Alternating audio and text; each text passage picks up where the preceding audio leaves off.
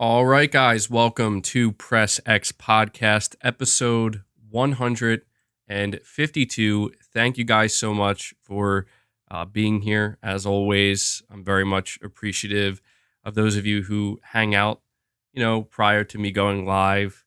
It's always, as I say, cool to kind of see you guys talking to each other and gets me a little bit, excited knowing that there are some of you just, waiting for it to happen. So really appreciate that. Appreciate the constant and consistent support. Saying no sound. Double check that. Are you sure?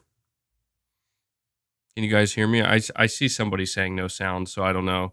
On my end, it's says it's good. Okay, yeah. Somebody was clearly just trolling. It worked though. It worked. So, all right, yeah. Sounds all good on my end, and you guys are saying it's good on your end too. So, yeah, appreciate the continued support, as I was saying, and yeah, this episode of the podcast, we do have some, I think, pretty interesting topics to talk about.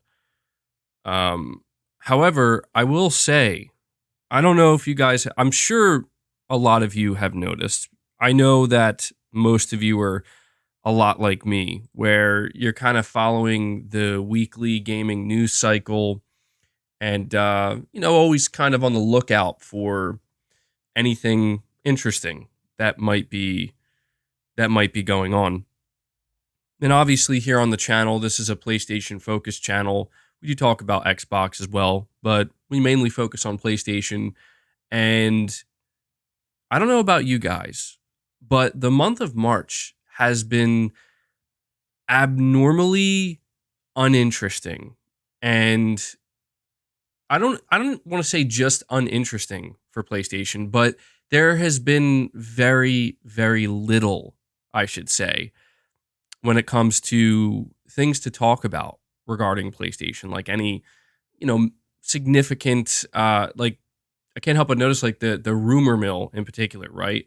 The rumor mill, there's no leaks or anything, which maybe isn't necessarily a bad thing. But as somebody who kind of covers this stuff, I will say that it's been abnormally slow and uninteresting. And I'm not talking about all of gaming.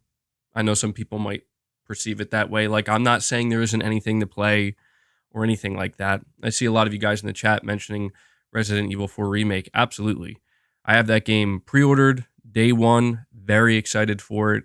And I actually do have more to talk about when it comes to my thoughts on it, because I did a couple of things. For those who maybe tuned into last week's episode of the podcast, towards the end, I did give my thoughts on the Resident Evil 4 Remake demo on PS5. And I basically had two major complaints. The first complaint was that the game looked kind of blurry, like it didn't look nearly as crisp or sharp as I would have expected it to look, considering it's a PS5 game I'm playing. And then the second thing was I was talking about how I felt like the FOV when you aim your gun to shoot felt too zoomed in. And I said that I feel like in the original game, it wasn't like that. So what I did was I decided to go back and play Resident Evil 4, not the entire game, but play it for a couple of hours to kind of remind myself.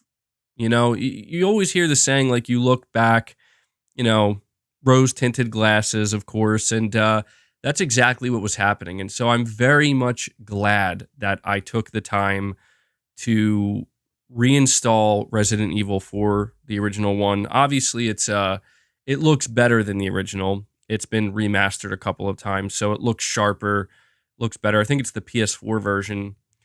And I am so glad that I decided to do that, because I was misremembering a lot about Resident Evil 4, in that when I was playing the remake, I could not fully appreciate, at least the demo anyway, I could not fully appreciate just how amazing everything was until I went back and played the original again, because it was just, there was this thing going on in my mind where my mind was tricking me, convincing me that, dude, the original's better, and it just felt better. And it was definitely one of these things where, in your mind, it seems like that's true, right? When you just look back on a memory and you have the nostalgia factor, you have all the fondness for it, but then when you actually pick it up and play it and you kind of begin to realize like, oh wait, this is definitely a game that came out in 2005.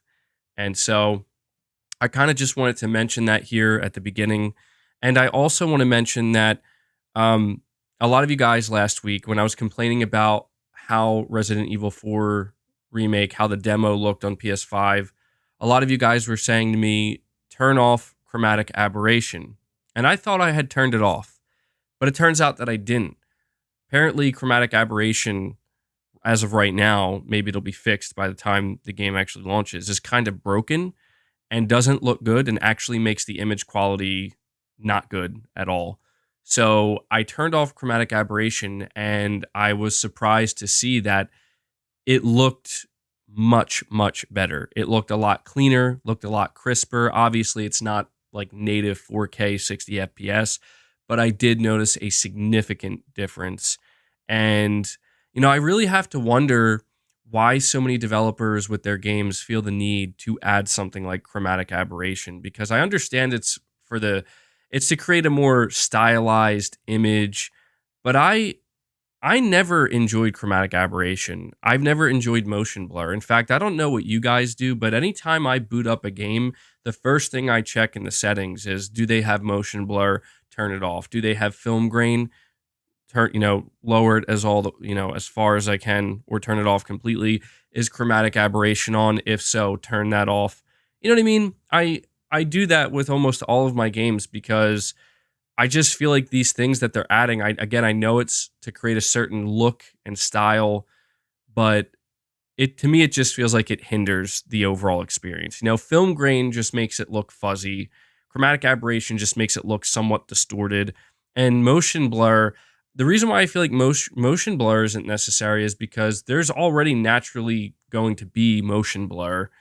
You know what I mean? If that makes sense. So I feel like just kind of adding that layer on top of it's just weird and unnecessary to me. So I just wanted to mention this and kind of let you guys know that I did go back and play the original Resident Evil 4 for a couple of hours, and the game definitely holds up, but after playing the Resident Evil 4 demo and then going back and playing Resident Evil 4, it really did highlight just like, wow, okay, yeah, there is a absolute night and day difference here, and it just gave me so much more appreciation, and I'm very glad I did that. I might do that more often, actually. I might try to find a way to go back and play the original games leading up to a new remake that I'm interested in playing, because there's no denying at this point that I misremember a lot of things, and I feel like that works against me. So, um, but yeah, I do have a couple of super chats here. I'm going to get to them in just a moment. Before diving into any topics, I'll let you guys know some of the topics we're going to be talking about today. But before doing that, I do want to just let you guys know, first of all, appreciate your continued support. If you are a fan of Press X Podcast, my channel, my content, or anything, and you want to help support it, as I always say, just being here watching the content is simply the most important thing. That's why I create the content. That's why I do these streams, so people can watch it and enjoy it. But if you really want to go the extra level, go above and beyond, simply hitting that like button helps tremendously as well. So, if you want to help out with YouTube's algorithm, hopefully get this podcast in front of new eyes and grow this community, which is a great community that I love, just simply hit that like button. But if you really want to go above and beyond, and you really want to support what I do, donating a super chat during live streams goes a very long way. I say it every week, and I will continue to say it as long as it remains true. I'm fan funded here. I simply could not do what I do on this channel in the way that I do it without your continued support directly through super chats or through becoming a channel member. So if it's within your means and you feel like that's something you want to do, consider donating a super chat and consider becoming a channel member. And big shout out to all of my channel members. Appreciate your continued support month over month. Really means a lot. So with that out of the way, I'm going to give you guys an idea of some of the topics that we will be discussing over the course of this podcast episode. As you can see, we are going to be talking about a PlayStation 5 Pro because apparently Sony is in fact developing a PlayStation 5 Pro and it might release as soon as late 2024. Now, I will tell you something that I have noticed even since before the release of the PS5, anytime there was a conversation about a PS5 Pro, it was very divisive. In fact, much more divisive than I would have expected or anticipated. And maybe it's not surprising to a lot of people, but I actually do find it surprising how against a PS5 Pro most people are. But I think once you look at the reasonings, the reasoning that people give, when you look at the logic, it begins to make sense. And so I have a lot to talk about when it comes to the PS5 Pro, and we will be discussing that. So that'll be a major topic. Something else we are going to talk about, and I do want to say I've received the feedback. Believe me, I have received the feedback.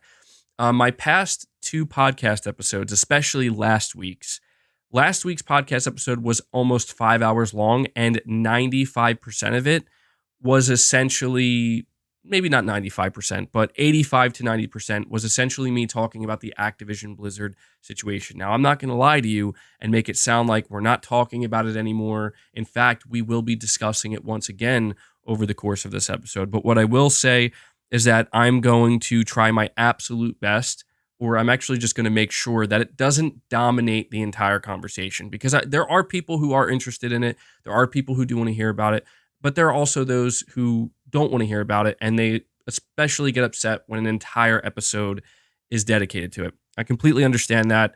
The unfortunate reality of last week is that I felt as though that was really the only thing I could talk about for that long, which is unfortunate. But luckily, we have some other topics to discuss. I did say at the beginning of this episode that it's been extremely quiet. Sony has been very, very quiet. There has been essentially very little going on news-wise in the gaming industry, or anything that's, necessarily exciting outside of some upcoming third-party releases. But we're going to talk about the PS5 Pro. We're going to have to talk about the passing of Lance Reddick, which is very unfortunate. And this is actually going to coincide with my topic talking about Horizon Burning Shores. We actually have some new information on what to expect from this upcoming DLC for Horizon Forbidden West. And I think that, that's a natural segue to kind of talk about Lance Reddick and what's going on with that situation, because, as I said, it's very unfortunate. So we are going to touch upon that, talk about it.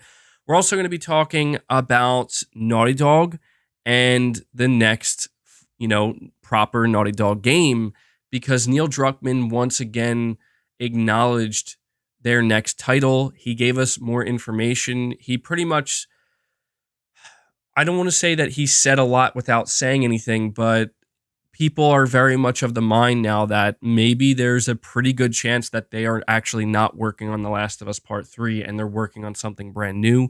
So we're going to talk about that.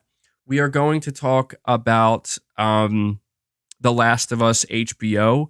I want to talk more about this because I did watch the season finale, and I know that many of you are interested in hearing my thoughts on the season finale, but we also have some pretty important information on the next couple of seasons and how they're going to handle tackling The Last of Us Part 2 and for the HBO series. So we'll talk about that. When it comes to talking about the Activision Blizzard situation, I do have a couple of things that I want to discuss. Namely, I want to talk about an absurd claim that Microsoft made that I think may possibly take the cake out of everything I've heard in this ongoing situation. Now, obviously, it's not necessarily Microsoft or like Phil Spencer that made the statement. It was a Microsoft lawyer or multiple lawyers that wrote this up. But they said something that I thought was possibly the most ridiculous thing that has been stated so far. Don't get me wrong, there has been some ridiculous things that have been said by both Sony and Microsoft, and there's no denying that. But this to me was just like, how can they possibly say this with a straight face or even submit this? Because it's like it's just so untrue and kind of shocking to me that Microsoft may actually. I like the thing that I really started to ask myself is, okay, they put this statement down. I know that they're going to say what they're going to say, but do they actually believe this? Surely they don't actually believe this. But we're also going to talk about some things that Sony is saying as well. And again, this is not going to dominate the conversation, but it is something that we will be discussing. And I have a couple of super chats from New Soul 9. I see somebody saying MBG mad over a typo. Dude, I know. I cannot believe they confused Spider-Man with Superman. How could they do this? I can't believe Microsoft did this. No, that's actually part of the statement, but that's not actually what what I'm referring to. But we're probably just going to start off with the Activision Blizzard talk simply because I have two $20 super chats. So thank you so much, New Soul 9. I appreciate that support. And you say, MBG speaking about absurd claims. Where are you getting this information about Microsoft lying to the public about the Bethesda buyout? From the very beginning, they said it was going to be on a, quote, case-by-case basis, end quote.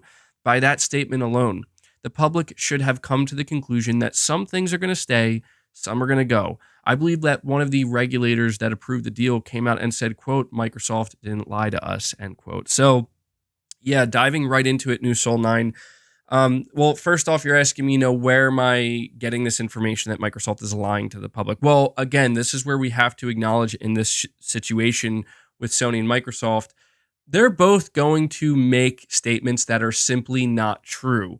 And Sony is willing and is doing the same thing as well, because it is true, in my opinion, and also you share this opinion, that Microsoft didn't necessarily lie. And this is where we have to realize that when we look back on 2021, when Microsoft was acquiring Bethesda, the big question that everybody was asking on a weekly basis, understandably, is what are you guys doing with future Bethesda games? Are you making these games exclusive or not? And when you go dissect every single thing that was said by Phil Spencer or anybody else, it could be, Microsoft's president, Brad Smith.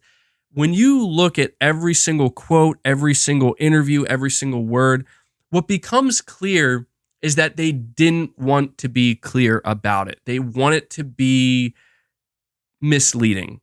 Okay. And that's the question that we have to ask ourselves is there a difference between being misleading, purposely being misleading, and flat out lying? I feel like that's a difficult question to answer because it's kind of subjective. Some people are going to feel that if you're misleading, conscientiously misleading, then that is essentially the exact same as just flat out lying. But I feel like when we look at it on a more technical sense, it's like when you look at it from a legal sense, right? A technical sense, a more legal sense, there are going to be differences to a degree. And I feel like when you look at the things that Microsoft said, where, Phil Spencer says that we don't want to take things away, and then he goes on to say that it'll be on a case-by-case basis. And then as soon as the deal's approved, he then goes on to say this is about, delivering exclusive games to the Xbox ecosystem wherever or anywhere where Game Pass exists. It definitely comes off as like, well, you changed your tune up a bit there. You know what I mean? And so a person might perceive that as a lie. A person might say that just seems like you lied. And what Microsoft can say and what they can do is they can point to the very specific wording they used by saying, well, we said case by case basis, and we use the terminology, we're not pulling everything, or we don't plan to pull everything. And what they can take it even further and look at, for example, like the Elder Scrolls Online and, games that have already existed. And they can even point to examples like Minecraft, but looking at something like the Elder Scrolls Online, they can say, see, we didn't pull that off a PlayStation. Anything that has already existed there, we're not pulling off. And the big question then is, okay, so you're basically saying anything new, like a new IP, anything that's not already established, will remain on PlayStation. And this is where, to me, it's pretty clear what Microsoft is doing in this situation. And look, I mean, we could go on and on here about like, oh, did Microsoft lie? The reality is both Sony and Microsoft are liars. They're going to lie if they feel as though they can get away with it in this situation because it's in their best interest to try to pull that off. I think you have to look past all the noise, you have to look past all the rhetoric, and you have to just come to the simple conclusion that when you realize that both of these companies, both Sony and Microsoft, are in it to win it, then it becomes clear what's going to happen. For example, with Bethesda, the big question is the Elder Scrolls 6. Is that going to be exclusive? Well, Sony says it's absolutely going to be exclusive. Microsoft doesn't seem to want to talk about it unless they have to. And in fact, the last time that Microsoft did talk about it, I think it was Phil Spencer, where he pretty much said that, well, Starfield will be exclusive, and he sees maybe a similar thing happening to the Elder Scrolls 6. Now, that doesn't concretely, pin it like, see, he said it will be exclusive. He says it might be. He's alluding to the idea that it probably will be exclusive. And truthfully, I think everybody at this point likely thinks that, yeah, it's going to be exclusive. So the reason why Microsoft doesn't want to talk about the Elder Scrolls right now is because if they come out and they say the Elder Scrolls 6 will be exclusive, it's going to hurt their image and what they said. It's going to make what they said look completely untrue, where, again, you have to look at the wording, the terminology. Microsoft says over and over again, things that have already existed on the PlayStation platform or other platforms, we're not going to pull it off. And it's clear that the only thing they're referring to are things like Fallout 76, the Elder Scrolls Online, their live service games, kind of like Minecraft, that are there. This does not count like a future Doom game. This does not count the next Elder Scrolls. This does not count sequels, right? And to me, that's all you really need to know, is that when you look at what they did with Bethesda, they're absolutely going to do the same thing with Activision Blizzard. And New Soul 9, I mean, you're basically saying that both Sony and Microsoft, well, you're pointing out that Sony is saying some absurd things as well by saying that Microsoft is lying to the public about how, the Bethesda buyout. I mean, look, right now, Sony is going to come out here and they're going to say, Microsoft lied. Look at what they did with Bethesda. They're making Starfield exclusive, and they're very likely going to make the Elder Scrolls 6 exclusive. So who's to say they're not going to do that exact same thing to Call of Duty? And that's the thing that, again, Sony's focused on. And the reality is, Microsoft is out here saying, if you sign this contract legally, we cannot do this to Call of Duty for 10 years. And that's the whole thing. That's what this entire conversation has hinged on, and why it's getting so tiresome, because to me, it's just so obvious that Sony knows and Microsoft know, they both know what's going on here. And the people who are in between, the regulators, don't really know what's going on because they clearly don't know that much about gaming, right? And even the lawyers that are involved don't know that much about gaming. I mean, you have a Microsoft lawyer calling Sony's exclusive Spider-Man game a Superman game. Now, is it that egregious of an error? Not really, but it just goes to show that, people don't really, they're not really familiar. Anybody who is into gaming like we are, anybody who understands these companies, understands these platforms, understands how the gaming industry works, we all know the score here. And it's very simple. Everyone knows what Microsoft's true intent is with Activision Blizzard. It's not to be the good guy. It's not to be the nice guy. Just like with Sony. When Sony is out there striking second-party or third-party exclusivity deals, they're not doing it to be the good guy. They're doing it to further their platform and to win. That's what they're doing. And so all we really have to do at this point, and I'll be honest with you, like, I have been focused more on the Activision Blizzard thing and like focused on these statements more so than I normally would be, because frankly, there's not much else in terms of like PlayStation news going on. You know, like one of the reasons why I do wish that Sony wasn't so heavily involved in this is because it does get tiring where it's like, you know, I'm looking for new things to discuss on a week to week basis here on the channel about PlayStation. And, you know, week after week, not every week, but certainly a lot more recently, it's just like, well, this is what Sony's saying, and this is what Microsoft's saying about Sony. And it's just a constant back and forth. And it's like, we all know what's going on here. Microsoft wants Call of Duty so they can win. They're willing to wait 10 years before they decide it's time for us to win by making Call of Duty exclusive to Game Pass and our platform. This is how we win. Microsoft knows this. Sony knows this. This is why Sony is not signing that contract. Now, for people like me and you and just regular gamers, we might not care that much, right? We might just say 10 years, bro, I don't even know if I'm going to be alive in 10 years. The world might end before that time comes. That's a long time. That's a decade.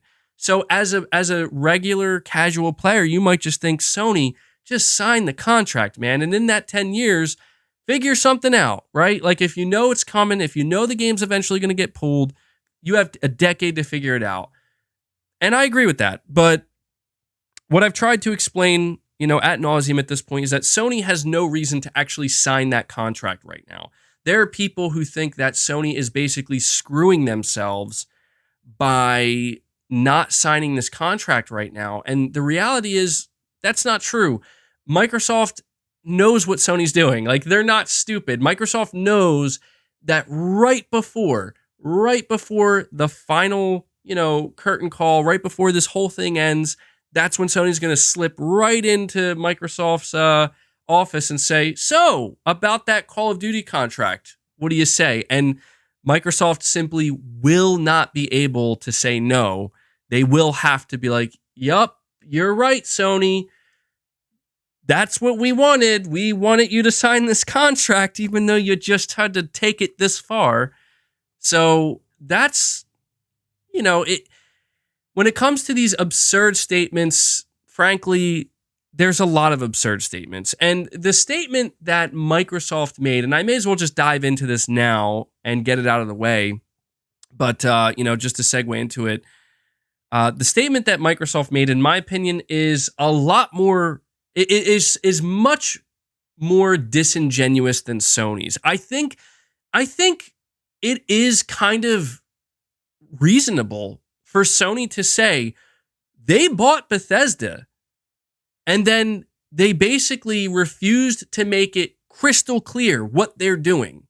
They kind of danced around it where it's like, maybe some things will be exclusive, but we're not going to pull everything and we'll take it on a case-by-case basis, just kind of leaving people in limbo. Like they didn't flat out just say, this stuff's going to be exclusive, this stuff won't. And you will see people that will try to come out and say, no, they made it clear. I promise you, go back and look at all the articles, watch all the podcasts, listen to all the interviews. They did not make it clear. They did not make it clear.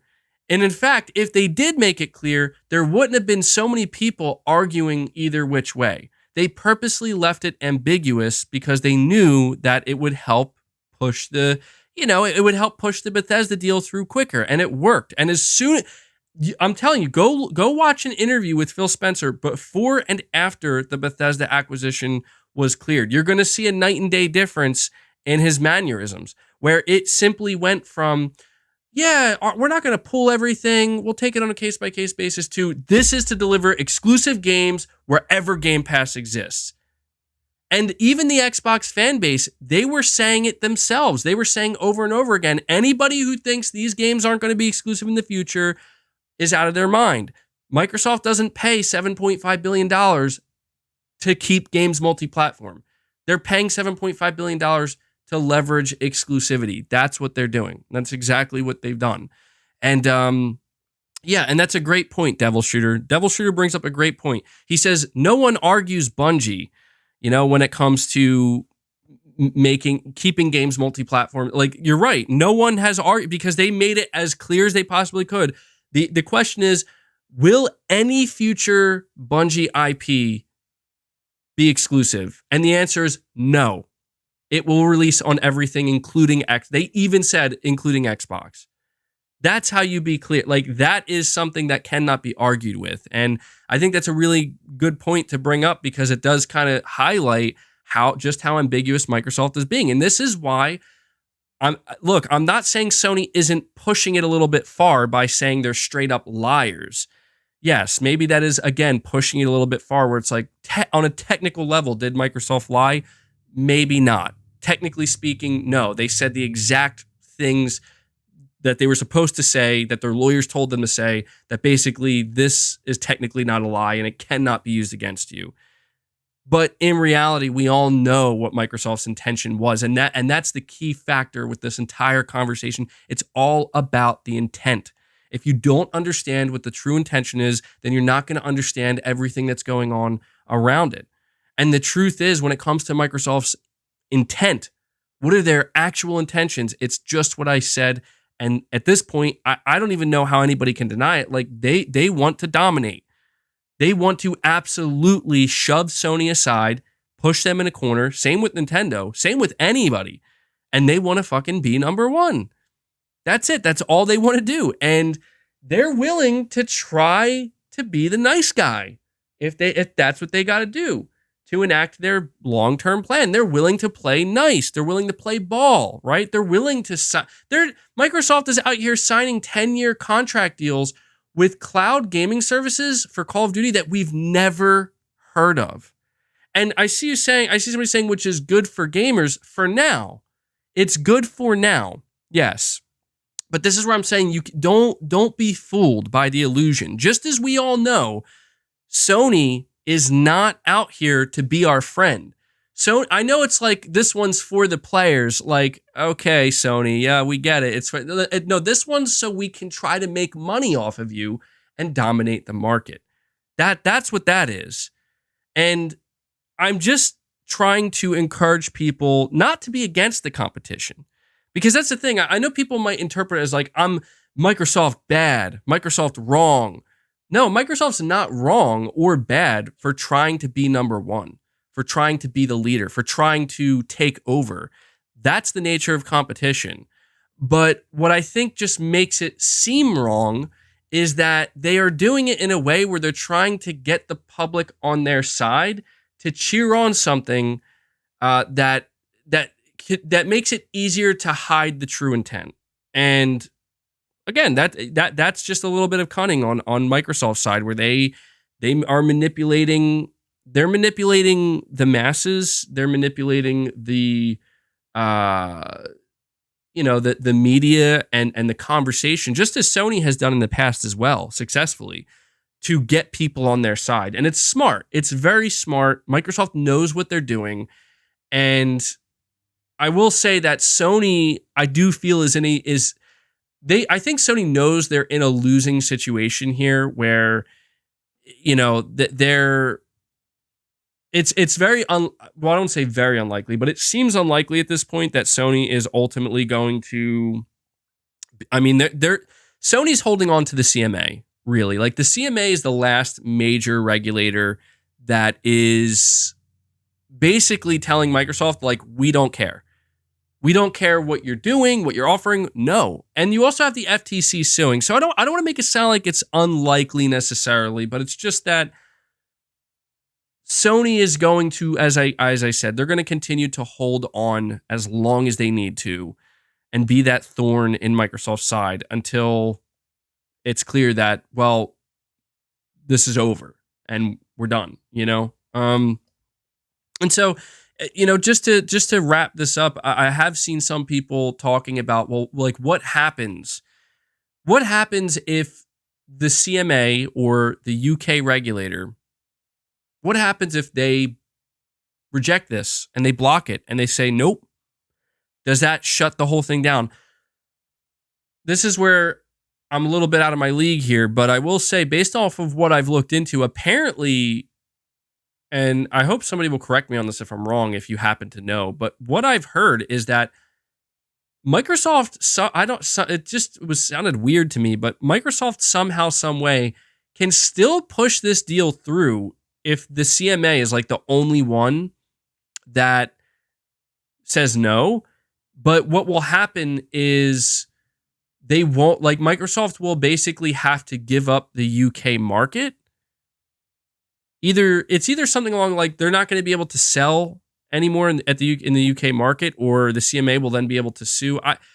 To be honest, I don't. That's where, like, it's out of my wheelhouse. I don't know the ins and outs. I think that's kind of crazy, but I don't think Microsoft would ever do that. I don't think Microsoft would ever simply say that, like, oh, we're just not going to sell in the UK. But I don't know, man. Like, I don't know if it's a situation where they temporarily wouldn't be able to sell in the UK, then they would have to fight the CMA in court.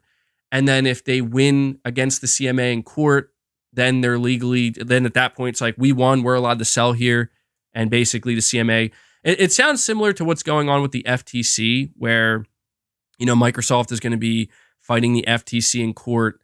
And a lot of people seem to believe that the FTC doesn't really have a strong case.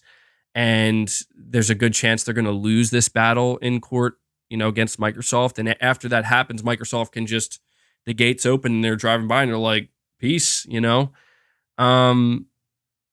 It's a complicated situation, but at the end of the day, I think people just need to try to look past all the rhetoric that's coming from both Sony and Microsoft. And Sony is in a compromising position right now, truthfully, and they are not hiding that. Sony's making it clear just how much they care and rely on Call of Duty to a sad degree. I even as a PlayStation fan, I admit, like, it's sad to see Sony clinging on this much, but Sony, from a business perspective, from just a monetary perspective, it is understandable why they continue to fight so hard for it. And it's also, I also don't want to make it seem like Sony is stupid or Jim Ryan is stupid and they're being too paranoid. Like, just sign the deal, Jim. Stop trying to get it blocked. Just sign the deal. Like, no, I'm pretty sure that everybody at Sony has looked at each other after having a lot of conversation and realized that this is only going to, like, if this deal goes through and they get Activision, that ultimately means one thing for PlayStation, and that is no more Call of Duty for PlayStation. Yeah, maybe not until the year, like, 2035 or 2036, but I don't think PlayStation's going to be going anywhere before then. I don't think PlayStation's just going to say, well, we don't care about being the market leader anymore. No, I'm pretty sure that come the 11th year, come the 12th year, Microsoft will do exactly. And here's something else I want to mention too. A lot of people are talking about how, like, oh, is Sony burning their bridges? Yes. Sony is past the point of return with this situation, where if Microsoft wasn't considering taking Call of Duty off of PlayStation previously, they absolutely at some point down the line will now. Microsoft is pissed. Microsoft is not happy with Sony. And Sony, I think Sony is, they're out here being like, we don't care. We're now. And this is where, if I was Sony, you're basically you're looking at door number 1 and door number 2, and you got to pick a door. Door number 1 says, we believe Microsoft, they're going to treat Call of Duty like Minecraft permanently, and it's never going to leave PlayStation, and we don't have anything to worry about, so we'll just sign the deal. Door number 2 is, we do not trust Microsoft because we believe Microsoft's true intention is to ultimately strip us of Call of Duty, which they know how much damage that will do, and they also know how much that will prop and propel their own platform and their own agenda. I'm going to be honest. If I was, if I had to make the decision, Which door am I picking? Door number one, I trust Microsoft. Door number two, I don't trust Microsoft. I'm picking door number two every single time. And I want to make it clear that if it was the other way around and it was Sony, I would still pick door number two. I don't trust Sony. And that's the greatest thing about this, right? Is Sony, in a way, is revealing their own, they're doing the thing that, frankly, they've been doing this entire generation, where they're not sugarcoating shit, man. Sony is coming out and making it clear, like, yeah, this is what we would do if we were in Microsoft's position. And people are like, wow, you're so shitty, Sony. But it's like, I don't know, man. Would Sony really come out and take that stance if they weren't pretty sure that that's exactly what Microsoft is planning on doing?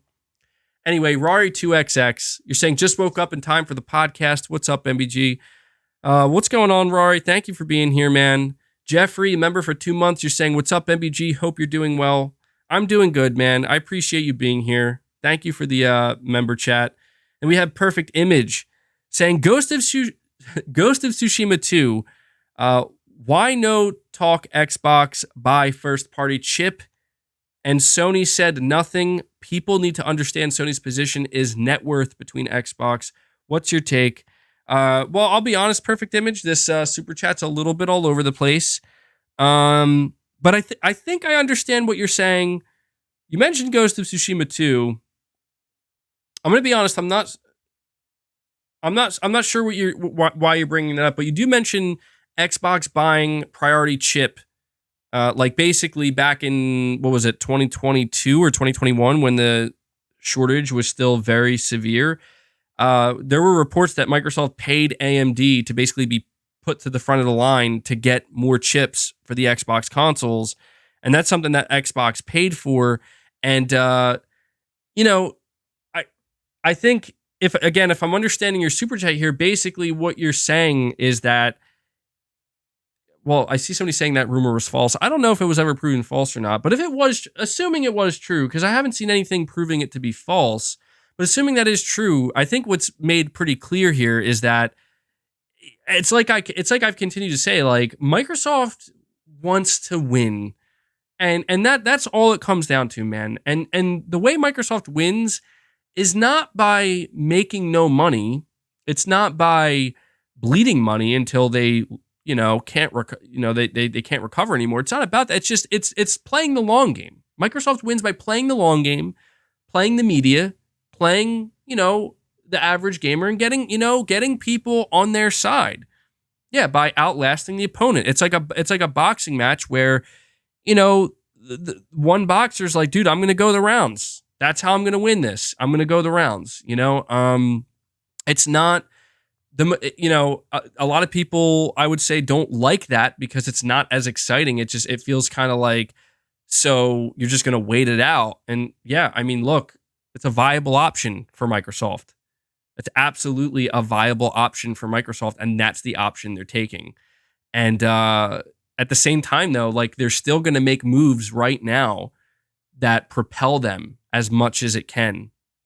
And so it's the exact reason why. Has anybody noticed, like, you remember last year when Sony came out and they just put out a single blog post where they're like, just a heads up, everybody, we're raising the price of the PS5 worldwide except for the US because of component shortages and inflation, and we want to try to remain profitable. Goodbye. And everybody, for a couple of days anyway, lost their ever-loving minds. Everybody lost their minds. Okay? And Sony looked really bad. But Sony in that moment was like, we're just going to rip the Band-Aid right off. And we're going to take the sting for a little bit. And then after about 2 weeks, no one cared. And no one has, besides me right now, has really brought it up. You know what I mean? Like, notice how it was a big deal for a moment, and then it was just gone. But the big thing during that time was everybody was rallying around Microsoft, being like, Microsoft would never do this. Microsoft is for the gamer and the consumer. They're too pro-consumer to do this. And then, like, and it's like, it turns out that Microsoft actually is a business, and for the same reasons that Sony had to, increase the price of their console in a lot of different regions, Microsoft over the months has been slowly, like region by region, increasing the price of their console, but like no one cares. And it's because Microsoft is like, you know what? We can't really afford any bad press right now. So maybe we just do it really slow over time. And granted, Microsoft can afford to do that, man. That's the benefit of having, trillions of dollars in your bank account. You can afford to do that. And then on top of that, they also announced that we're raising the price of our games to $70. But people are like, who cares? Game Pass. It's like, well, what about people who like to own their games? You know what I mean? Like, just screw you? Is that what it is? It's like, who cares? Like, you're dumb if you want to own games. Just subscribe to Game Pass. You see what I mean? It's like, this is where I'm just trying to point out, this isn't me trying to dump on Xbox. I know that's what people think. I'm just pointing out that this is how, when I say that Microsoft is being manipulative, they actually are. And it's working. And that's, it's up to you to decide if that's really a bad thing or not, right? Like, if you don't care because you just see it as like, well, dude, I mean, it's saving me money, then fine. Then who cares, right? But if you're paying attention to the bigger picture and you're trying to understand, you're trying to, have a better understanding of like how these businesses work and what they're actually trying to achieve, people need to stop falling so easily for the, for the basic, just the simple, I don't say lies, but just the simple manipulation that it's like, it's not a bad move, and people are okay with it. So, all right, let me see here. Fabrice, you're saying Microsoft's remedy proposal to the EU is only about cloud gaming services, not console. The EU is not concerned about console anymore. If it's true, Microsoft have won the EU, and all the others. I think you're trying to say like if Microsoft wins over the EU, then pretty much at that point, the FTC and the CMA alone are not going to be enough. Well, hey, I mean, look, man. I think you're right that there's a huge emphasis being put on cloud gaming right now, and I don't know. I mean, I understand that that's something that does have to be taken into consideration because a lot, there are people who do think that the long-term future of gaming could be in the cloud, and I understand that. I understand why, like as technology improves and whatnot. But yeah, you're right. They don't seem to be concerned about the console. I look. I just think at the end of the day, for me, I kind of don't. I don't care anymore if Microsoft gets active. I mean, I don't really know that I cared to begin with. It's just as somebody. And I feel like I almost say this on a weekly basis now, but as somebody who is, a PlayStation enthusiast, again, I know we're talking a lot about Xbox, but notice how I'm like not really talking about Starfield. Notice how the only time I'm really talking about Xbox anymore, it pertains to the Activision Blizzard thing. This is why I'm very much looking forward to this just being over. And I don't care what happens because it's just the reason I see somebody saying it sounds like you care. Well, I kind of have to because if my purpose here is to cover Sony and to cover PlayStation, and Sony PlayStation is very much focused on Microsoft right now, and they have been, and that's what's bothersome to me. Where I explain over and over again where I understand why. I'm not ignorant to why and the reasons that Sony feels they have to keep pushing. But I just am ready for it to be over so I can start to see Sony focus on other things. Like, I would very much prefer Sony come out and start talking to me about a PS5 Pro than this. And that's saying something because I don't think we need a PS5 Pro. But I'm just desperate to see Sony shift to something else. And, it is the dominant thing in gaming right now, unfortunately, outside of, again, some big third-party releases. But, I just, it's really weird for me to see Sony come out and be like, they made Starfield exclusive, and they're going to make the Elder Scrolls 6 exclusive. And it's like, Sony, I get that, man. Like, I get that's a big deal for you. I don't give a shit about those games, man. Like, can you please just show me what you're working on? You know, I get it. Like, I get they have to care about that. These are big games that their platform's losing. But just for me, and only speaking from my personal preference, dude, I don't give a rat's ass, you know, about these games and Sony coming out here and fighting so hard for them. You know, it's like, Sony, look, man, if you're going to lose Starfield, make a space RPG. You know, like, what? There you go. Just make a space RPG. If not that, make a regular, you know, fantasy RPG. Not saying it has to be the next Elder Scrolls, but you can probably make that happen. You know, I think Sony, you have enough resources at your disposal and enough capital that you could at least take a chance on trying, right? Maybe not. I don't know. Maybe that's asking too much, but that's where I'm just like, by the company that's making Star Citizen. Yeah. Well, you know, it's a situation that, in my opinion, really has I don't want to say it's gotten out of hand, but it's overplayed. It's overplayed. It's overstayed its welcome. And, you know, that's why I wanted to talk about it first here on the podcast, to kind of get it out of the way, because it's just like, you know, I would much rather be talking about, I would much rather be seeing both Sony and Microsoft just kind of focused on other things, because this like war of words and this corporate war is just like, my God, man, you know, it's like, it's tiring. It's very tiring. PlayStation Pete, you're saying, what if, you know what, PlayStation Pete, let me hold that. I'm going to hold your super chat for just a moment here. Let me get to Mick Ball Sniff, because I think this should be the last thing we have to say about the Activision Blizzard thing. He says, Microsoft can close over the CMA and FTC. The CMA is only 3% of the market. The FTC would get dragged to federal court where there is legal precedent. This deal is okay. Yeah, well, that's kind of like what I've been hearing, where it's like the CMA really doesn't have that much pull here, at least not enough to stop it. And what you say about the FTC getting dragged to federal court, I mean, again, that's where it's like, that's over my head. I don't know what that would mean or what would happen there, but this is where I'm just trying to say to Sony, like, dude, Sony, get out while you can, man.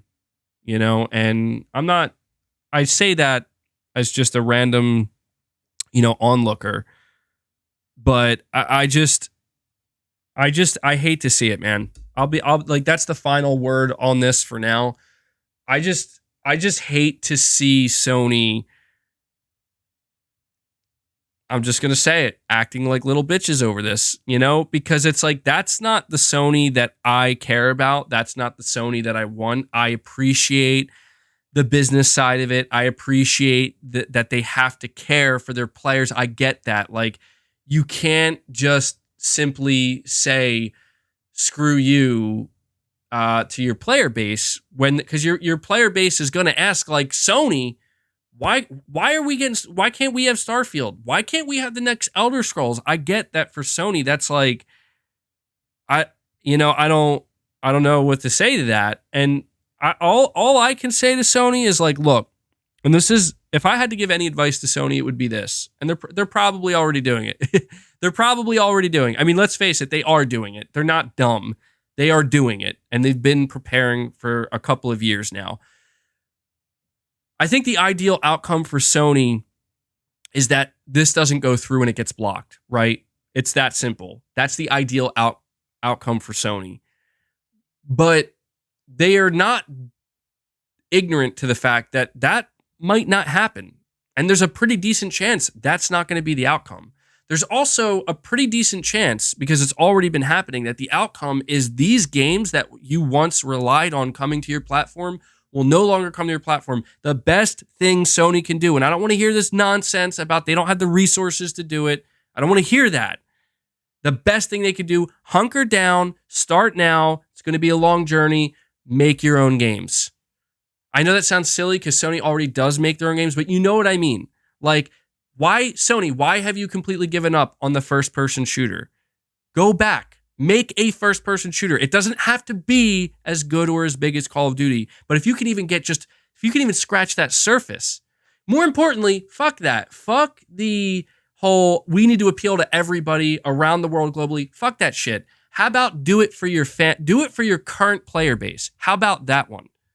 How about you turn to your player base and say, look, we can't compete. I mean, look, they've already said it. We can't compete with Call of Duty. That's fine. No one's going to look to you, Sony, and say, you better compete with Call of Duty. That's a tall order. But maybe what Sony can do is they could say, okay, we don't know if we're going to lose Call of Duty. We'll have it for at least 10 years. But if by the 11th and 12th year, if we lose Call of Duty, we can at least assure you that we are either partnered with some top tier studios or new studios, or we have already put in production some of our own first person shooters that, again, they might not strike gold and be the next Apex Legends or, Call of Duty, but it'll be there for our player base. We will fill in that gap. That is what's bothersome to me, is that I feel like the problem, and this is the final, again, I know I keep saying it, but this really is the bigger picture thinking here. The problem with Sony fighting so hard against this, and I really want this to be the final point I make on it, because I do think it will ultimately prove to be the most relevant. The biggest problem with Sony fighting Microsoft this hard over Call of Duty is that Sony will not be able to stop what comes after this. Right? We talked about it last week about how if Microsoft pushes this deal through, the floodgates are open. Consolidation is going to reach a new level. And what Sony needs to be, in my opinion, focused on right now, and I understand they're going to try to stop it, but if it turns out that it's inevitable, Sony's not going to be able to stop publishers from being bought and games from potentially being removed from their platform after they're purchased. The best thing Sony can do to fight against this now is start building now. Like, start looking at the gaps that you may need to fill in the long run now, and try your best to be prepared for that. You might not be the market leader 10 years from now by doing that. You might not be, as dominant, anywhere near as dominant as you are right now, because if consolidation really hits that next level, if it really starts to become, now you're seeing publishers like Activision and Bethesda, they were just the beginning and everybody's being bought up. Sony's going to need that to survive, straight up. Like, they're going to need it to survive, to actually be a viable competitor in the long run, to have their own things to offer. And I understand that Sony doesn't want that to happen. They don't want to have to worry about that. They don't want to have to put all that money into it and take all that risk. But the reality is I think what Sony really is fighting for right now is risk mitigation. I think that's truly what they're fighting for. It's not that Sony will lose everything. It's not like if Microsoft did eventually even if they made Call of Duty exclusive, that doesn't sink PlayStation. That is a devastating blow to PlayStation, but it doesn't sink them. But that's where it's like, I think Sony has to just kind of try to start to look at this from the lens of, maybe rather than be unprepared for when it happens, maybe try to prepare. You know what I mean? Like, hope for the best, but be prepared for the worst, because you are competing against a multi-trillion-dollar company that is trying to uproot the traditional model in gaming. I'm not saying Sony will guarantee lose to that, but they have to, surely, if I, as just an onlooker, can see, like, that's a pretty big opponent you got there. That's a pretty powerful opponent you have. You should, maybe really try to focus on your own thing and make sure that,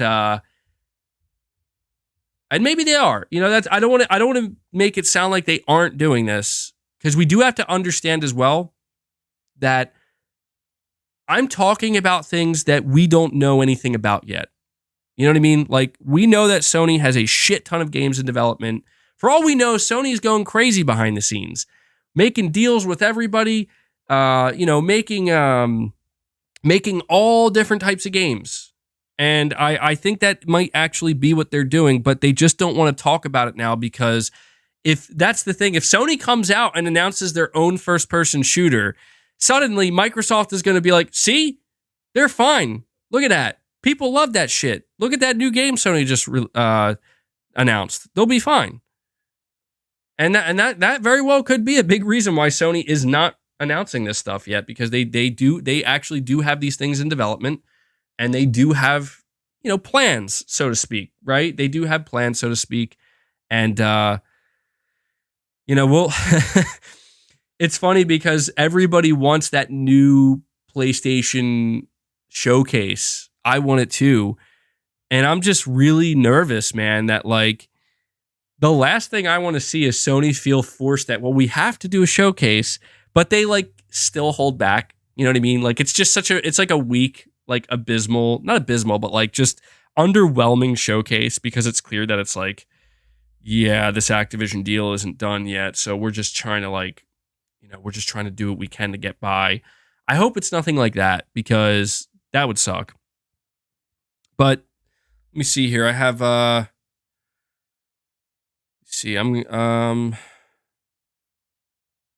just trying to make sure I get all the super chats regarding this. McBall Sniff again, you're saying, and if Sony does not sign the deal, they will lose Call of Duty. This deal is for corporations that sign the dotted line. If it passes without them, they will be left at Microsoft's mercy.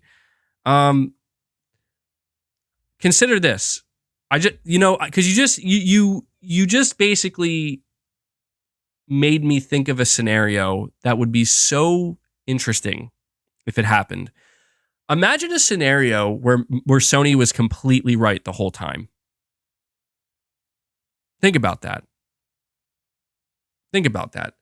Imagine a scenario where somehow, some way, Sony actually screwed up to the point where they no longer they can't sign the deal anymore, and they don't get the 10 years, and Microsoft immediately pulls Call of Duty. I guess I'm just saying, like, there would have to be a lot of apologies going Sony's way, where it's like, well, damn, I guess you guys were right. But then again, Sony would also look kind of stupid, because it's like, you had a deal, man. All you had to do was sign the paper.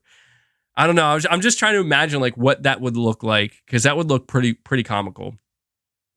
Then the regulators can step in. Yeah, that's the thing, is I know people had this idea that Microsoft is in a position to be Microsoft will be in a position to be spiteful to Sony. Dude, Microsoft will not be in a position to be spiteful to Sony for many, many years, as far as I'm aware, because they still, we need to keep in mind that Microsoft's plan it's not just Activision Blizzard. Microsoft's plan, just like other big corporate entities out there, they want more. Like, they're going to want more than just Activision Blizzard. And they can't, it would be unwise of them to how's the saying go? Like, if they get Activision Blizzard, they're not going to worry about being spiteful to Sony, because they're going to have bigger fish to fry, so to speak. So, yeah, I think Sony kind of knows that. And I think that's why Sony's so willing to be like, uncooperative. Aaron Yogurt, you're saying the truth is Sony isn't afraid of making its own Call of Duty competitor. It just knows normies will buy an Xbox over a PS console just for their Call of Duty.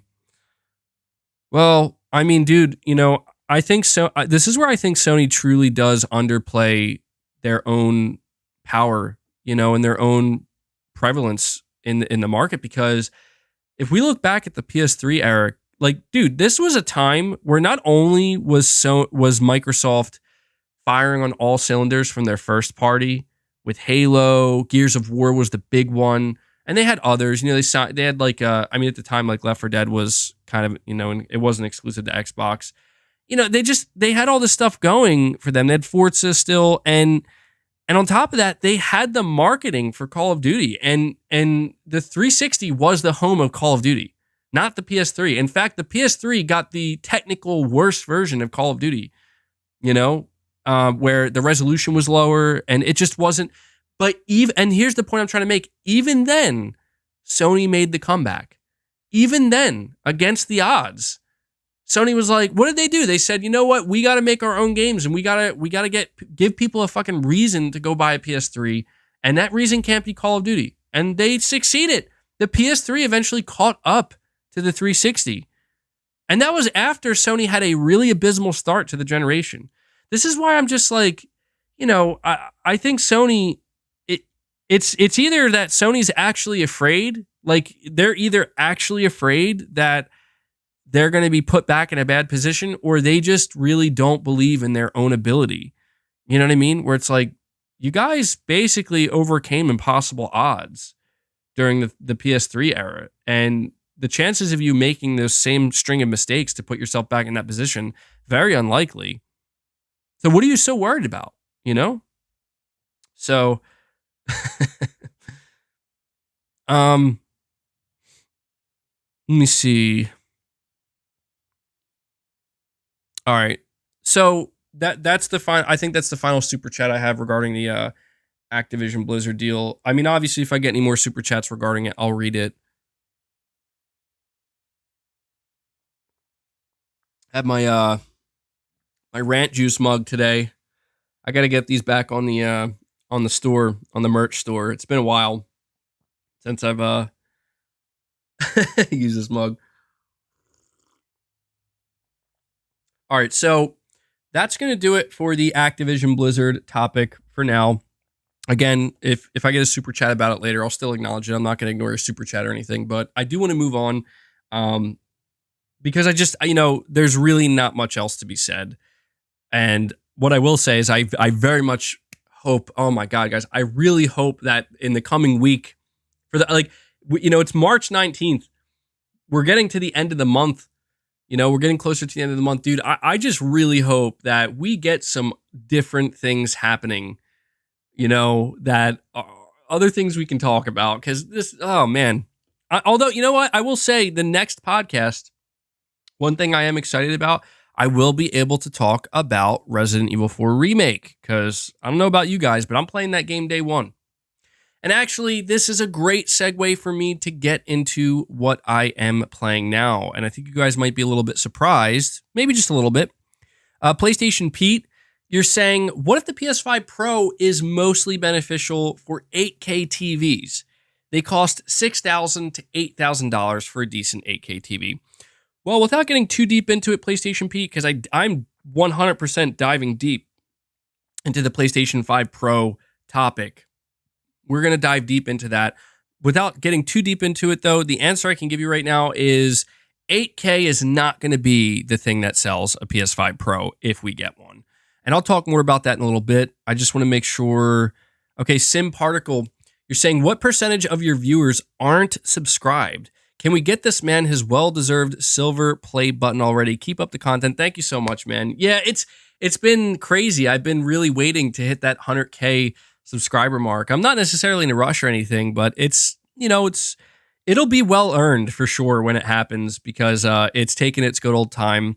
But yeah, there's a good time to plug. I appreciate it, Sim Particle. If you are here just viewing and you happen to view quite a bit and you happen to not be subscribed, please hit that subscribe button. I produce a lot of content here on the channel, and I think it would be great to have you here as part of the community.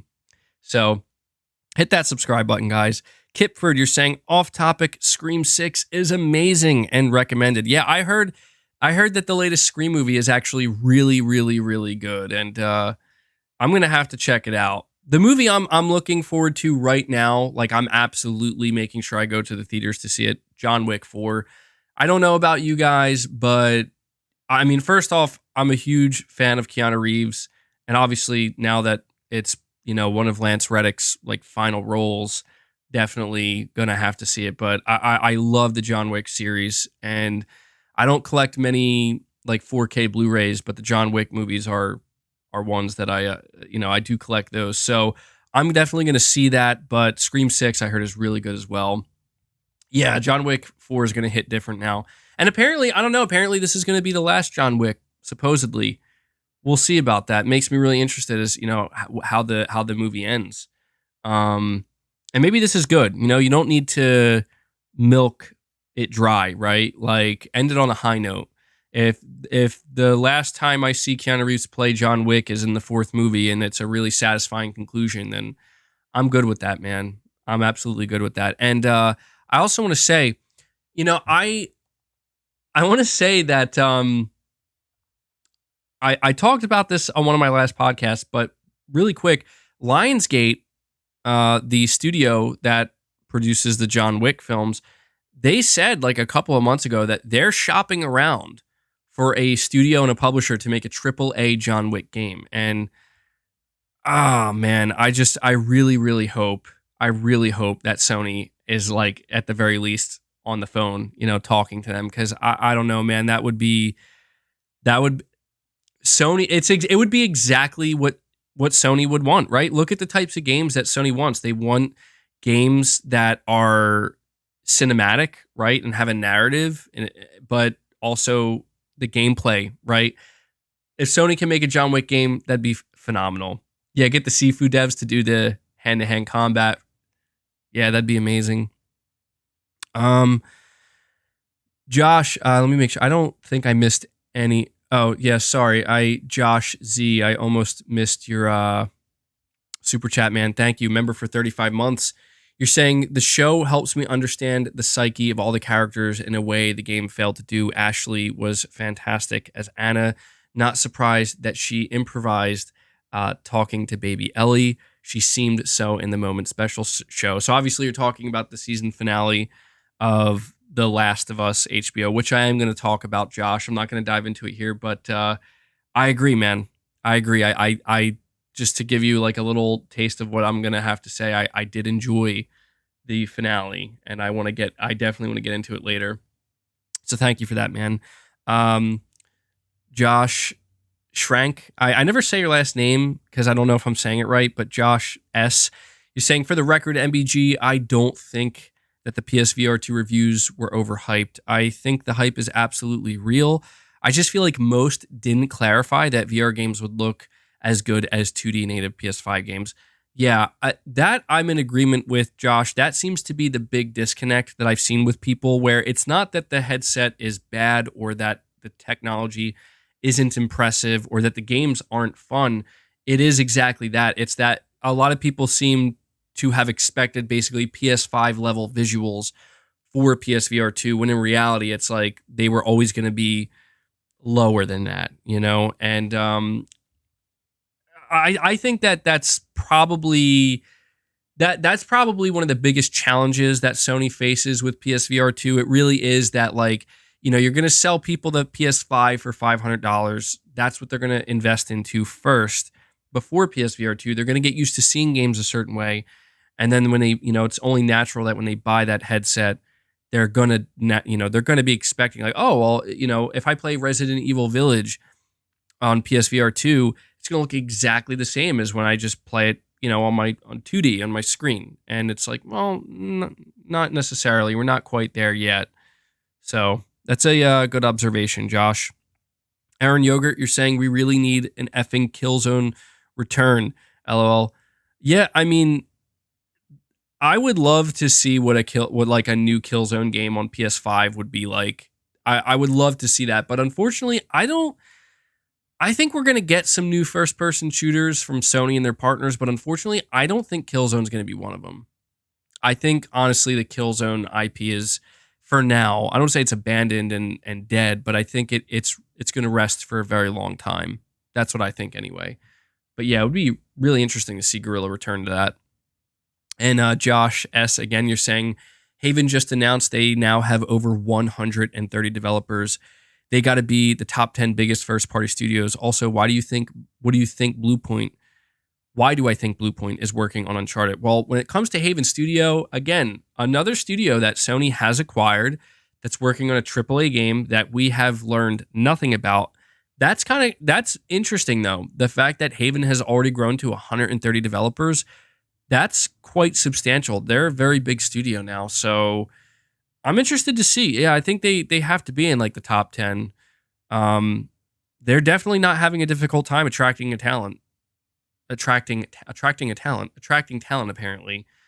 Why do I think Bluepoint's working on Uncharted? Well, because we got that live from PS5 ad, and they clearly alluded to a new Uncharted game.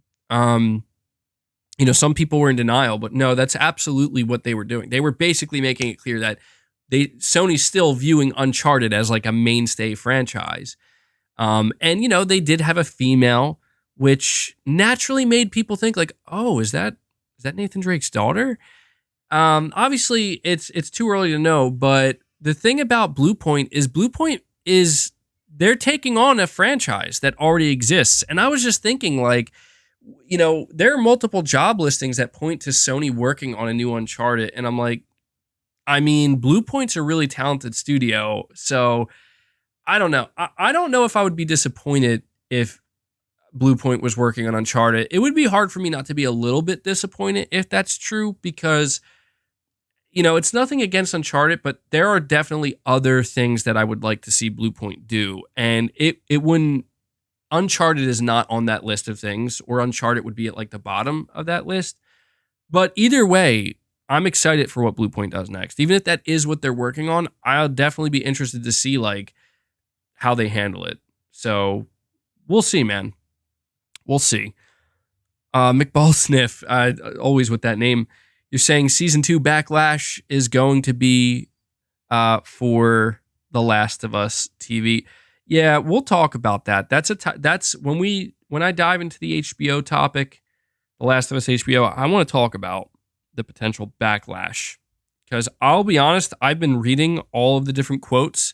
I've been listening to everything that Craig Mazin and Neil Druckmann have to say, and I'll be honest, man, I think they're trying to prepare people to let us know, like, they're going to be changing things around.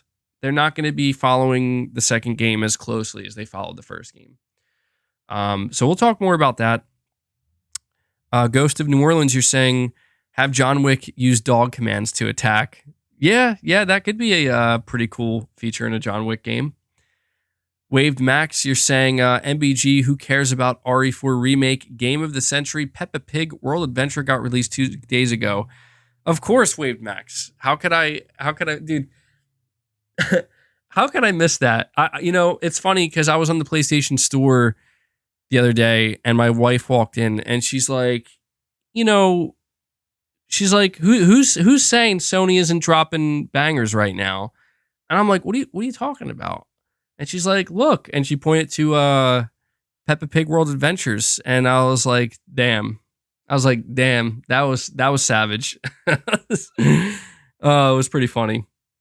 Definitely caught me off guard. Like I really had no idea what she was talking about in that moment. And then I was like, you know what? Broccoli Rob saying, can I borrow $1? Here's your dollar, Broccoli Rob. I always like your name, Broccoli Rob. That's it. Like your name combined with that profile picture is just it's a great combo. So there you go, man. And Mark Loven, you're saying, we'll be watching later. Got a friend over and we're playing Switchback VR. Pretty awesome. What platinum game gave you the most satisfaction? That's a tough question to answer. I mean, there are a lot of platinums that I've earned that have been very satisfying. I mean, it's different for each platinum, right? Because there are different levels of there are different types of satisfaction. So, for example, when I platinumed Returnal, the level of satisfaction I felt was more along the lines of I just a sigh of relief, because the thing I hated about Returnal's platinum was you had to get all of the forget what they're called, but all of the markings, and they're randomly generated. So you just have to keep replaying and replaying. And I easily spent 35 hours just searching for the last one. And it almost drove me nuts. Like the amount of times I was like, I'm done with this. And when I finally got it, it was like, thank God it's over. Finally, and that was a satisfying feeling.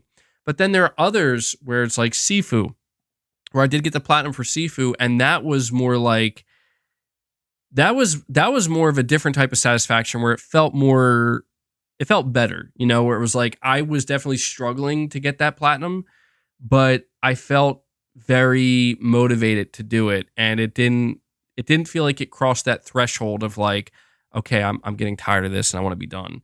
There were definitely some moments where it's like, okay, I'm gonna put this down for a little bit. But when I finally did, it was like, damn, like that's a satisfying platinum. The platinums I feel the least amount of satisfaction for. The platinums I feel absolutely nothing for, and I practically hate. Like I literally resent them.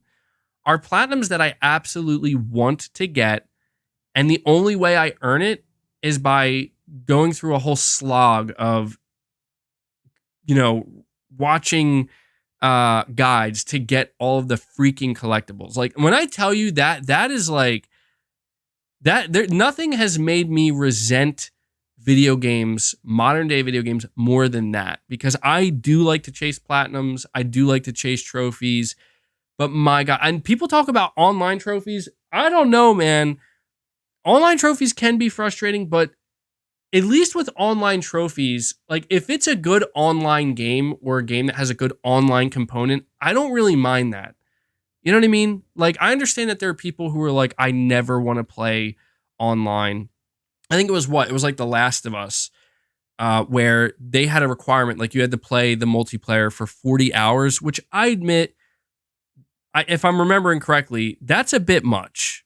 Like that's a bit like 40 hours is a lot. That should have probably been like 15 or something, maybe 20 at most. At least cut that in half. But I would much rather there be a trophy for that. Like this is a trophy you need to get the platinum, where all I got to do is just spend time with the game and play it, rather than like you need to go out of your way now to replay these 10 different sections and search in these nooks and crannies to get these collectibles that you don't give a shit about. I hate that. Like, you know what game did that to me? As much as I love Days Gone, man, I hated getting the collectibles in that game. Because it really was like I did almost everything in the game. I beat it and I was ready to be just done and satisfied. But I'm like, I really want this platinum. This is a platinum I want. And it became clear that, well, if you want this platinum, man, you're going to have to watch a guide and you're just going to have to get on your motorcycle and just ride around aimlessly. And it's going to be boring and painful. And again, that's where it's like, I hate that. I absolutely hate that. And that is the least satisfying platinum experience. It's always nice to be done with it, but I hate collectibles, man. I really, really do. Like, I wish that there was an option where you could just like remove all the required trophies for collectibles. But it's just kind of it's kind of at a point where I just now have accepted there's going to be, there every game to a degree is going to have collectibles. All right, let me see. So thank you for that, Mark. All right, I want to just talk about really quick something I'm playing. I'm not going to dive too deep into this because I do want to move on and talk about the PS5 Pro. But I want to talk about this because, you guys are always asking me like what I'm playing. Well, this just a couple days ago, I don't know why. I think it was because like I got done playing the Resident Evil 4 remake demo and I was thinking to myself, man, I almost kind of wish I didn't play it because it's so good and it's just really like I kept replaying it over and over again and I'm like oh man, like I want to just play the whole game, I want to play the whole game. And so I just deleted it because I was like, I don't want to keep replaying it. I'm just going to delete this from, my console and wait for the game. And I know you guys know the feeling where every time you're so close, but yet so far away from a new game you can't wait to play. And that's exactly how I was feeling building up to Resident Evil 4. Like, I was getting really antsy about it where I'm like, I just want to play this game. And I know it's coming out in like 2 weeks or whatever, but it feels like the wait's going to be forever. So I was like, maybe there's something I could just play, something different, something unexpected. And you know what game I decided that I'm just going to play? Spider-Man remastered for PS5. It's funny because I didn't realize that, wait a second, I didn't actually play through this again on PS5. I had it not installed, but I had it in my game library for the longest time. And I remember that I booted it up for like 2 hours or something like that, or an hour and a half back when the PS5 first launched, because I wanted to see, how good this game looked. Because it was it was a big deal when it released. A lot of people were like, dude, like Spider-Man Remastered looks incredible on the PS5, the ray tracing and whatnot. And so I was like, you know what? I'll play some Spider-Man. And the biggest reason I decided on Spider-Man is because of Spider-Man 2. And I'm like, this would be perfect, right? This would just be perfect to kind of get refreshed on the story, on the characters. And also, I didn't play through Spider-Man with the new face, right? Like I still, in my mind, I see Spider-Man on PS4, and they did change the face that they used. So I decided to install Spider-Man Remastered, and I'm playing it. And I gotta say, there are a couple of observations I made when playing it again. So I started the game on fidelity mode, and oddly enough, like I didn't really notice it. Like it didn't look choppy to me. I didn't really register that, wait a second, I'm not playing this at 60 FPS. About an hour and a half into it, I realized like, oh, I'm playing this on the fidelity mode. Let me switch it to performance. And I remember talking about this with Miles Morales and how like, and this will be a great segue actually into the PS5 Pro conversation, where when I look at the performance mode on Spider-Man Remastered, there are a couple of things I notice. Number one, it looks really, really, really good. And it's funny because one of the first things I did, again, settings, motion blur off, chromatic aberration off, film grain off. And I can, when I turned all of these options off, I could kind of understand why developers feel like they want to add them in, because everything it's very, very clean and smooth, almost to a degree to where you can notice imperfections a little bit more clearly now. Now that there's no motion blur or chromatic aberration or film grain, imperfections are a little bit more noticeable. But I still prefer the much cleaner look. And so I'm playing this game, and I'm like, dude, this performance mode looks phenomenal. This game looks phenomenal. Everything about it looks great, except I did notice, like, yeah, this is a PS4 game. And I know that sounds silly because it's like, well, of course it's a PS4 game. It's a remastered PS4 game. But then it just kind of hit me. Like, I started looking a little bit more closer, right? Like, I started exploring New York a little bit more, down on the streets, and, kind of just taking it in a little bit more, where I'm like, suddenly it just became so clear to me how much more room there is for improvement with a game like Spider-Man 2. And I think, and this is another reason why I'm really glad that I decided to pick this game up again and replay it, especially on PS5, because, I had this idea of what Spider-Man 2 is going to look like in my mind on the PS5. Because again, Spider-Man 2 is going to be a PS5 only title. And I realized it's going to look even better than I thought. It's like, I realized that there's just so much more that Insomniac is doing and is going to be able to do to just really, I think, create a bigger leap forward. And so this leads me into the conversation about the PS5 Pro. Okay. To give you guys some context, what's going on with the PS5 Pro? Why are we talking about a PS5 Pro? Well, prior to the latest report, there were some rumors sporadically. Okay, there were like sporadic rumors that came out, and they would say, yeah, Sony's going to do a PS5 Pro, or there was just straight up speculation that Sony would do a PS5 Pro. And every single time the PS5 Pro was mentioned, it got backlash. It really did. And I got to say, like, as a PlayStation content creator, I remember when I first started covering any topics regarding the PS5 Pro, I got excited for my channel because I'm like, oh, people are going to love this, right? Like this, people are going to be excited to hear about this. And I kept noticing that it was actually the opposite, where people were not excited to hear about a PS5 Pro. And in fact, people were actually kind of mad or frustrated.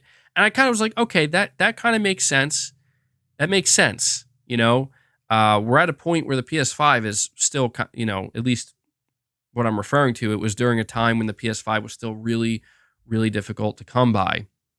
Now, the latest report we got, the reason why we have to talk about this is because, in my opinion, it's happening. It is happening. This report comes from the industry insider, Tom Henderson. I'm sure many of you are familiar with Tom Henderson, but in case you don't know, Tom Henderson is probably one of the most, if not the most reliable industry insider. He has a really, really good track record. He actually, I don't know how he has as many contacts as he does. I don't know how he leaks as many stories as he does, but he's got he's got information on a lot of things in the industry. And for the past year, year and a half or so, he has clearly obtained a contact within Sony who has been feeding him some pretty good information. Tom Henderson has been leaking PlayStation hardware and PlayStation 5 software updates well in advance. And he doesn't get like everything completely correct, but it's like 95%. He leaked the PlayStation or the DualSense Edge controller. He leaked the in-zone monitors and the new headsets. I'm sure there's something else he leaked as well that I'm forgetting about. He's talking about how there are earbuds, PS5 earbuds that are in the works. He's talking about the detachable disk drive, and he's reported on that numerous times. And so, the big question that a lot of people had, including myself, is, well, dude, if you're getting all this information about PlayStation hardware, is Sony actually, is Sony going to do a PS5 Pro? Because a lot of people seem to believe that there's no way Sony's going to do a PS5 Pro. And so the latest report that he put out, he said that he can confirm that a PS5 Pro is currently in development at Sony. And he even made it clear that he has the specifications or an idea of like what Sony's going for. And he said he's going to share them at another time. And now, look, I don't want to sit here and say that, well, he's 100% correct. There's no way he could be wrong. It's still a rumor. However, because it's Tom Henderson saying it, I'm going to say that the chances of this being incorrect are pretty low. And so this then brings up the conversation that, there's a lot of questions here. Number one, should Sony do a PS5 Pro? Is a PS5 Pro a smart move? Number two, if Sony does do a PS5 Pro, what exactly can we expect from it? How much will it be?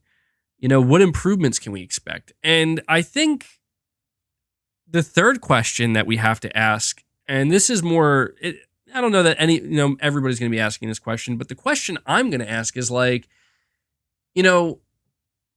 why are people going to be so mad? And I think that there's actually a good answer to this. I think there's actually good answers to all of this. So let's start with question number one. Is it a good idea for Sony to do a PS5 Pro? Well, there are many different ways we can view this, but I think generally speaking, most people are going to lean on the side of, no, it doesn't seem like a good idea. So then we have to ask the question, well, if it's not a good idea, especially knowing that Sony did a PS4 Pro, why? Why is it not a good idea? The biggest thing right now is this. There are two main things, okay? Reason number one is most people feel that the PS5 that we have now has barely even been tapped into. This generation got off to a very bizarre start where a lot of people weren't able to get next-gen consoles, and because of that, there's like way more cross-gen games than there should be, and development times all got slowed down, and people really do think that we are not seeing the full capability yet. The second reason is because a lot of people feel that there really isn't a good reason, like a justifiable reason for a PS5 Pro to exist. Because when we look at what Sony did with the PS4 Pro, the main reason the PS4 Pro and the Xbox One X were looked at as necessary, or at the very least, people were totally okay with it, was because the PS4 and the Xbox One didn't support 4K. They were still like 1080p machines at most. And back in 2016 and 2017, that's when 4K blew up and everybody was buying 4K TVs. So it really did in the eyes of a lot of people feel like, okay, this is a pretty smart move. Like this is a smart move to kind of jump on the 4K bandwagon while it's hot and people are going to want it. And it worked out. It worked out. I don't think that the PS4 Pro and the Xbox One X, the majority of people still bought regular PS4s and Xbox Ones. So they were like low volume machines.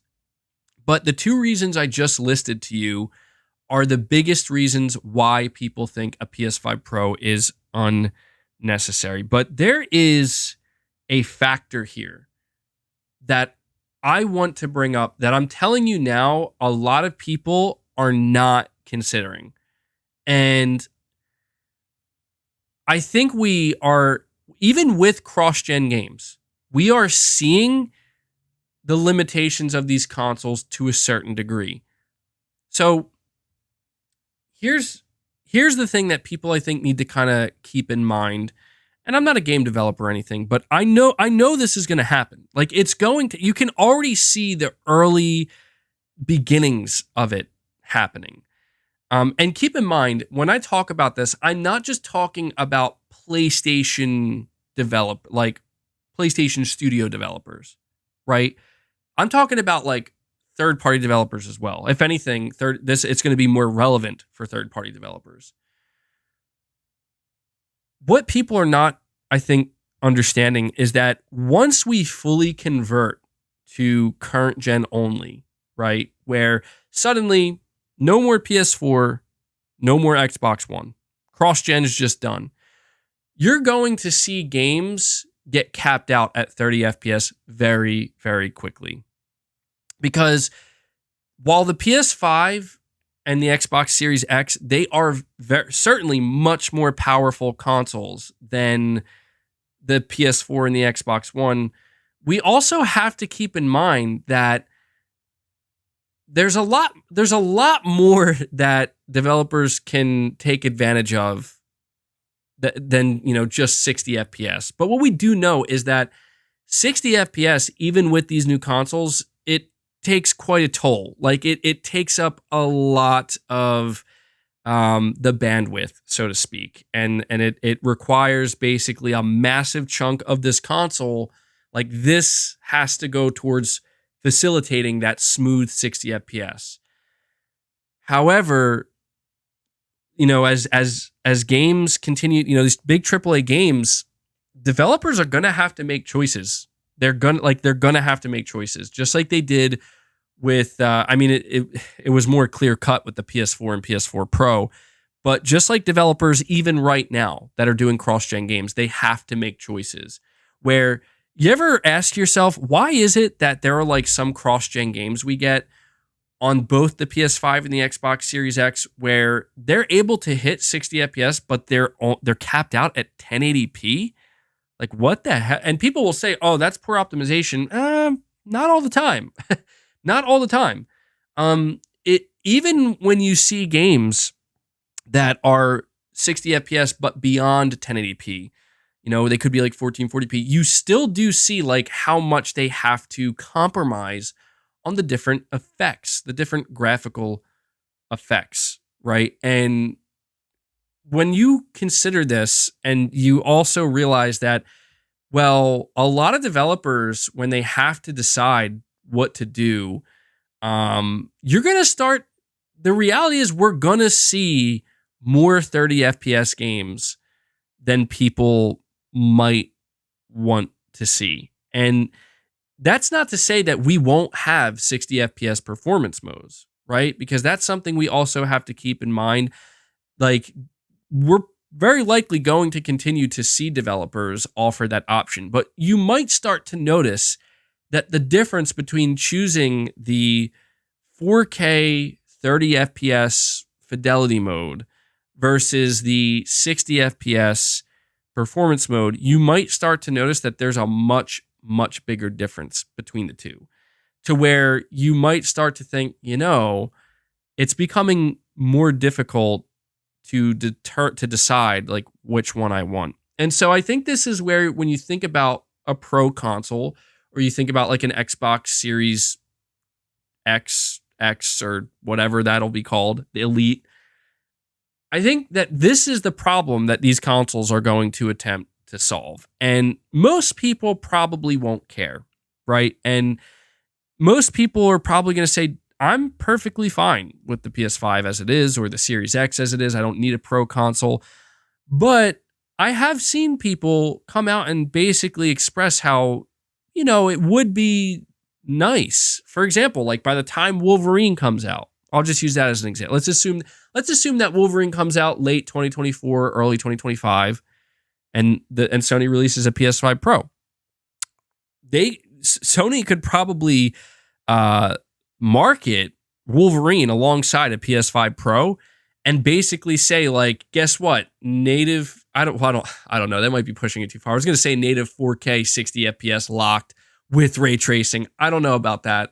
You might still have a dynamic 4K, but it's like, you're not going to have to choose between a fidelity and performance mode. You're going to get the best of both worlds, and you're going to get all the extra or most of the extra bells and whistles that that would normally be reserved for a fidelity mode. You're going to get that inside of a performance mode. Or maybe you could even get like, 4K 120 FPS, but I don't know. I feel like that's still going to be a little bit less appealing than what I said, where it's like, imagine you don't need a performance ray tracing mode. Imagine it's either just it's just one mode. It's just 4K 60 FPS with some ray tracing. This is very likely what the console is going to market. But even the thing that's difficult about this, I don't know. I mean, I'm trying to view it from like if I had to market a PS5 Pro. Well, we have to understand that something like a PS5 Pro is only going to appeal to people who really care about having the latest console. So automatically, I feel like the Pro model will have an easier time marketing itself. Like, somebody mentioned earlier, they're going to maybe market 8K resolution. No chance. That would be dumb as hell. I will say if Sony and Microsoft want their next, their mid-gen console refreshes to fail, marketing 8K would be a great way to get that to fail, because nobody gives a shit about 8K. Like, literally no one has 8K televisions. There's no content in 8K. No one cares. People have made it pretty clear that we're pretty good with 4K. And if we ever get to a point where 8K is the new thing, it's many, many years from now. I see somebody says you do care about 8K. Well, dude, you're like in the 0.01%. I promise you. And yeah, that's what's funny is the PS5 box does say 8K on it. Like, Sony, I understand you're trying real hard to separate the PS5 from the PS4, but is that really necessary? Like who makes the decision like, oh, I'm going to buy this PS5 because it says 8K on the box, so it must be better. I mean, I guess, yeah, if you're just trying to like, let something stick out in the mind of like, oh, that's an upgrade. Has one game at 8K. Yeah. So, this is where I feel like right now it's really easy to say like there's no reason for a PS5 Pro and it would be a mistake. But I just think that the reality hasn't yet dawned on a lot of players that, once developers fully transition from, cross-gen to just only developing for the current gen consoles, there still are limitations. And that's the point. And the only concern that I have, really, like my biggest concern about a PS5 Pro and the biggest reason for me personally why I would want Sony not to do it is simple. It's because we talked about this before, but whatever Sony does decide to put into a PS5 Pro is automatically going to diminish what the PlayStation 6 can offer. And it's not to say that the PlayStation 6, it'll obviously be better than the PS5 Pro, but it's like, you know what I'm saying? It's not going to be as much better as you would have hoped for. And let's think about it, right? Like the PS5 Pro apparently is going to come out in 2024. So that's 4 years after the PS5. So, you know, in the same article, Tom Henderson also mentioned that apparently Sony is targeting the PlayStation 6 for 2028. So that'll give about a 4-year period, and I'm pretty sure Mark Cerny is the one. I mean, come on, how could it not be Mark Cerny? Mark Cerny is definitely the one working on the PlayStation 6 right now. I have to imagine that if he's probably well aware of this, right? That's what he does. Mark Cerny, it's his job to, just like he did with the PS4 and the PS5, to think, what's the big thing with the PlayStation 6? What's the thing that we can really do? Especially thinking if they're targeting 28, they get to see the pipeline of AMD, and assuming they're going to continue to work with AMD, all the future technology that they're working on right now. And yeah, you're right.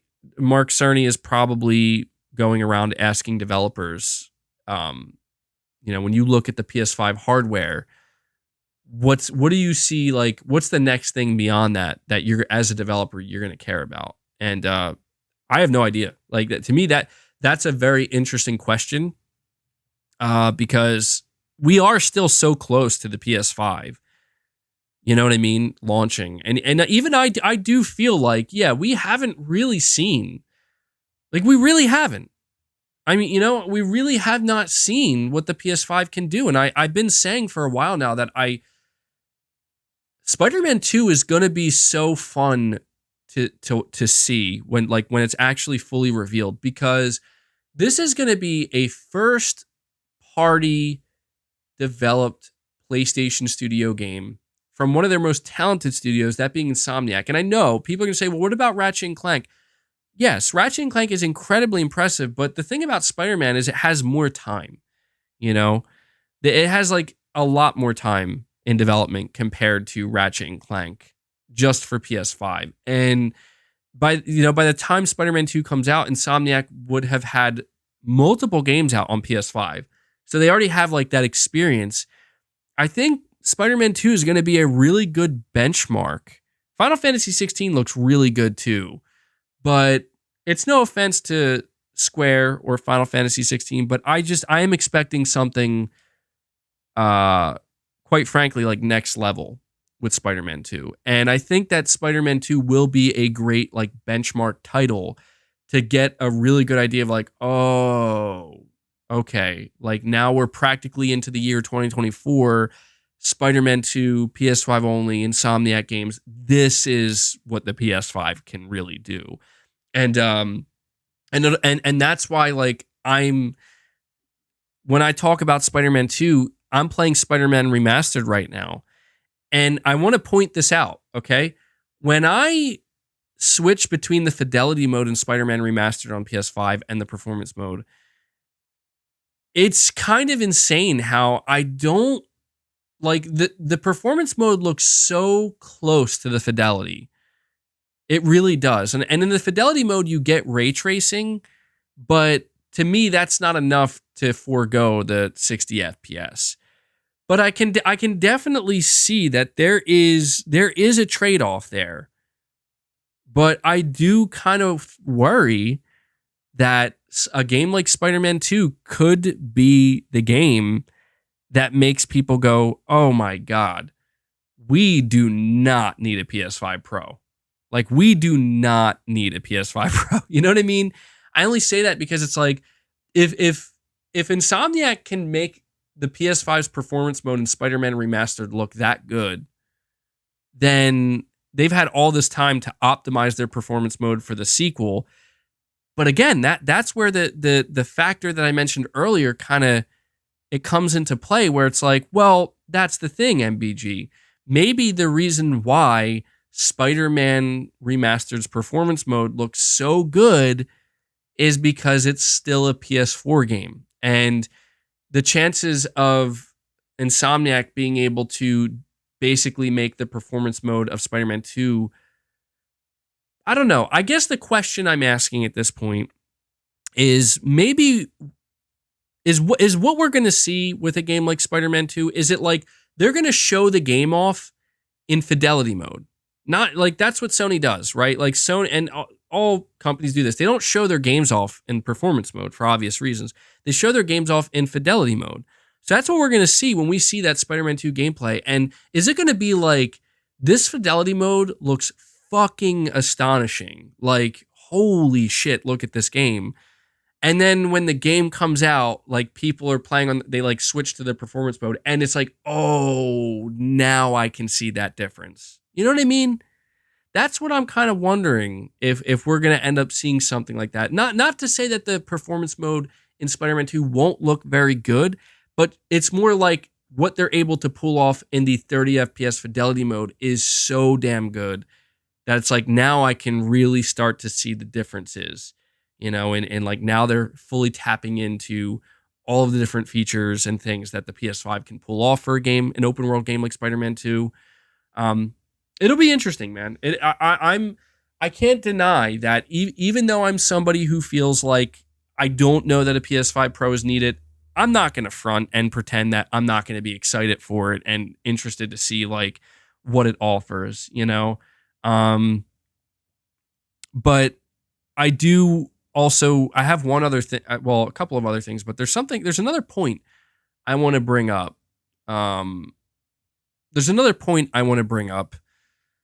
You're saying their default mode is going to be performance ray tracing. Yeah, well, that's the thing is like, you're right. I feel like a default mode on a PS5 Pro will basically be performance ray tracing at a much higher resolution, like or even like a native 4K resolution. Let me see here. Nick Eston, you're saying the 490 sold out within minutes. There's a massive market for enthusiast level performance on consoles as PC ports are generally trash lately. That's a really good point, Nick. And that's the thing is like, you know, you when you think about the need for a PS5 Pro, I try to like remind people that I don't know that Sony, as they're developing a PS5 Pro, I don't know that Sony is just thinking about the need and, you know, the justification, because there's also the side of it where it's like, has anybody considered the fact that Microsoft is very likely also doing the same thing? And this is something that I tried to tell people for a while, which is I've always said that if Microsoft is planning a mid-gen refresh, then Sony is as well. Like, neither company is going to let one do it. You know what I mean? And not match it. And that's the biggest thing that I pointed out a while ago when we talked about this, even though a lot of people were like, no way, no way. And I'm just like, dude, the chances that Microsoft is working on a mid-gen refresh console are very high. And I don't believe for a single second that Sony is going to look at that or even risk that and say, nah, we don't have to have a product to compete or match with it. No. I'll tell you right now, if Microsoft has a mid-gen console, Sony absolutely needs to have one. Just like, imagine if Sony has a mid-gen console and Microsoft doesn't. It's not going to be a good look. And now the thing that works against Microsoft in this situation is Microsoft has to worry about the Series S. Now you're really starting to become a pain in the ass for developers. Really, like now you're getting to a point where it's like, hey, we need you to optimize for the X and the S and the X Elite. You know, this is where I feel like, if we were always going to get mid-gen refreshes, Sony did, in my opinion, make the smarter move by saying, you know what, we're just going to stick with the PS5 for now because we know we're going to have 2 SKUs in the future, and 2 is already a lot. You know what I mean? It's already enough to where it's like now it's extra work for the developer. And a lot of people I've seen say as well that like, well, these developers need to just focus more on optimizing. And that's the thing though, is like multi-platform game devs, the truth is like, they're only going to be able to optimize so much, you know? Turk, you're saying Sony's going to market the Pro for VR. Oh, that's a great point, actually. I didn't think of that. It will be a great marketing point for VR. And native 4K. My spec guess, a dual GPU at 2.5 gigahertz, CPU up to 4 gigahertz, RAM higher bandwidth, same SSD at 1.5 terabytes, priced at $600. And that's another big question here, the price. I see you say we should all go watch MV, V as in Victor, MVG's video on why the Pro isn't going to come. Keep in mind, I watched that video. Keep in mind, he didn't say it's not coming. He said he doesn't believe it will.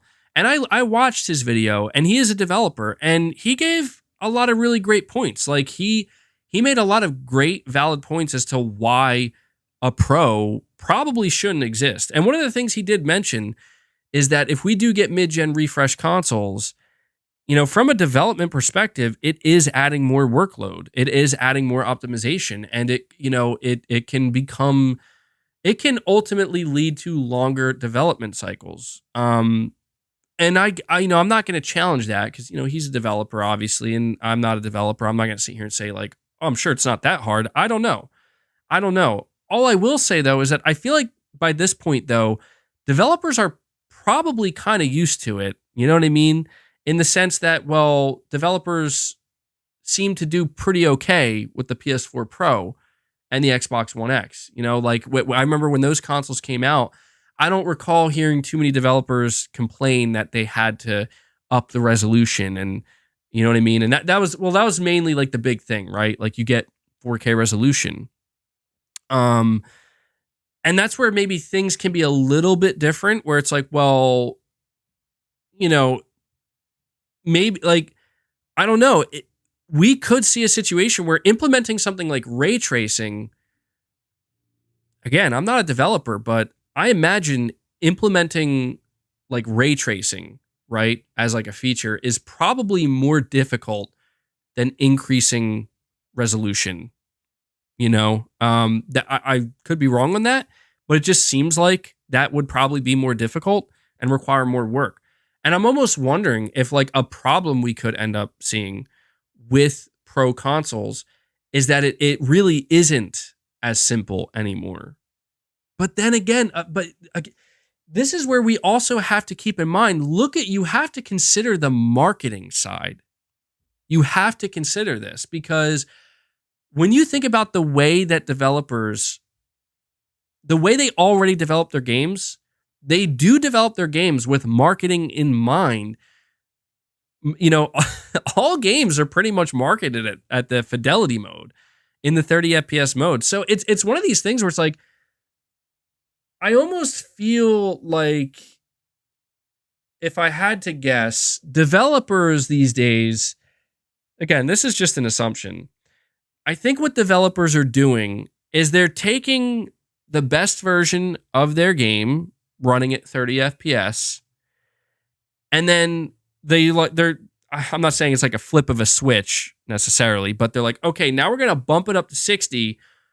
What do we need to basically toggle off or lower to get this to run it? Because I'll be honest, like when I play games on my PS5, it really seems like that's exactly what's happening. Where it's like I look at the fidelity mode, and then I look at the performance, and I switch like back and forth. I can literally see it in like almost real time.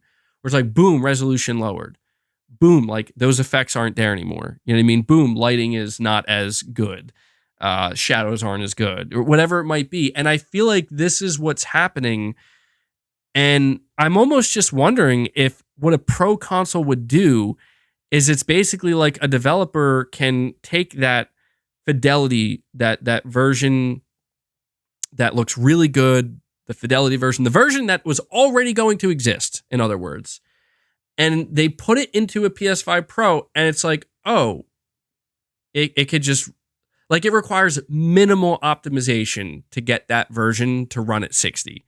It could, like, maybe there's enough overhead where it's like, oh, it just runs at 60, no problem. You know what I mean? That's kind of where I see this going.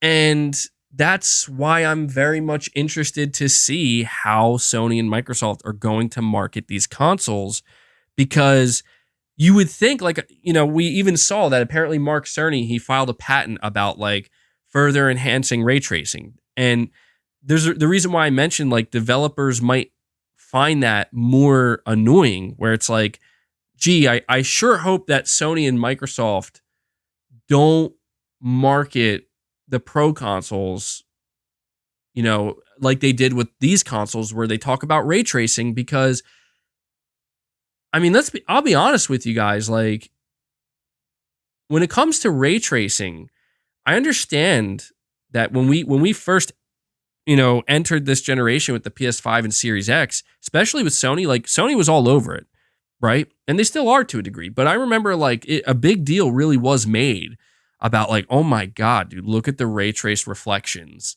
in Miles Morales and Spider-Man Remastered. And I'm sure there's other games that like I'm forgetting. But it's also ironic because I remember like one of my favorite games I played at the launch of the PS5 was Demon Souls. And they were just like, yeah, there's no ray tracing in this game. And I remember like how much I just didn't care, But what I did care about is when I was playing Demon Souls, I did notice, I'm like, well, I'm in the fidelity mode. And if I don't move my camera while playing Demon Souls in fidelity mode, my God, look at how crisp and clean that looks. And then I move the camera and it's like, oh, my eyes, like I need that 60 FPS. And when I would go to the 60 FPS, I'm like, this still looks really good, but it's not as clean. It looks really, really good, but you can tell like you're losing something there. And I guess I'm just trying to imagine that like a PS5 Pro would allow a game like Demon Souls Remake. Hey, that crispness, just that clean look, that, just perfect native 4K. Get that at 60 FPS. Maybe that's all that's needed to market these consoles. And I'll tell you what, right now, just as Nick mentioned, he said there's a massive market for enthusiasts who want like these performance enhancements on consoles. I mean, for me, I would pay. Assuming that I didn't already buy a PS5. I understand why people who already bought a PS5, they might feel annoyed because it's like, well, now I gotta pay again, but pay more. If it's like $600, yeah, I'd pay $100 more for that. Not saying I don't. I mean, to me, $100 is of course a lot of money.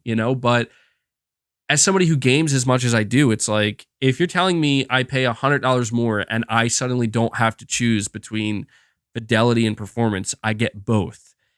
Yeah, I'll take that. And I don't know that developers are going to be too upset either, because it is again one of these situations where if I like Mark Cerny would be responsible for the PS5 Pro. And if there's one thing that we know about Mark Cerny is this man cares a lot about developers. Like his main goal with the PS4 and the PS5, and it has been a winning formula both times, is we need to make it as easy as possible for devs to get their games on PS5 and to optimize their games for PS5. Of course, Sony markets things like ray tracing and all the extra bells and whistles that devs can take advantage of if they want to. But the main, like the core is we need to make this thing easy to develop for. So I assume that the exact same priority will be given to the PS5 Pro. So like what I'm trying to say is no matter what the PS5 Pro ends up being or what it ends up offering, at the center of it, it's essentially going to be, we just want it, like if you're a developer, it's going to be super, super easy to tap into that, to take advantage of it. Very minimal optimization, very minimal extra work. And I feel like if you think about it, that's kind of the opposite of what the Series S currently is, right? Because the Series S is currently, it's the other way around, where developers, they look at something like a Series X and they're like, oh, there's a lot we can do with that. But then they see the Series S and they're like, well, all right, well, we gotta make sure that we can get this running on that first. And to be fair, and this is the reality for PlayStation. The reality for PlayStation is, we have had to deal with our own Series S in a way, that being the PS4. Now, I know the Series S is different from the PS4, but I'm just saying that this is a situation where, the Series S, I feel like, was able to kind of get by with more of a pass so far because, developers were also still releasing games on the PS4 and Xbox One. And so the Series S is more powerful than those consoles. So therefore, it's like, well, if these games were going to release on these last gen consoles, but I imagine we're going to approach a different scenario and a different situation. Like, let's just say by 2024 and 2025, no more PS4, no more Xbox One. Now you have the Series S at the bottom, the PS5 and the Series X in the middle, and then the Pro and the Series X Elite at the top. And it's just, I guess at that point I just would wonder, like, how much of an impact could the Series S end up having on overall game development, Because I guess I'm just saying that, like, with the mid-gen refreshes, it's like the biggest worry you have about the mid-gen refreshes, are developers really going to tap into that power? And if you think about it, it's like that's kind of already the problem we've been facing. And I don't know. I'm not necessarily that opposed to. I'm not necessarily opposed to a PS5 Pro. I just feel like there's this entire generation so far it's been so bizarre and so strange and just not at all what I thought it was going to be in terms of, like, getting away from the PS4. It's been quite the opposite. And so I'm totally fine if Sony comes out next year and they're like, here's a PS5 Pro. And I think what people need to also keep in mind is, like, you don't have to buy it. You know what I mean? I think people get really, really bothered where they make it seem like, oh, wow, I just bought my PS5. Like, dude, that's fine, man. Like, the Pro is going to be for those who really want it. And if your first thought when you hear about a PS5 Pro is like, dude, I'm fine with the PS5, then, dude, you're good. You're set. You're set until 2028 and the PS6 comes out. The Pro is not going to be for you. But I feel like the Pro is probably going to be for somebody like me, where it's like, Wolverine is, as I told you, like, it's one of my most anticipated games. And apparently, I see somebody saying you don't have to buy it. What an awful excuse. Dude, it's not an excuse. It's just like, it's reality. It's like no different than graphics cards upgrades. You know what I mean? Like, if you're happy with your graphics card and it does everything you want, like, that's not going to stop. Like, just because you don't want to upgrade doesn't mean that people who do want to upgrade should kind of be looked down upon. Like, like there's something wrong with that. I don't think so. I just feel like it's one of these situations where if it's going to be like, I mean, I guess you could try to boycott the Pro and get it canceled, but I don't think that's going to happen. You know what I mean? And, the thing is, the build up to the Pro is going to be very interesting because we're going to go through that whole cycle. You know what I mean? We're going to go through that whole cycle where it's like, we're going to hear rumors. Like, I am interested to hear about the specifications when Tom Henderson reveals them, because that'll give us, like, I think, a much better idea of, like, oh, okay, so this is realistically what we can expect. And we'll be able to kind of determine, like, will it be worth it or not? Might pleasantly surprise people, might underwhelm people. But then, there's going to be that whole cycle of, oh, dev kits are now being shipped out to developers. And, you're probably going to get some slip ups from devs who are going to give their opinions when they probably weren't supposed to. And it'll be fascinating to just hear what they have to say. Mick Ballsniff, you're saying DX12 has been the problem for Xbox and PC, not the S. Okay, yeah, I mean, maybe that's true. I'll be honest, I have not been following the S too much. My big question with the Xbox Series S is, assuming that GTA 6 is not going to be cross-gen, because, my God, that would be devastating. I think we'll get a good idea of what the Series S truly is capable of based on GTA 6. Because I imagine GTA 6 is a game that's being developed for the current gen consoles and, PCs that are kind of in line with that.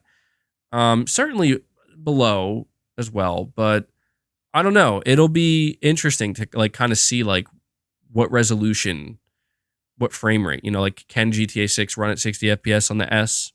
And if so, at what resolution? To me, that's kind of going to be a benchmark game. Um, but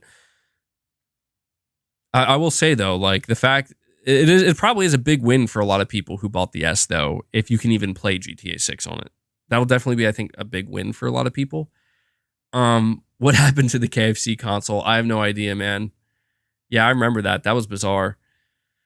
I don't know. Maybe they're just like, you know what? We'll just skip the regular KFC console. We're going to go for a KFC console Pro, compete with the PS5 Pro. But yeah, there's the point that I was trying to make for myself here, and I'm not trying to, again, this is just my opinion. This is just how I feel. I am the type of person that like, Wolverine is a game that I'm really, really looking forward to. I'm very excited about. It's probably my most anticipated game right now because I love Wolverine. And if this is like a game that's marketed as like one of the first PS5 Pro games, it's over for me. It's like, well, yeah, there we go. I will have a PS5 Pro day one, and that's what I'm going to play Wolverine on. And if there wasn't a PS5 Pro, then I wouldn't know any different. You know what I mean? I would just have the regular old PS5 version and assume that this is the absolute best that this game can play and look right now, currently. And that's the thing is it's not about having the best or being the best because it's people have always said, like, if you care about having the absolute best graphics and the best looking games, then why not just go to PC? And, that's the thing is, like, if Sony were to release all of their games day and date on PC, I still don't know that I would convert because I don't know, man. I just never could get into PC gaming like that. This is what I'll tell you. One of the reasons why I would feel comfortable buying a PS5 Pro compared to like, going to PC is because at least with a PS5 Pro, I know like this is it for a while. You know what I mean? Just like when I bought the PS5, the reason why I don't feel so upset about a Pro coming out 4 years later is because when I got the PS5, I mean, granted, I was lucky enough to be able to get it at launch. Assuming the Pro doesn't come out till the end of 2024, that's a solid 4 years. You know what I mean? Without having to upgrade anything. Where I just got the PS5, played my games on it for that 4 years, and then the Pro's out. And it's like, okay, I'll buy the Pro. And I don't expect to have to make another purchase like that until, again, like 2028, or maybe even longer if this gen goes on a little bit longer. And I'm cool with that. I think my problem is if I went to PC gaming, it would really bother me with the frequency at which, there's always the latest and greatest. And it would, I feel like it becomes really expensive. And if you're somebody that always kind of feels like you want to be on that kind of cutting edge, I feel like that's the kind of person I would turn into. And I just don't, to me, that's like, yeah, I don't know, man. I don't want to have to deal with that, But don't get me wrong. Like I do see it though sometimes, right? Like I do see that The Last of Us Part 1 is about to release on PC. And yeah, there's like no denying. You know what? Here's a better example. Resident Evil 4 Remake is launching on PC as well, right? And that's where I kind of do see, well, I've seen what this game looks like running on PC.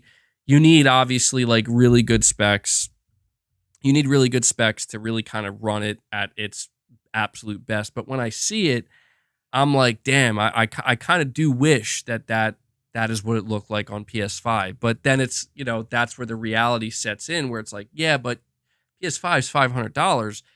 How much would you have to pay to get it to look like and run like that on PC? And then you realize like, oh, well, it's probably a lot more expensive. And so, yeah, this is where I do feel like I'm totally okay with a mid-gen refresh, assuming that it won't be a complete waste. I think that the absolute worst case scenario for the PS5 Pro is, you're saying it costs about like $1,500.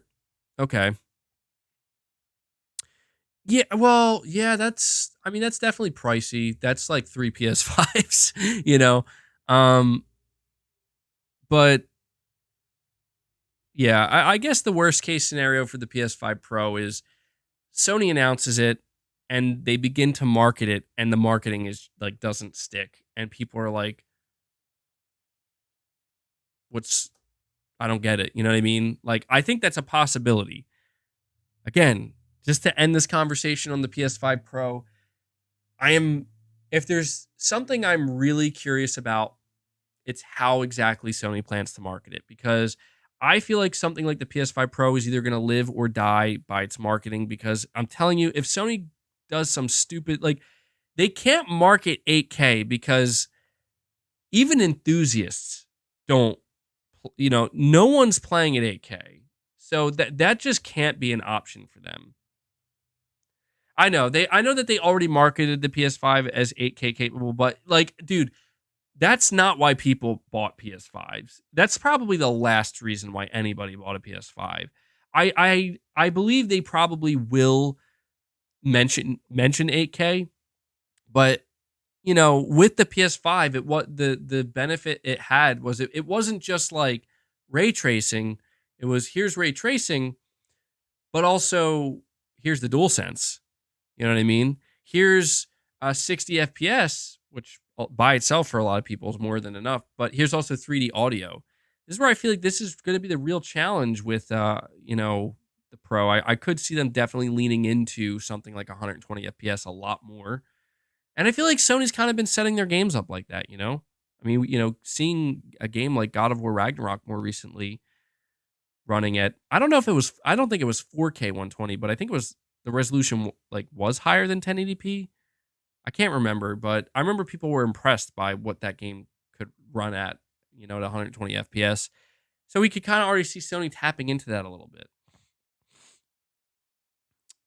Saying a PS5 Pro is going to be 4K 60 FPS with high settings. Well, either way, I'm here for it, and I don't know when Tom Henderson's going to share more information on the PS5 Pro, but there's no doubt that look, one of the reasons I think that conversation about a PS5 Pro right now really sucks. Truthfully, like the reason why it sucks right now is because the thing we've been asking to hear about is games, and right now Sony's in a very strange position in my opinion where they are going way too long without announcing new games. They're being way too quiet about their first party and what their studios are working on. And so I do feel that like during a time like this when we're all basically like PlayStation showcase, what's the next wave of PS5 games? I feel like this is kind of the last time this is the worst time to be hearing about, you know, this is the worst time to be talking about the next iteration of the PS5. It would be a very different situation like if Sony does when they do announce a PS5 Pro, they're going to do it with games, and I think that that's kind of the important thing to keep in mind is it's going to be really easy right now when we're just getting an insider report that talks about a pro during this period of time. It's really easy to look at it and be like, man, that sucks. That's not exciting. But then imagine Sony has a PlayStation showcase and they're like, here's the first footage of Wolverine gameplay running on a PS5 Pro. I promise you, I'm saying this, like people are going to lose their shit and they're not going to be upset. They're not. I'm telling you. Like some people will be, but most people they're going to buy into the hype because let's face it, even though Sony's been way too quiet, and even though there's been maybe some bad press against Sony because of the whole Activision thing, let's face it, if there's one thing Sony knows how to do, they know how to get their player base excited. They absolutely know how to do that, and I think that it gets all too easy to forget that during times like this. And so that's not me defending a pro. I'm just saying it's easy to be skeptical now and be like, nah, get that shit out of here. I don't want to hear about that. And to be fair, before I go in too hard there, it's not like Sony's out here talking about a PS5 Pro. I want to make that clear. Like, this is just a rumor, and it's not like Sony came out and said, "Hey, everybody, just say no. We're working on that Pro." No, there's a reason why Sony isn't talking about it now, because it's not needed. They don't. It's not time. Timing's not right.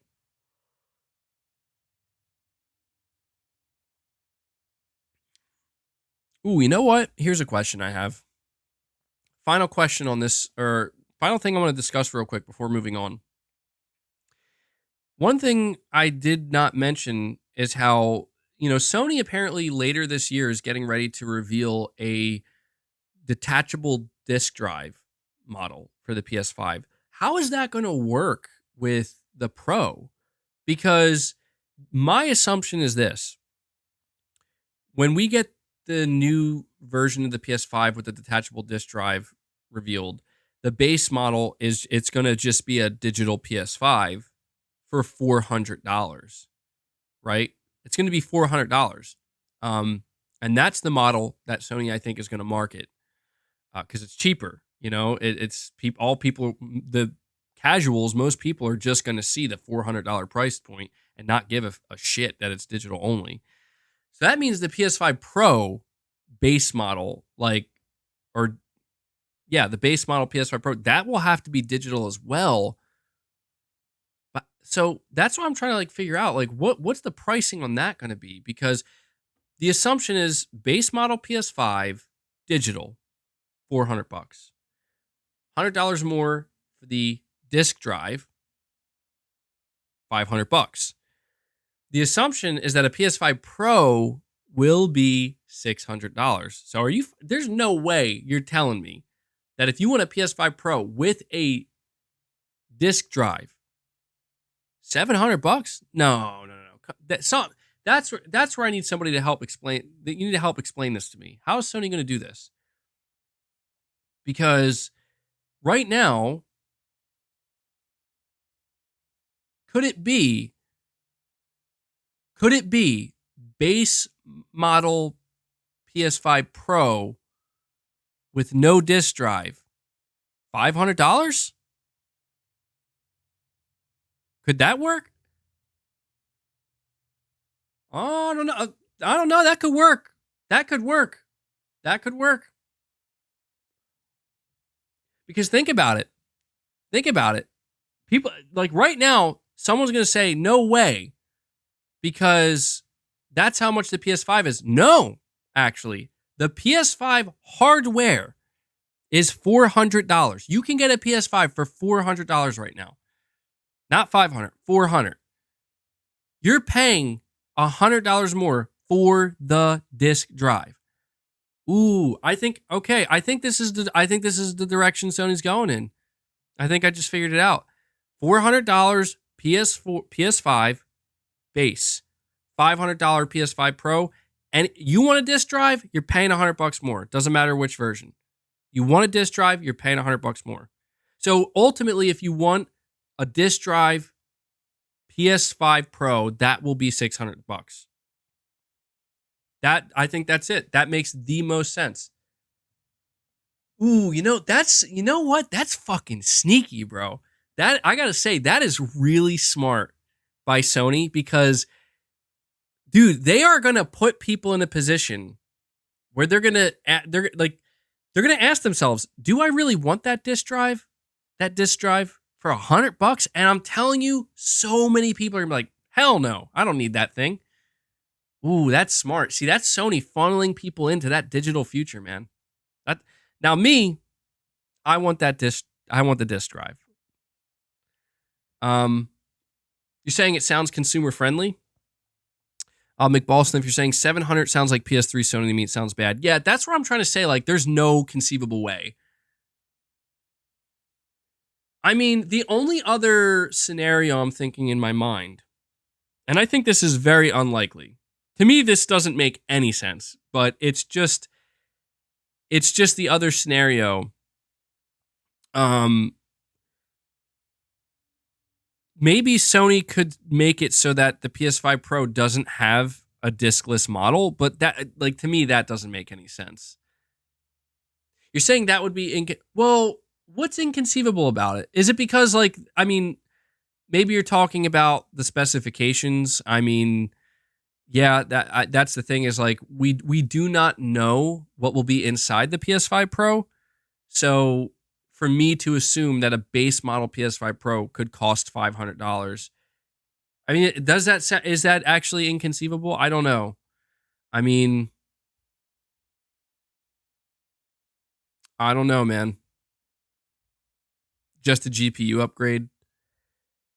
Well, I mean, we also want to consider what Sony did with the PS4 Pro. You know what I mean? Like the PS4 Pro, if I'm not mistaken, when it came out, it was $400, right? Sony was like, "Hey, here's a slim PS4, 300. Here's the PS4 Pro. Now this is the $400 model." Or am I misremembering? Am I correct on that? I feel like that's what happened. I mean, I think it's also worth noting that like, Sony will save by offering these models, even with a PS5 Pro, even with a PS5 Pro, I think it's worth noting that like with them making the base model not having a disk drive, that's going to save on manufacturing costs. Now, I'm not saying you also have to consider like Sony traditionally they want to make a profit.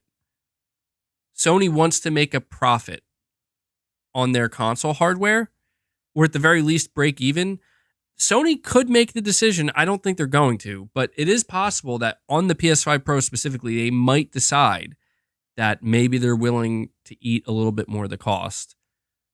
But then again, like if it's a console that's targeted towards the enthusiast consumer, I feel like that's the opposite approach you want to take. So I don't know. Basically, I think it's going to go two ways. This is two ways, right?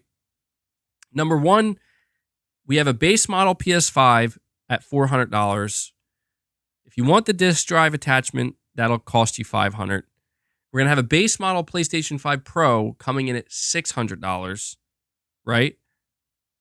And then if you want the disc drive attachment, $700, which would be insane. We could also see a scenario where they're like PS5 Pro base model, $550. And if you want the disc drive attachment, $650. We have seen that Sony's willing to do that weird $550 pricing, just like they did with the PSVR 2. So that's a possibility. But yeah, I don't know, man. I feel like even just the idea, just the notion. I know it sounds ridiculous because people are like, well, dude, people pay $1,000 for a new phone every year.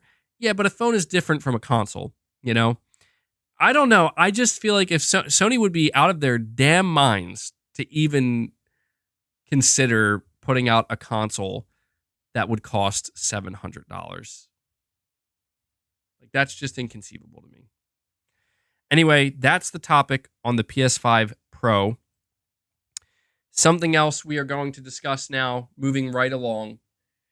We're going to talk about Horizon Burning Shores taking full advantage of the PS5's horsepower, but we're also going to be talking about the untimely passing of Lance Reddick. So, as many of you know, Lance Reddick plays the role of Silence in the Horizon series, and unfortunately, I have to assume that now that he suddenly passed away, he played a major role in the Horizon series, which is important to understand. I'm assuming most of you here have played Horizon Zero Dawn and Forbidden West, but in case you haven't, he is like a major character that is pretty important to the bigger picture story. And to me, it was pretty clear that he's going to play a much more prominent role in Horizon 3. And I don't know. At this point, there's a really good chance that Guerrilla Games now has to rewrite at least significant portions of Horizon 3. Unless, I don't know, there is also the chance that maybe his character was going to play a much more diminished role in Horizon 3, which I feel like is unlikely. But he was my favorite character in the Horizon series, honestly. Like, I like Aloy, but Silence to me was a really cool character. And I actually got to admit, Gorilla did not give Silence enough and Lance Reddick enough screen time, and they diminished his role too much in Forbidden West. And I was really hopeful that in the upcoming DLC, Burning Shores, that he was gonna, you know, yeah, and he was he's a major character in Destiny as well as Zavala. Yep, there's the entire Destiny player base is going out and saluting him and paying tribute, which is really cool to see. And it's just really, really unfortunate because Lance Reddick, he's also in a lot of TV shows and movies. He's in John Wick as Charon. I don't know how you pronounce his name, but he's played a pretty significant role in that. And oh, dude, I read the craziest thing, dude, on Twitter. I got to see if I can find it. It was in regards to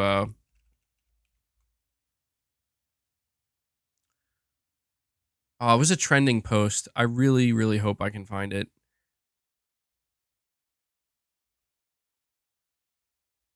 It was basically so. All right, you know what? I don't think I'm gonna be able to find it, but let me tell you what it was. So I saw that there was this interview that was done with Lance Reddick. Okay, in regards to okay, here it is. Here it is. I want to you guys. I think you guys will find this pretty interesting. Okay, so there was an interview that was conducted with Lance Reddick, and it was pertaining to John Wick and his friendship with Keanu Reeves. And a question that he was asked in this interview is, how has your friendship changed after 4 movies? And this is what he said, Lance Reddick. He said, "We've gotten to know each other a little better. I hope I don't get in trouble for telling the story. During John Wick Chapter 4, my first day of filming happened to be Keanu's birthday, but he wasn't in the scene. He came to the set anyway at 9 o'clock at night with his girlfriend, who I'd never met, and she is, can I say a bad word?" And they say, "Go for it." He says, his girlfriend is cool as fuck, and she told me that she asked Keanu what he wanted to do for his birthday. And Keanu responded by saying, "I want to go see Lance." He'd never done this before, but he wrote me a note thanking me for what I brought to the character in these movies, and he wanted to give that note to me. I'll never forget it. I'm going to cry now. And I was like, dude, I read that. I was like, holy fucking shit, dude. That is that's something else. That almost sounds like a fake story, but it's not. And so, Lance Reddick, man, he had obviously a pretty good friendship with Keanu Reeves, and that was an incredibly nice thing. Yeah, Keanu Reeves is the goat. That's very cool.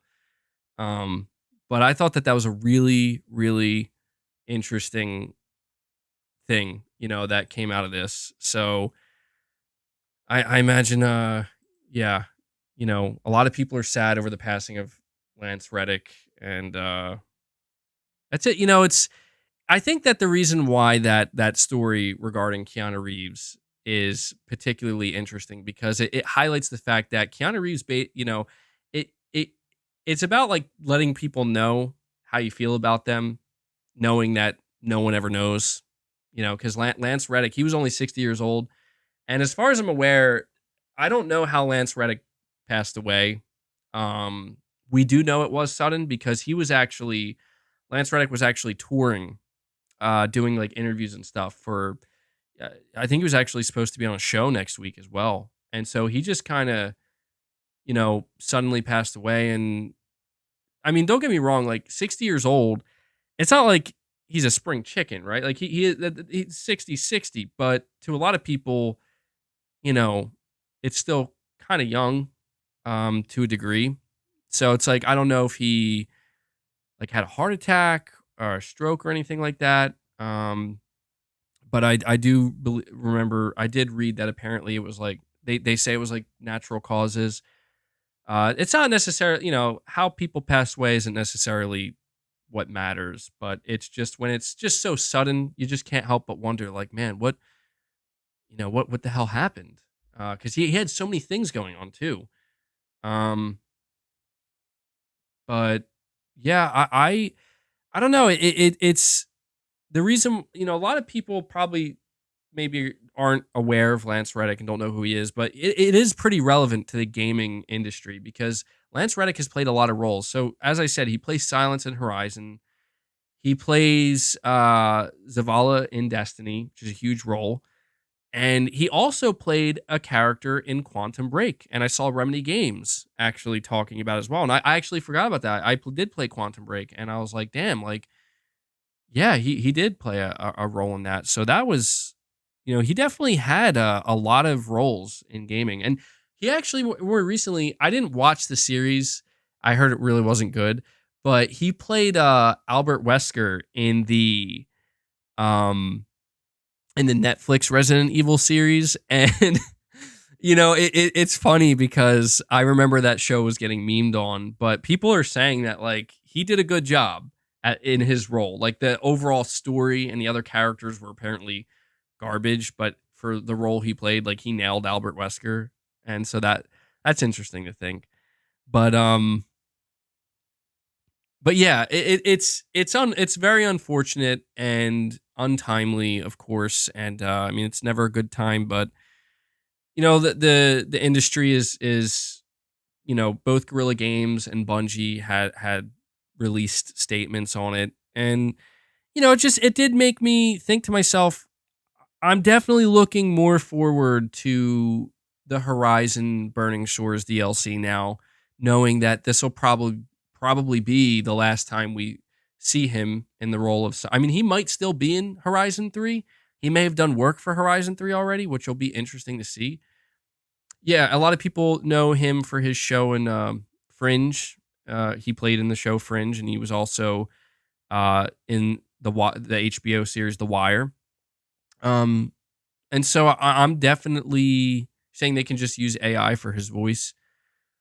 Well, I mean, yeah, I guess that is an option, but I feel like that's kind of we're still in the early days. I mean, of that stuff, but it's also about the ethical side of it. You know what I mean? Like his family might not want that to be a thing. I don't know. I mean, I don't know how I'd feel. Like I try to imagine if I passed away, would I want an AI to continue my podcast? That's kind of creepy.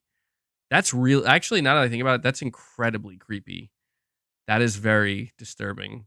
Um, but wow, yeah. That the more I think about it, the more disturbed I am. Actually, that is. I don't. Yeah, I don't know about that. You're saying James Earl Jones said he didn't care about AI voice. Well, I mean that's a possibility. I'm not ruling it out, but I don't think so. You're saying that's satanic. Yeah, I mean, dude, that it is the start. Like, how could I would question how anybody could listen to it, right? Like, because it's just like knowing.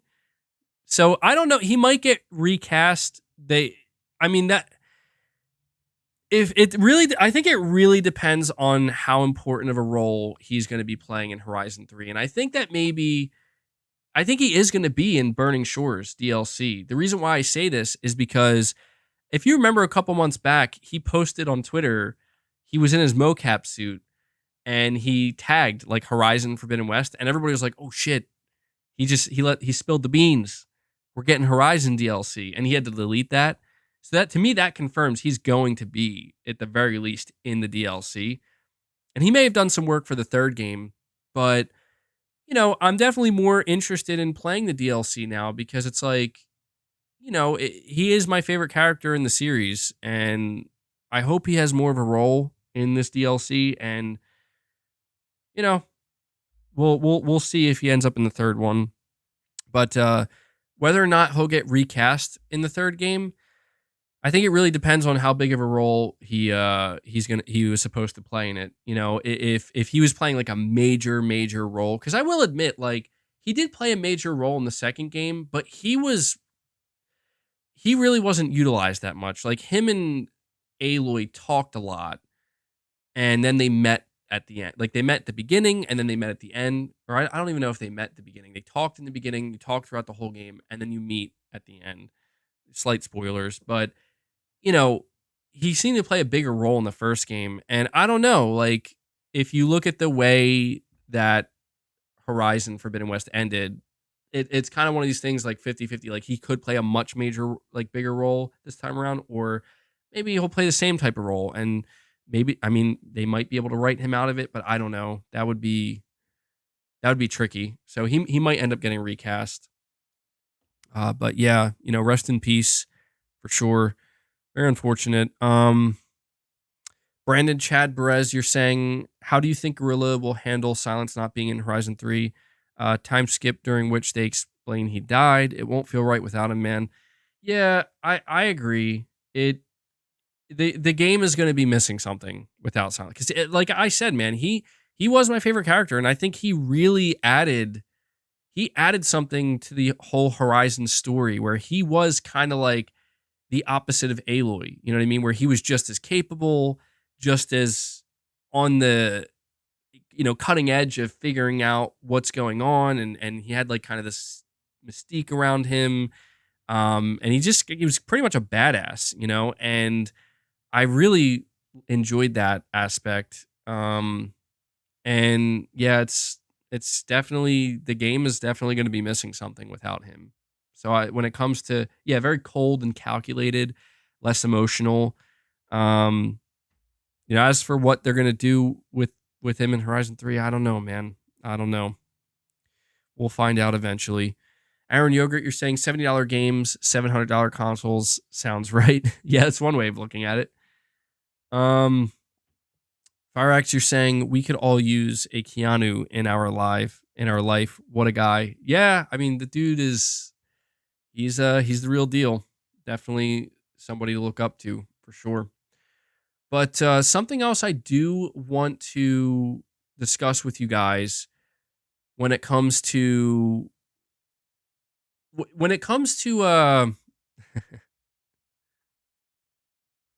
on. Sorry, I was trying to get off that. When it comes to Horizon: The Burning Shores, something that Guerrilla Games recently discussed, and this is interesting. I think this topic comes nicely after talking about the PS5 Pro. Is Guerrilla talked about finally now being able to leverage the PS5 and not have to worry about the PS4. Horizon Forbidden West, as we know, was a cross-gen game, and one thing I noticed, I don't know if you remember, when Horizon Forbidden West first launched, on the PS5, there was like something wrong with the performance mode. And this bothered me because I ended up playing the game in fidelity mode, and I kind of got annoyed with it because I didn't want to have to play the game at 30 FPS, but it was one of those games that it looks so beautiful and so good. I was like, I'll just bite the bullet. I'll deal with the 30 FPS, but I want to have that image quality. And every time I would go in the performance mode, like something was just off with it. And they acknowledged it, they talked about it, and they worked on a patch. Unfortunately, the patch came out like months later, and I was already finished with the game. I beat it, platinumed it. But I did go back to check it, and they definitely figured it out. Where I was like, oh, okay, now this 60 FPS mode looks way, way, way better. But they recently talked about how now, specifically because the Burning Shores takes place in Los Angeles. And there were two things that they alluded to that I'm definitely going to be interested in seeing this. They talked about how the level of detail is apparently going to be increased quite significantly. Now, that part is intriguing to me because the level of detail already present in Horizon Forbidden West, even it being cross-gen, is very good, very impressive. But they're basically what they're saying is that we could not achieve this level of detail on PS4. Los Angeles is going to be much more detailed. That I'm looking forward to seeing. This could be like our first glimpse into like what Guerrilla, one of Sony's most talented studios, what they can achieve with the PS5 horsepower. But then they also alluded to the big boss battle that was alluded to in the DLC. I forget the name of the machine. It's like that colossal machine. Maybe one of you guys can remind me the name of what it's called. But this is going to be a huge, huge battle in this DLC. The Taurus, is that what it's called? And they definitely made it clear that this boss battle in whatever it's going, whatever you're going to be doing in this boss battle, you could not do on the PS4 version. So this is the type of stuff that I start to get very excited about because I feel like, man, it's taken a long time, longer than I expected, but we're finally here. We're finally now able to start to see like some of these developers do some pretty creative things that they just otherwise wouldn't be able to do. And to me, the boss battle in particular is what's exciting because this is where you're talking about potentially seeing some new game mechanics, right? Remember how we kind of talked about the different things that the developers could maybe achieve on the PS5, but it's going to take them a little bit of time to like think of it. You know, they're going to have to come up with these interesting ideas. Um, that to me is interesting because we kind of saw a little bit of what Insomniac could achieve with, say, like Ratchet and Clank Rift Apart, but it's definitely different. I'd say this time around because Ratchet and Clank Rift Apart, what they did with the whole, you can go instantly through the portals, impressive stuff. But now we're talking about like a full blown boss battle. So I don't know. It's going to be very, very exciting. And also, one of the things it reminded me of it. One of the things that Microsoft accidentally did is I mentioned it earlier. They accidentally talked about a Superman game, and as we know, it was just a typo.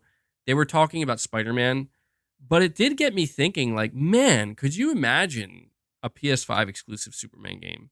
I say this because one of the things that's notoriously difficult about making a Superman game is he's like overpowered. But even if you can figure out how to deal with that, right? Like, okay, he's overpowered. Who cares? Maybe it'll still be fun to be overpowered. But like him flying at like, these really fast speeds, it's not something that could be like simulated properly. I don't know. I just feel like being able to just like fly around the earth and stuff. I don't know. I feel like a PS5 exclusive Superman game could be really interesting, and really take advantage of some of the things that the PS5 can do. But yeah, I don't.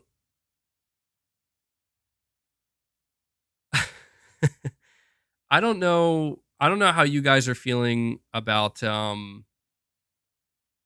don't know how you guys are feeling about the upcoming Burning Shores DLC, but for me, I'm looking forward to it. I find it interesting that we have so little. Like, we don't know how much it's going to be. We don't know how big it's going to be. So I'm trying to keep my expectations in check. I feel like it's probably going to be a pretty substantial DLC, but I don't know. I don't know. We'll see. I imagine that Sony will begin to talk more about it next month. It releases in April, so saying hopefully not delayed. I doubt it would be delayed. I doubt that. They dated this a while ago. They dated it like months ago. So, um, but yeah, it's crazy to think that the only first party output we're going to be getting from Sony for the first 6 to 7 to 8 months of 2023 is Horizon Forbidden West DLC. And so this is where I do want to complain a little bit. But I think you guys will be in agreement with me. It's not complaining just for the sake of complaining, but it's something we do have to point out is that I don't know how I feel about this, man. I don't know how I feel about Sony not having any first party content other than a Horizon DLC. Forspoken completely flopped. And this is where it's like that's the danger, in my opinion. That's the danger of Sony relying on third party deals. I mean, a game like Final Fantasy 16, yeah, that's going to be a big game. It is a PS5 exclusive, but it's not Sony's game. It's not Sony's game. It's Square Enix's game. And to make it worse, like, I just think that Forspoken flopping, it really, it does put more pressure on Final Fantasy 16. But the reality is, like, as of right now, the only first party output from Sony that we're basically getting in 2023, as far as we know, Horizon Forbidden West DLC and Spider-Man 2. And don't get me wrong, Spider-Man 2 is my most anticipated game this year by far, and it's going to do work.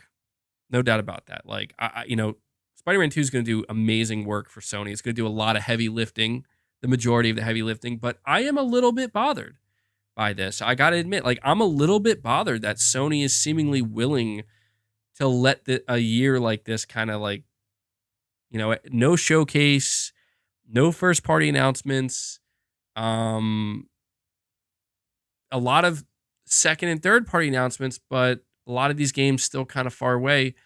I don't know, man. It gets me feeling not too great.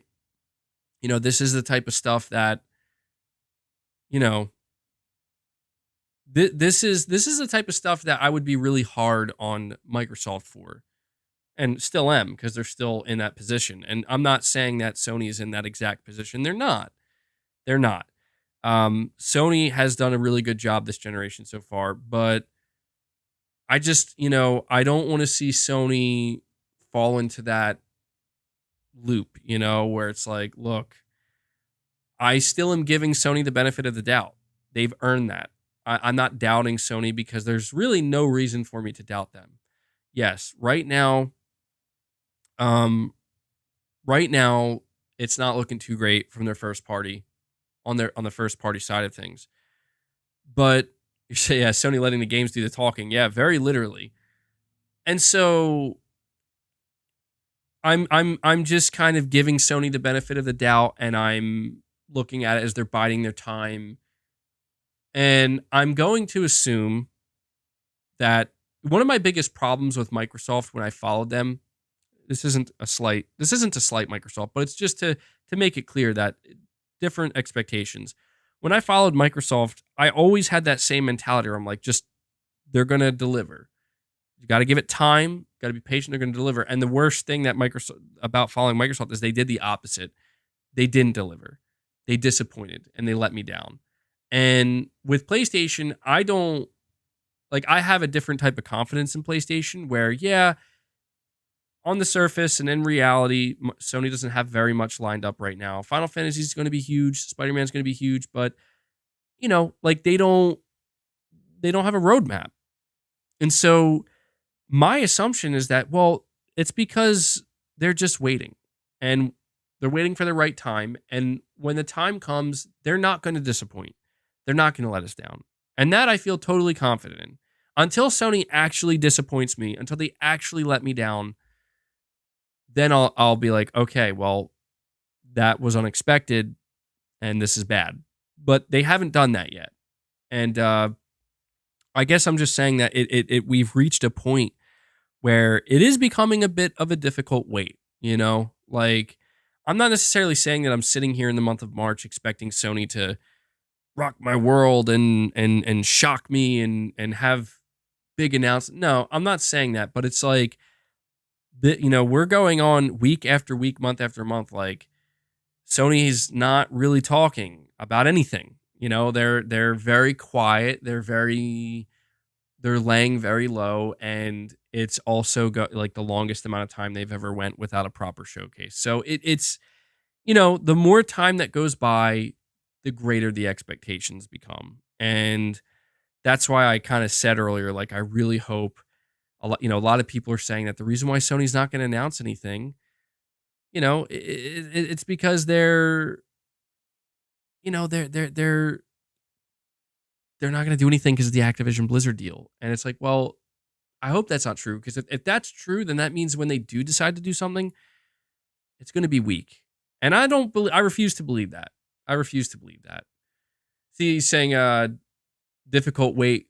We're drowning in bangers in 2023. Play games, people. Well, no, look, keep in mind, I'm not saying that we haven't been getting great games. And you could argue that that's something that works to Sony's benefit, where it's like, well, there are a lot of great third-party games out right now and coming out. So, yeah, and that's true, but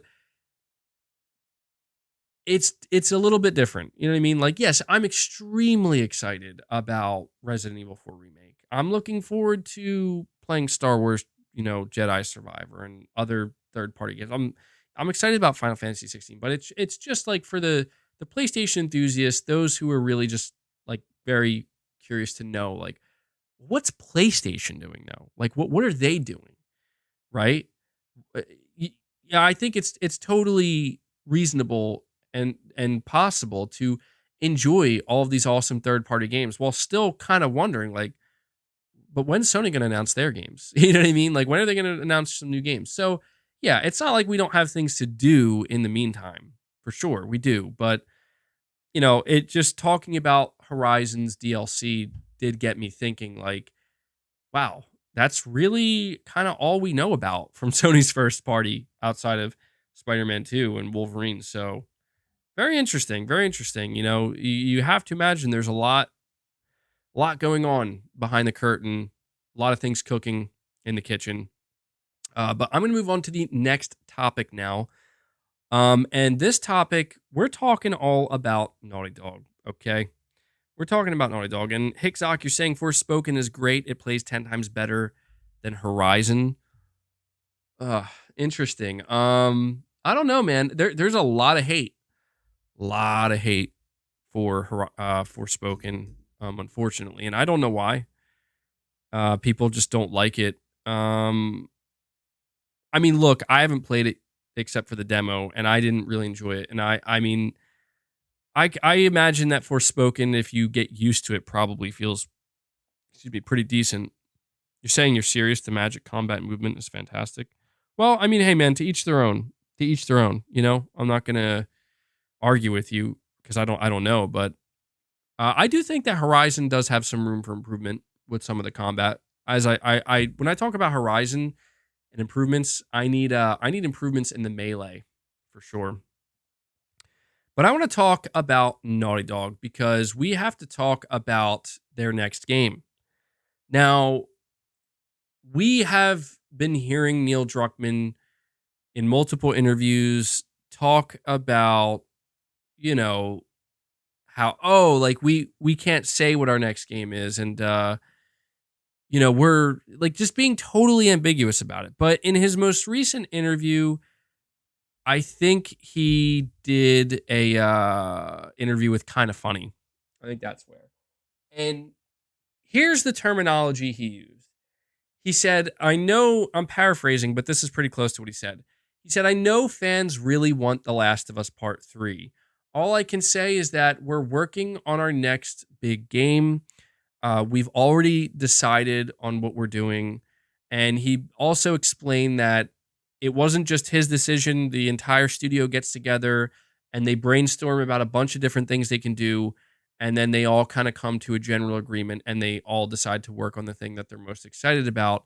And that's pretty much what he said. And I will say, like, this is the most interesting response we've gotten from Neil Druckmann because that can go either way so easily. But I do think one of two things is happening here.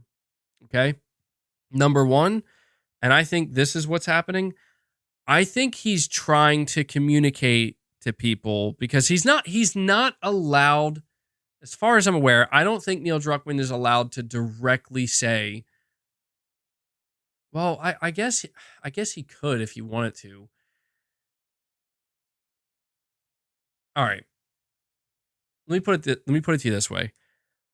Why is Neil Druckmann refusing to just straight up say we're not currently working on The Last of Us Part 3?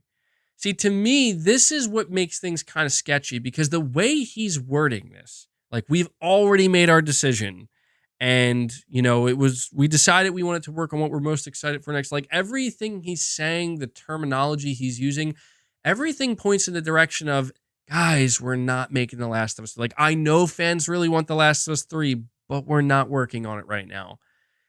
That's the terminology he's using.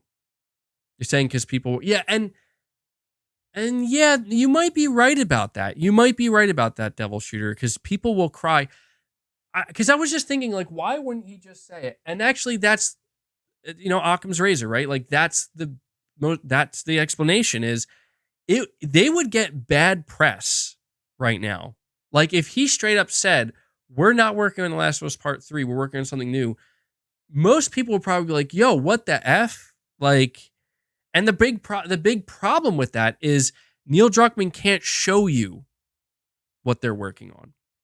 So if you think about it, maybe this is the best way to handle it if they are working on something new, because they're not gonna they're going to keep you on the hook, right? They're going to keep you on the hook where it's like, well, maybe we're working on it. Maybe not. I guess you have to wait and find out. So it gives people who want The Last of Us Part 3 hope, gives them something to hold on to. Like, yes, yeah, I think that's really what they're working on. And so the easiest way to let people down, who are hoping for it is, well, you're not getting The Last of Us Part 3. Let's just show you what you are getting, though. So that way people will be like, oh, shit. Well, I mean, I want The Last of Us Part 3, but you see that new game? So now that I'm thinking about it, and that's actually Devil Shoe, that's a really good point you brought up because I didn't consider that. And that makes the most sense to me. And actually now I feel even more confident. You're saying, you're talking the other way around though. You're saying people hated The Last of Us too. Well, yeah, I mean, yeah, you know what? This is where there's just, you're right. You're right in that sense as well too, because if you make it obvious you're doing The Last of Us Part 3, you're still going to cause a bit of controversy. And people will complain that, oh man, really Last of Us again. Yeah, I don't know, man. It's all right. Here's what I'll say. We can't determine definitively based off of Neil Druckmann's comments. We can't determine if they're doing The Last of Us Part 3 or not. But what I can say is that I really, sincerely, genuinely hope they are not working on The Last of Us 3 because there's plenty of time. You know what I mean? Like, we have plenty of time to continue The Last of Us. I think it would just be so disappointing if we got The Last of Us HBO, The Last of Us Part 1, The Last of Us multiplayer, and then guess what, guys? You know what we're doing next? More Last of Us. Like, it'd be like, okay, this is a bit much. However, I will be honest.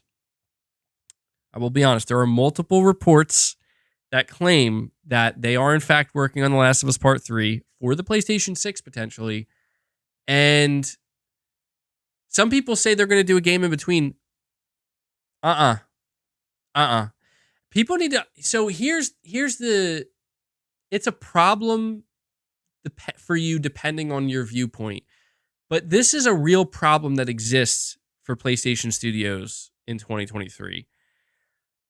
Any game, any AAA game, you look at PlayStation Studios, you look at Naughty Dog, you look at Sucker Punch, you look at Guerrilla. These are some of the biggest and best studios in the industry. And they got a lot of money being poured into their games. Any game that's being developed now, there's not like room for an in-between game unless it's something that's really, really simple. For example, a game like The Last of Us Part 1. Or, I mean, I don't want to say that the multiplayer game, I'm not trying to downplay the multiplayer game, but the multiplayer game is their in-between game. That's what I'm trying to say. The multiplayer game is their in-between game. And the reason why they were able to produce it so quickly and it's not going to be like a 7-year development cycle is because it's a completely different... It's a different core. It's a different... well, not core. The core is actually the same. It's just a different process. It's a different type of game. The core is already there. The core is already established. The world of The Last of Us. What does this world look like? What is the gameplay like? What kind of weapons are there? What kind of enemies are there? All this stuff is already established. It's basically just expanding that. And therefore, it doesn't take 7 years to develop. You know what I mean? A new IP underneath a studio, and we saw this with the PS4. How long did Ghost of Tsushima take to develop? Like 6 or 7 years, right? 6 or 7. Granted, it started. Granted or not, it's not about when it started, but Sucker Punch was messing around with something else prior to it, but it still took a long time, right? And that's the thing is like when it comes to developing a new IP, you have to have a winning formula. If you decide that you're going to work on a new IP and then it just turns out that like this isn't coming together, You're going to have to start over because you can't simply say with all that time and money that even though this isn't coming together, let's just force it through and hope it works. You can't do that. And so the unfortunate reality of PlayStation Studios now is new IP has to be distributed very, very carefully. Now, a studio that's working on a new IP, as far as I'm aware, Santa Monica. Santa Monica Studio is developing a new AAA IP that Cory Barlog is helming. This is where like that studio at this moment in time makes the most sense to have a new IP. And here's the reality, guys. We might not see that new IP. Well, I don't want to say until the PlayStation 6. That's a bit ridiculous, but probably not till the end of this generation. They just put out God of War Ragnarok, so that new IP is going to need probably a minimum of 5 to 6 years, maybe longer, because the stakes are so high, right? The stakes are so high anymore. Planet Schlorpian, you're saying we're going to get part 3 at some point. There was a huge cliffhanger at the end of 2. Oh, I agree. I have no doubt in my mind we are going to get The Last of Us Part 3. It's just a matter of like, is The Last of Us Part 3 coming after The Last of Us multiplayer? I see that a part of me wants to believe no, but the realistic side of me says, dude, of course that's what's coming next. Like they're going to sync up with the show. That's what they're going to do. They're going to have season 2 and 3 of The Last of Us HBO cover the entirety of The Last of Us Part 2. And if season 2 comes, and apparently season 2 is coming 2025, that means season 3 probably won't come until 2026, 2027. By that time, we're getting awfully close to the time frame in which The Last of Us Part 3 is supposedly targeting. I mean, dude, it's so clear. Like when you look at it that way, it's like, oh, they are making that. That's obviously what they're doing. That's very clearly what they're doing. Yes, it is. And I hate that because I don't know, man. I love the world of The Last of Us. I don't love everything about The Last of Us, but I love the world. I'm insanely excited. Guys, I don't think you understand how excited I am for this multiplayer game. Like I am so excited for this Last of Us multiplayer game. It's not even funny. But even I feel like I would love to see after the multiplayer game something new and completely fresh from Naughty Dog.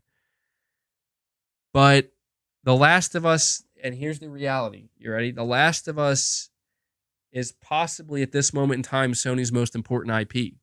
Spider-Man's important, yeah, but Sony doesn't own, well, I mean, like it's just The Last of Us is a different type of IP for Sony. Like they made that from the ground up. Like that's theirs from top to bottom. You know what I mean?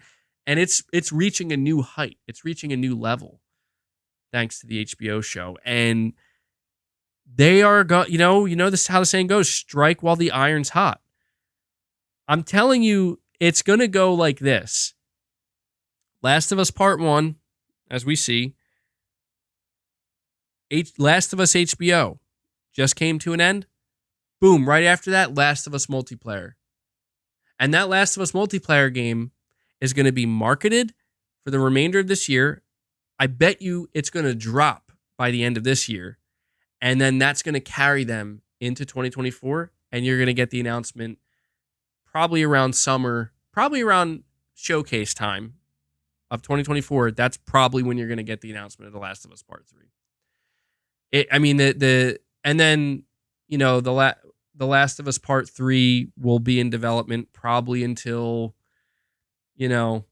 I don't know how long you think it's going to, 2026, 2027. So in between that time, what Naughty Dog will be able to do is,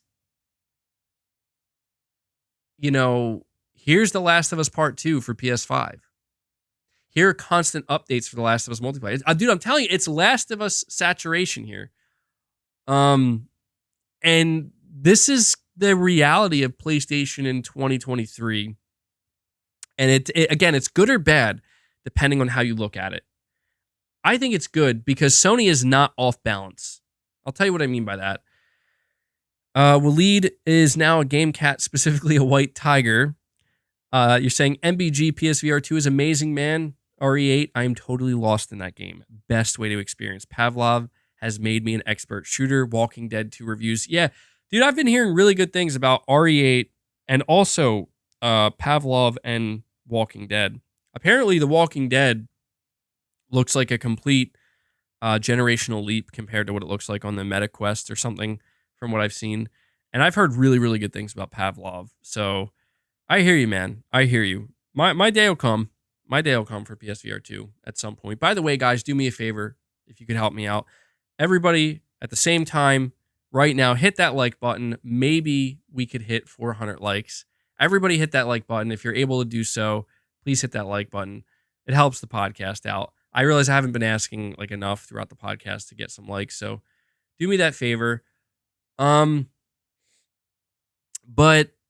you know, the reason why I say this, the way PlayStation Studios is being handled these days, the reason why it's either a good or a bad thing depending on how you look at it, and I view it as a good thing because Sony isn't off balance.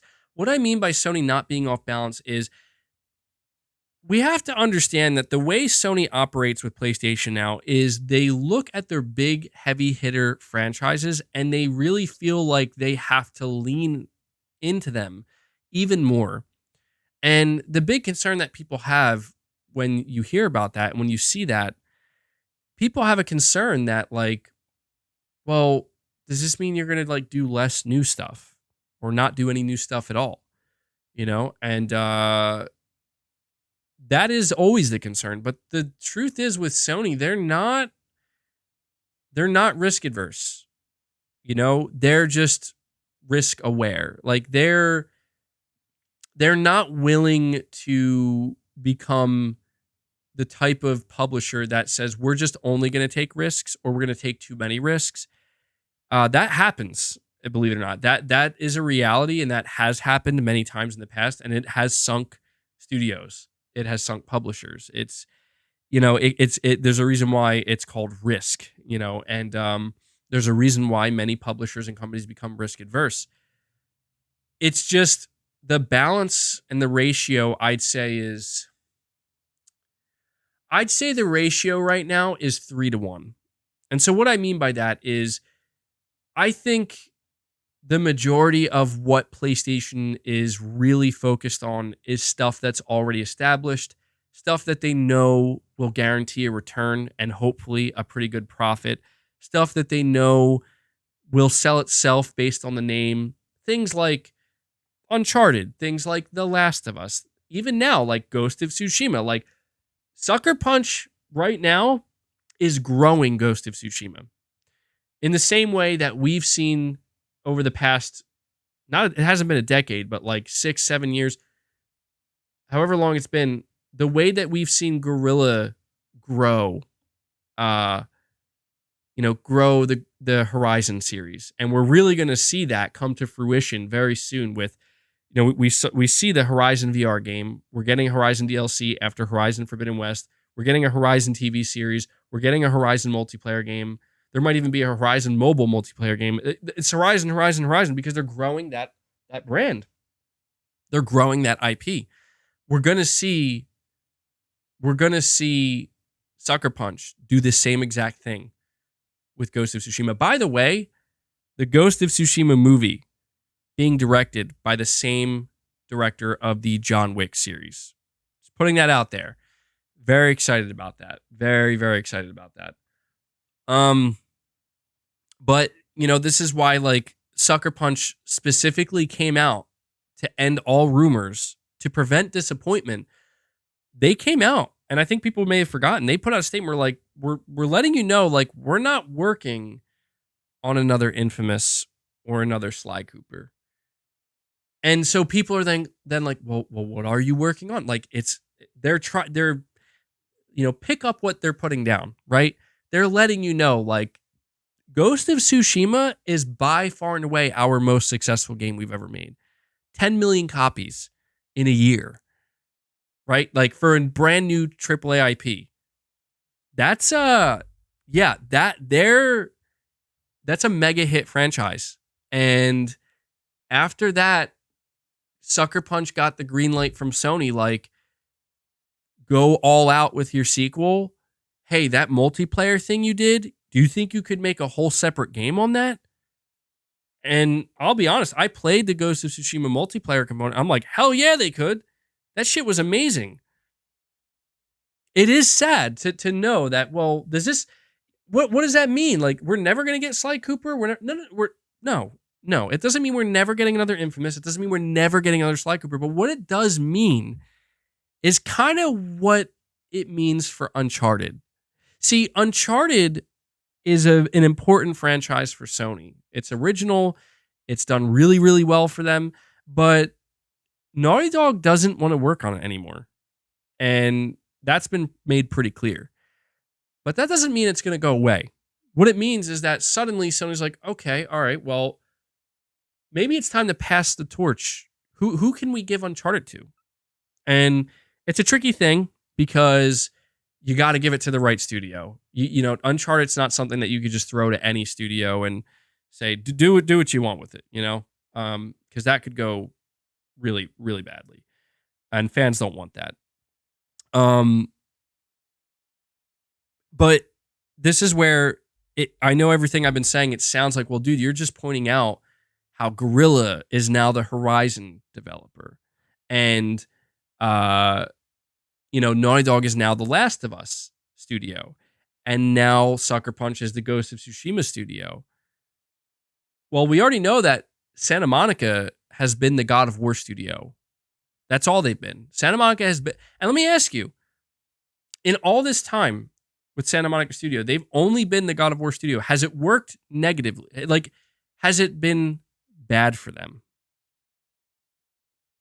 Give me a second. I got to pop my ears. Oh, I don't know if you heard that. One of the things getting over this recent sickness, oh man, like, I'm not sick anymore, but the congestion is still there. And it's like really annoying. So sorry about that.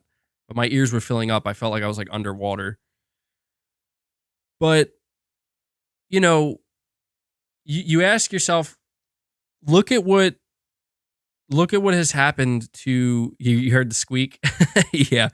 Look at what has happened to you know, to Santa Monica. They've only ever worked on God of War. You heard a weird noise. Yeah, I heard it too. Dude, that was like my ear was filling up, man. Like I couldn't hear anything. It was driving me nuts. Felt like I had like an earplug. And so apologies you had to hear that strange sound come through the mic. But that's the nature of talking so much when you're congested. And it has worked out in Santa Monica and Sony's favor, but now as God of War has reached its absolute peak in terms of sales and after God of War 2018 combined with Ragnarok, I mean, just absolute mass appeal, notoriety, critical acclaim.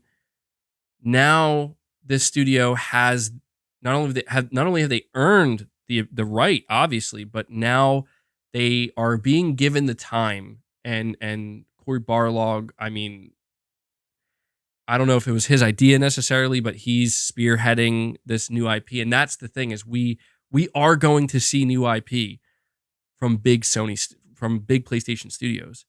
Another studio that's working on a brand new IP is Sony Bend. And that's exciting because Days Gone very clearly could have been a big franchise. Like that's the thing that will always elude me the most about Days Gone is if Sony really was truly just only about like guaranteed franchise hits, they would have franchised Days Gone because that was a huge commercial success.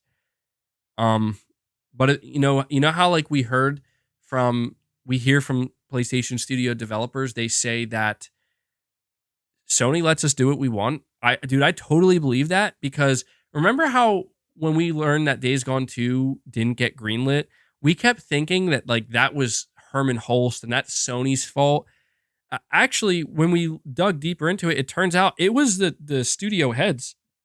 There was like internal strife where the studio leadership basically got ousted because they were the ones who spearheaded Days Gone, and apparently, like, not everybody at the studio was into Days Gone and enjoyed the leadership, and they ended up getting pushed out. And now there's new studio leadership, and the studio is taken like a completely different direction. And that's what's crazy because Sony could have just simply turned to that studio, even if they got rid of the studio heads. They could have turned to them and says, guys, uh, Days Gone sold like, well, I mean, I think it sold like 10 million copies or some crazy number. You're the Days Gone studio now. Like, they could have done that, and they didn't. They said, okay, go for a new IP. Let's do it. And that, to me, that's so important to pay attention to, because the easier thing would have been to just make a Days Gone 2. And again, it would have been a guaranteed success. And instead, they're like, do something brand new again. And, you know, when it comes to new IP underneath Sony, it's also worth noting Housemarque is working on a brand new IP. Now, I don't know that I consider Housemarque on the same level as like Naughty Dog, or Santa Monica Studio, but they're getting there and they're growing, and a new IP is perfect for them. As for what other studios are working on new IP, trying to think. Well, we do have a new IP coming from Haven. That's for sure. I know there has to be Blue Point Games. That's the thing. I don't think Blue Point Games is working on a new IP. They would have specifically said they're working on a new IP if they were, but they said they're working on original content. They could mean new IP. That would be a very interesting way to say it. Actually, now that I'm thinking about it, maybe that is a new IP. Maybe saying original content is a more casual, friendly way of saying like something original. Because when I don't, a lot of people don't actually know what that means. Like, what's IP mean? What's that mean? And what's a new IP mean? And like a lot of people maybe don't realize that IP stands for intellectual property. So now that I'm thinking about it, saying original content actually might be the more, I never considered this before.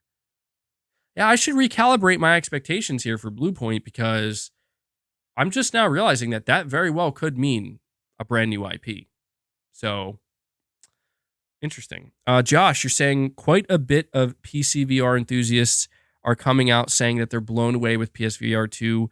Lots have said that they have a 4K setup and PSVR 2 is blowing it out of the water. Yeah, Josh, I saw that video from Linus Tech Tips, where he did a video on PSVR 2, and he basically, like, he was gushing over it, saying how this, like, PSVR 2 has basically dethroned like PC VR. And that was really interesting to me, because I was like, really? Like, I didn't expect somebody like Linus Tech Tips to be out here making a video like that about PSVR 2 and saying that. And yes, before I miss I see you mentioned Fire Sprite is also working on a new IP. Yes, you are correct. Fire Sprite is working on a new IP, and Sony has multiple partnerships with other studios that they're working on new IP as well. So there's going to be new IP for sure.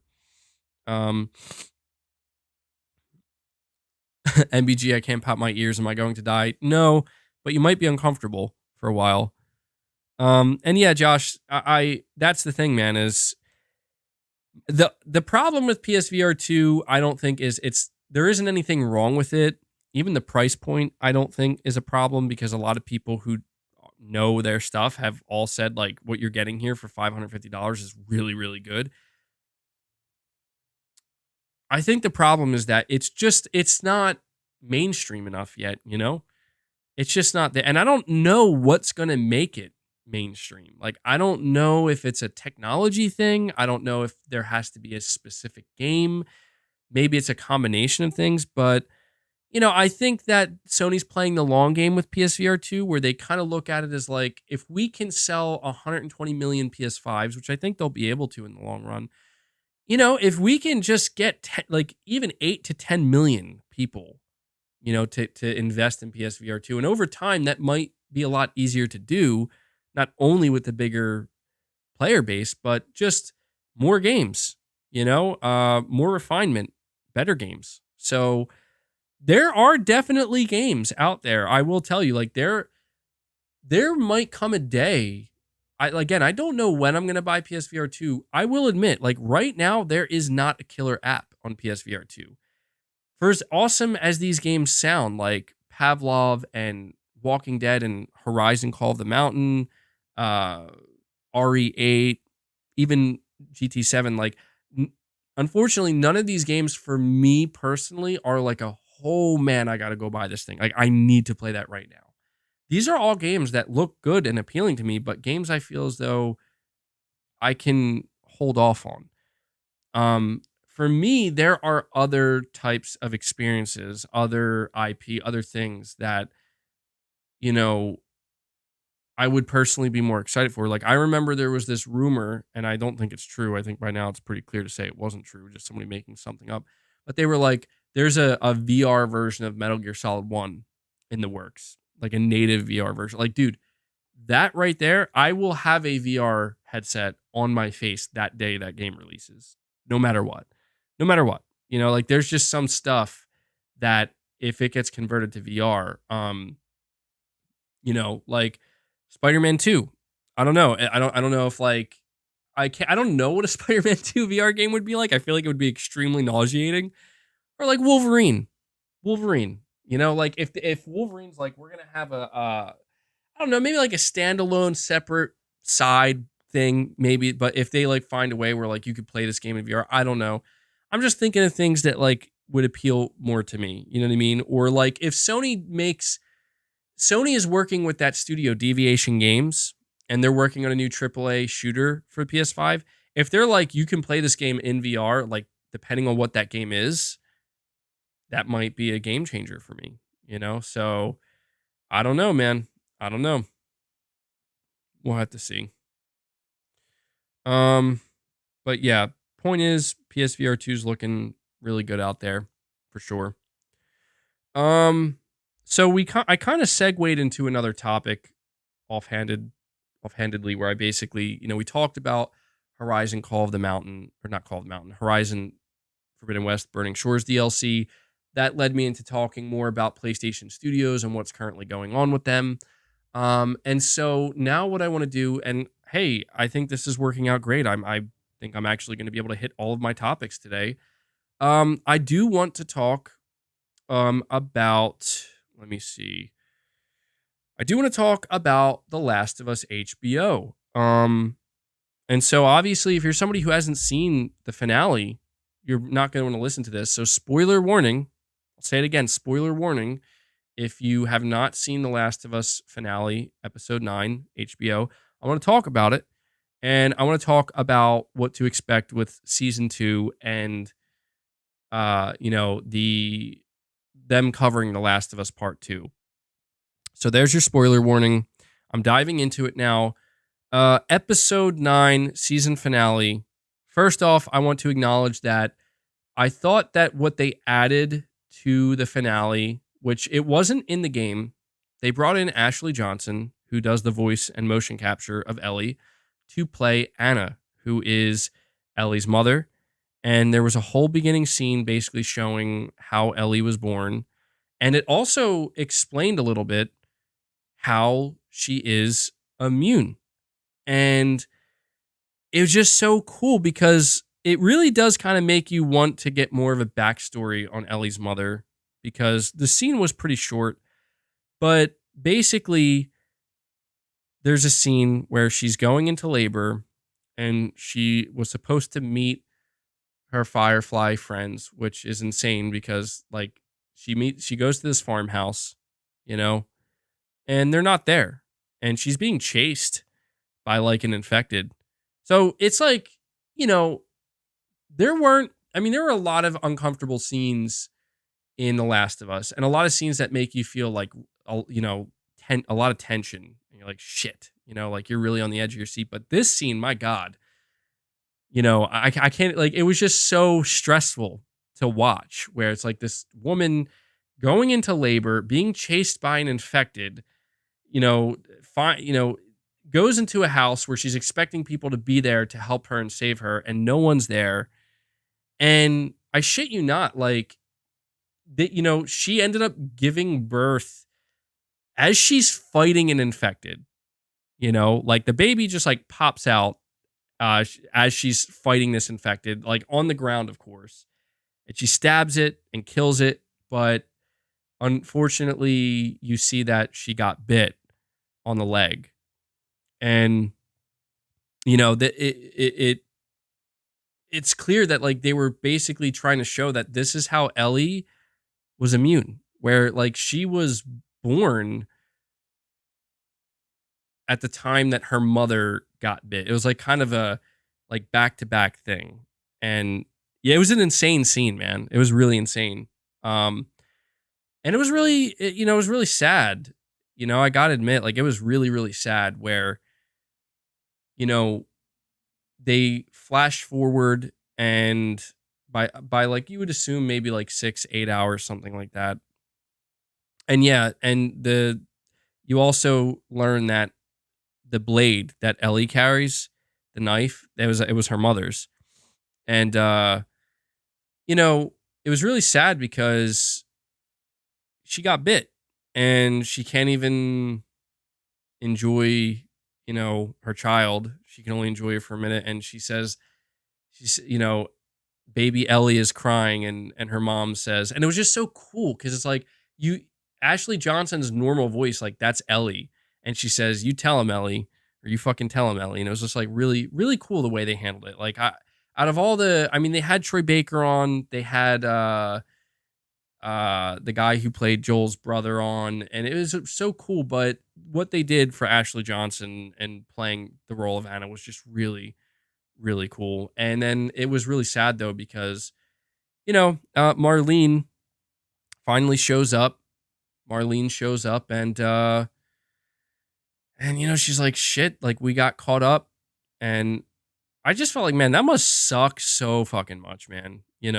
Like she gave birth, she survived, the baby's okay, and she really needed like her friends to be there. You know what I mean? Like guys, I'm giving birth and I'm being chased by a fucking infected. It would be great if you could not be late.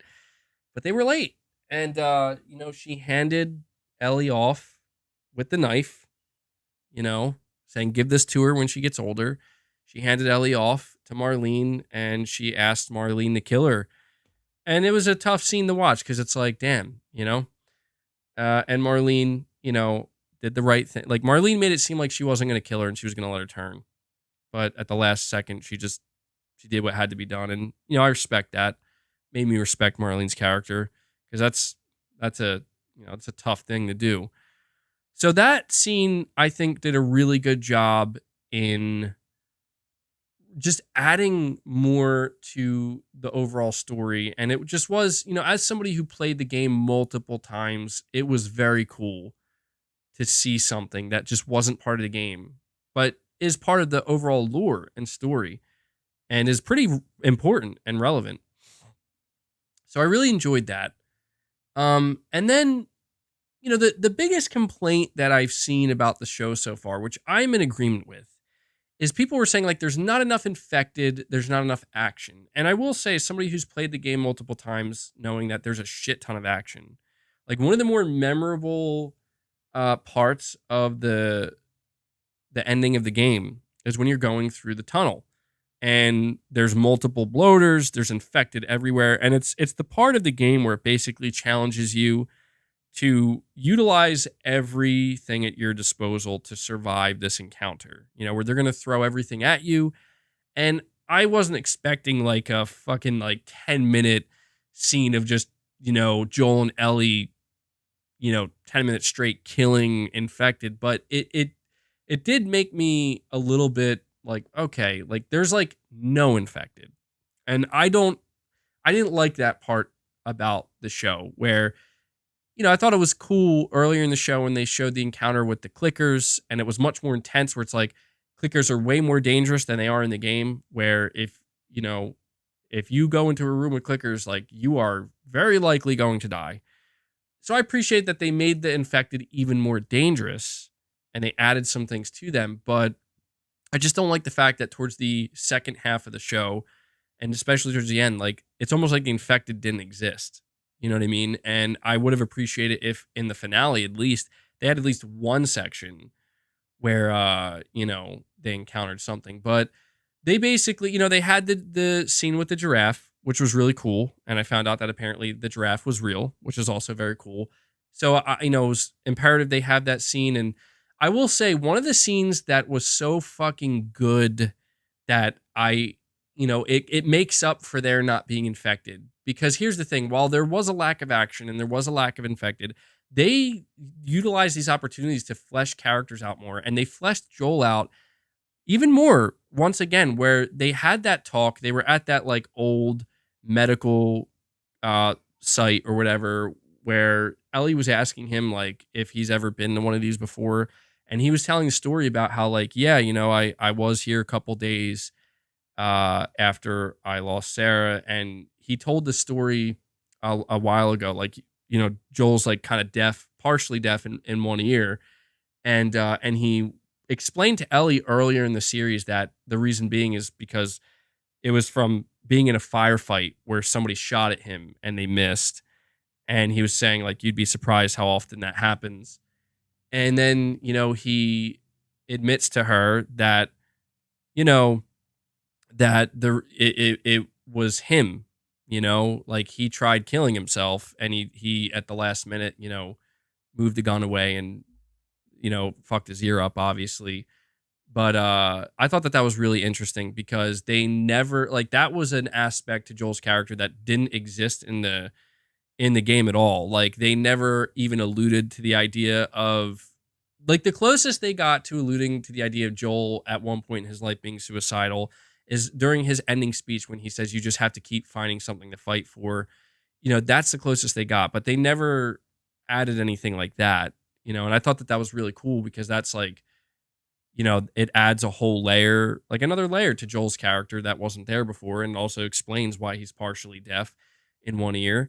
And then, they took it a step further, and Ellie says, like, as they're having this emotional scene, Ellie says, that I guess time does heal all wounds. And, Joel, and this is where, I got to give a huge shout out to both Pedro Pascal and Bella Ramsey with their phenomenal acting.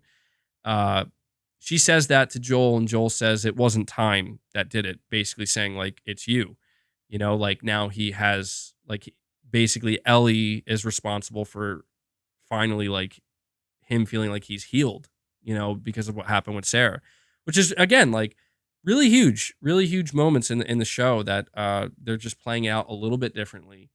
And then not too long after that is when the Fireflies show up and they gas them, and then the scene that I've been waiting for. Okay. And I'm really excited to talk about the scene because I was so like, this was truly the scene that to me was going to matter the most, and it was going to mean everything. The hospital sequence. And I just want to say, well, let's go through the motions here. So Joel wakes up, and he's immediately like, where's Ellie? And Marlene's there talking to him, and she's explaining to him about, how, well, we think we have a cure, and, she's being prepped for surgery, and he's just like, find someone else. And I do want to say this real quick before saying any more. I think it's so fucking funny that one thing I didn't expect to happen after this season finale is there was a big debate online basically about like whether or not the science behind their so-called cure, like, is anything about it even remotely possible? And basically what what a lot of medical people and scientists, like real world medical people and scientists have determined is that, dude, the Fireflies are fucking morons, like straight up. That like they actually thought that this was like they just immediately had to cut into her brain, and this could potentially be the only like, no, I remember they were saying like not doing any other type of, like, no spinal tap, no nothing. It's just like we're just straight up going to perform a lethal surgery and hope for the best. And like people were basically explaining that that's absolute lunacy, and they're all dumb. Like, I understand that they're trying. If you get too technical and nitpicky about it, I understand. Like, for example, people were saying that like the fact that she was on anesthesia and she had like no breathing support, no breathing tube, no nothing, like that probably would have killed her straight up. Like like realistically, if that's what they actually did, she just would have died right there. Um, and I get it. I understand. Like I wasn't looking at it like that. Um, I will say this. I do think that with an ending as controversial as The Last of Us, and especially now that it's more grounded being a show, real people, real actors, it's understandable that people are gonna basically ask. And I think it's a question that even if you were in Joel's position, you would turn to them and be like, "Are you fucking sure? Because you guys sound like, so you're just like, what? Like that's the only way, just killing her, murder, like that's the only way." I don't know, surely there has to be another possible way, right? Or at the very least we could go through some other things. And I don't know, it's understandable that people are going to ask these questions. But anyway, I just wanted to point that out, that I thought it was pretty damn funny that even that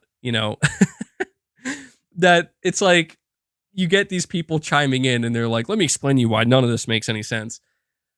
But anyway, Joel is immediately like, okay, like you're going to have to find somebody else. And Marlene is trying her best to, to get Joel to rationalize this and be like, this is going to potentially save humanity.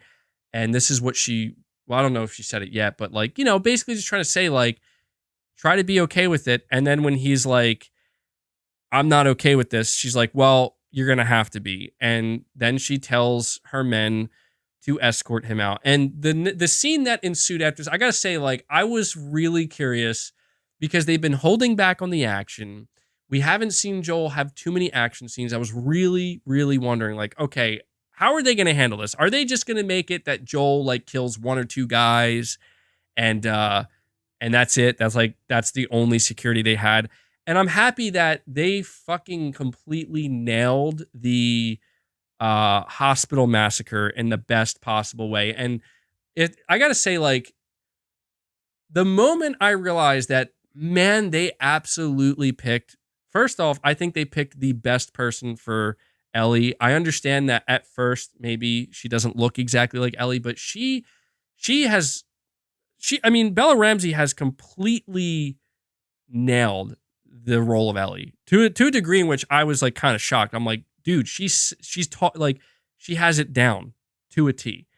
But the moment for me, like, I really felt throughout the entire series, like, yeah, that like Pedro Pascal is Joel, but it was really the scene in, the hospital massacre scene and the way he handled it. This is where like you get a certain subtlety and nuance in seeing live action that simply doesn't exist in video games, where I watched that scene a couple times. I'm like, oh my God, dude. Like he just something about the way his facial expressions, the look in his eyes, just I don't know. It was like unbelievably convincing, and it was done so fucking well. I was genuinely like, that was it. Like that's what I wanted to see, and I think that it was just so good. Let me see here. Josh Z are saying this is covered in the game, but it's a vague conversation in the hotel as they come across a dead body. Ellie says, quote, he took the easy way out. Oh, yeah. And Joel says, trust me, it ain't easy. Yeah, you're right. You're absolutely right. Yeah. Yeah. Great call out, Josh. I totally forgot about that. And that actually completely explains it. I guess I never took it that way, Like, I feel like in my mind, I kind of maybe thought like, oh yeah, maybe Joel could have tried to kill himself. But it was one of these things where it's like, I guess the way I interpreted that scene in the game when they had that conversation was, it's just basically Joel making it clear that, no matter which you choose, like whether you choose to end it or whether you choose to keep surviving, it's not an easy decision either way. But you're right. That is like a pretty much a nod towards he has direct experience with that. So very interesting. I'm glad you mentioned that because I've heard that line like multiple times, and I guess I didn't put two and two together. So great call out, man. But back to the scene here. So, the guards are escorting Joel out and they take him and you know what I thought was interesting is he like there was one part where he stopped.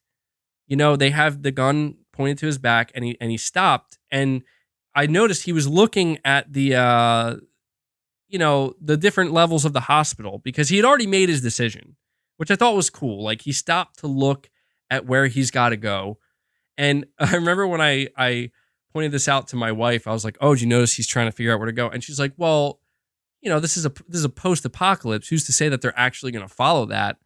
And I'm like, "Well, yeah, that's true, but if you're in Joel's shoes, right? Like I was thinking to myself like your best bet is okay, the pediatric ward or ward maybe that's probably where they would bring her, right? Like so I thought that was cool. And they're like telling him like keep moving and then they take him to the steps and he stops and the guards are like what the fuck are you doing? And he just that's when the switch flips. I mean, the switch already flipped. He already made his decision, but that's when it's just from that moment forward, it was like, okay, here's Navy SEAL Joel. And the thing that was so awesome about the scene, and it's it's unfortunate because it's like, people don't want to root for somebody murdering people mercilessly. But the thing that like I can say as a father right now, and even before I was a father, like I always kind of felt this way, where it was like, you if you're a parent, and this is where it's like, I'm not saying you need to be a parent to understand this because you don't. But if you are a parent and you're in that situation, I promise you, there's not I mean, I don't know how somebody could, but there's not a single soul on this planet that would just say, well, I did all I could do here. I'm going to head out now. These guys got a gun to my back. Now, I'm not saying everybody could be as successful as Joel. I imagine that if there are quite a few people that if they were in that exact situation, they would fight, get shot, and die. But you would go down fighting. That's the point.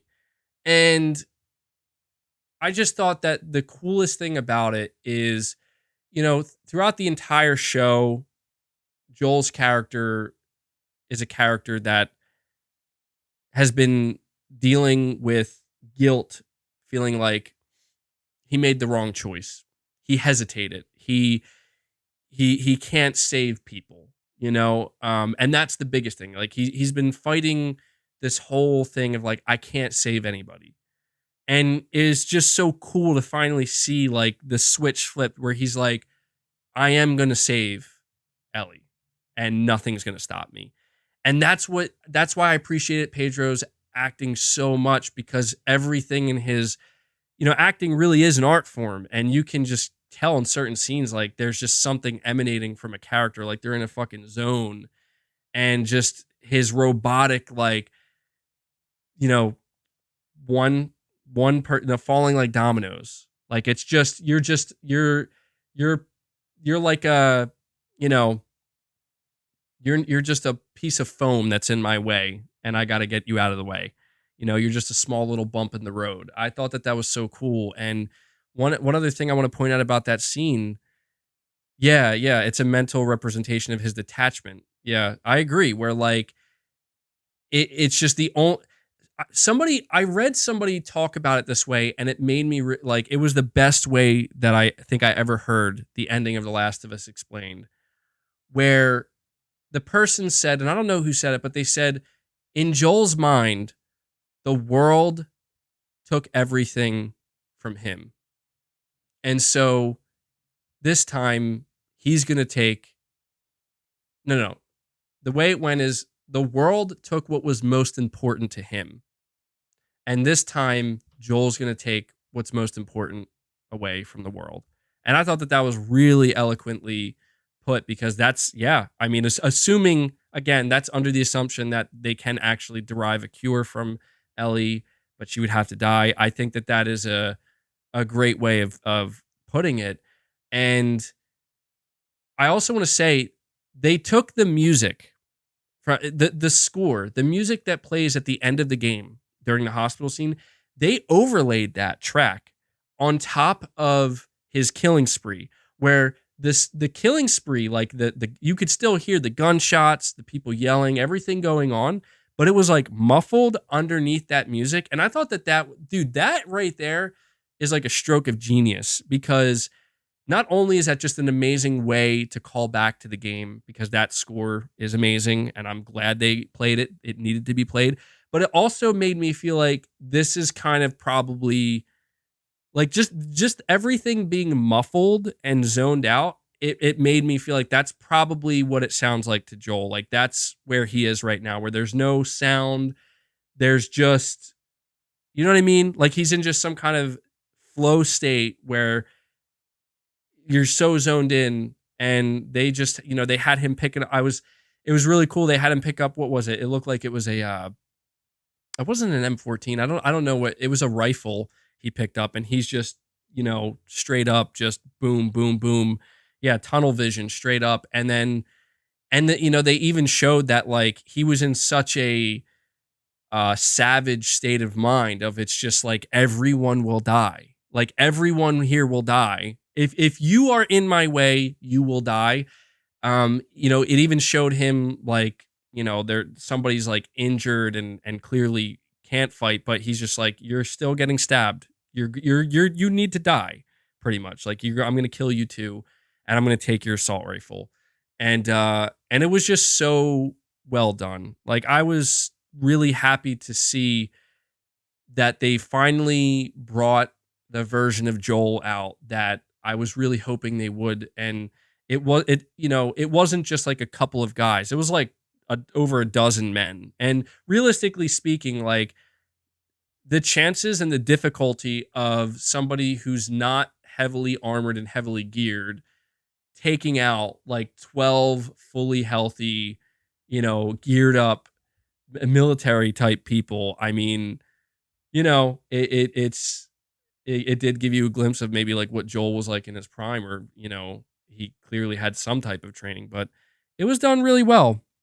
And you know, I also want to touch on when he finally made it to the surgery room, and the way they handled the scene, which was also funny because apparently Laura Bailey, the woman, the actress who plays Abby, apparently cameoed as one of the nurses, and you couldn't tell because she was underneath a mask. But that was pretty funny.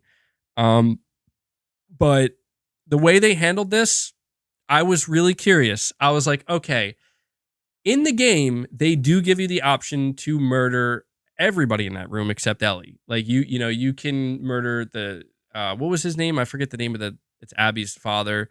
You can kill him, and then you can kill the nurses savagely.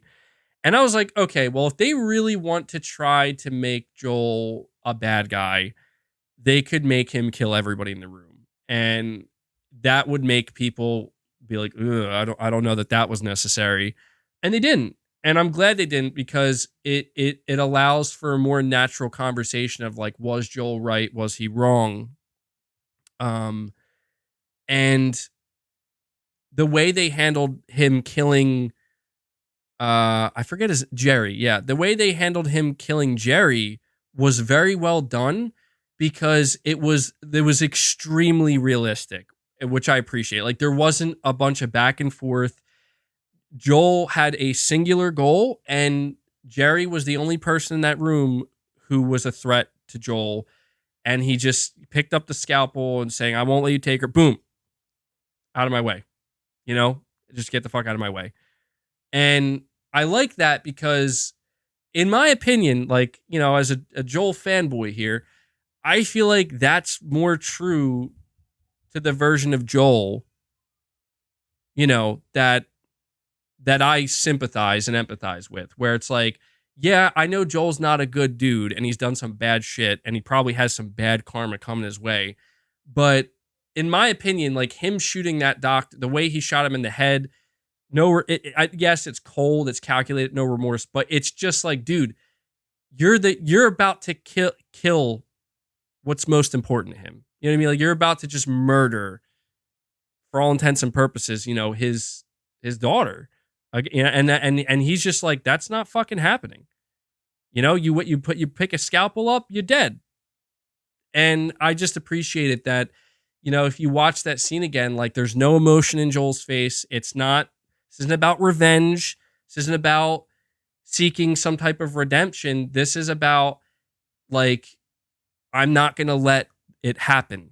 You know what I mean? Like it's happened before because I let it, not again. And I will just say, like, on a human level, I feel like I can truly relate to that. And, you know, this leads me into, you know, and then everything that happens after that, he kills Marlene and she says, you know, let me go. And he kills her because he's like, look, you're going to come after her. And that's true. Like again, I don't think that wasn't him trying to be a monster. That's just him being realistic and understanding that he doesn't want to take any chances if he doesn't have to. And obviously we all know what happens with Joel and Abby after that. And you know, to me, what was really fun about this episode in particular was to see the discourse online and to see like a whole new audience basically chime in and give their thoughts on whether or not, like, did Joel do the right thing. And I've seen some. I'll say this right now. Okay. I will say this right now. I never questioned, like when I first beat The Last of Us, I never questioned whether or not Joel did the right thing, because in my opinion, he just did what anybody in his position would do without hesitation.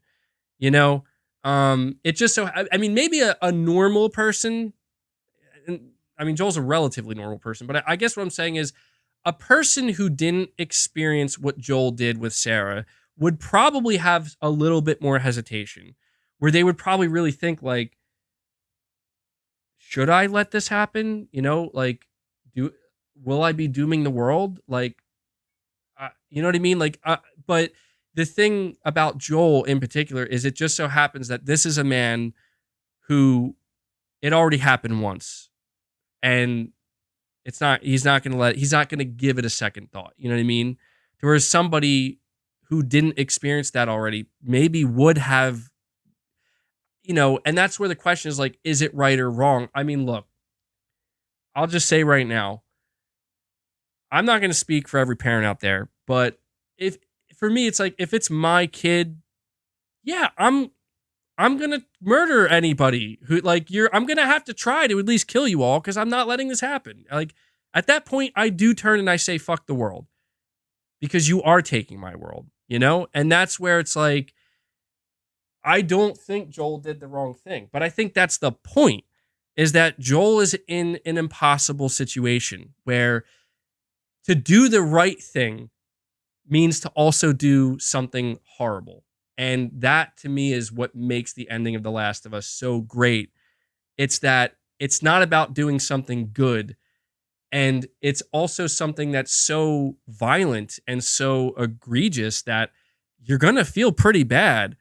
But if you're looking at, you know, it's like that question, you know, the famous question of kill one to save 100, you know, save one. I mean, that's not necessarily how it goes, but in this case, it's kill one to save millions, save the one, and, you know, potentially kill millions. And it's like, in my opinion, the thing that makes the ending, just The Last of Us as a story and The Last of Us games so good, is it really does speak to the human condition.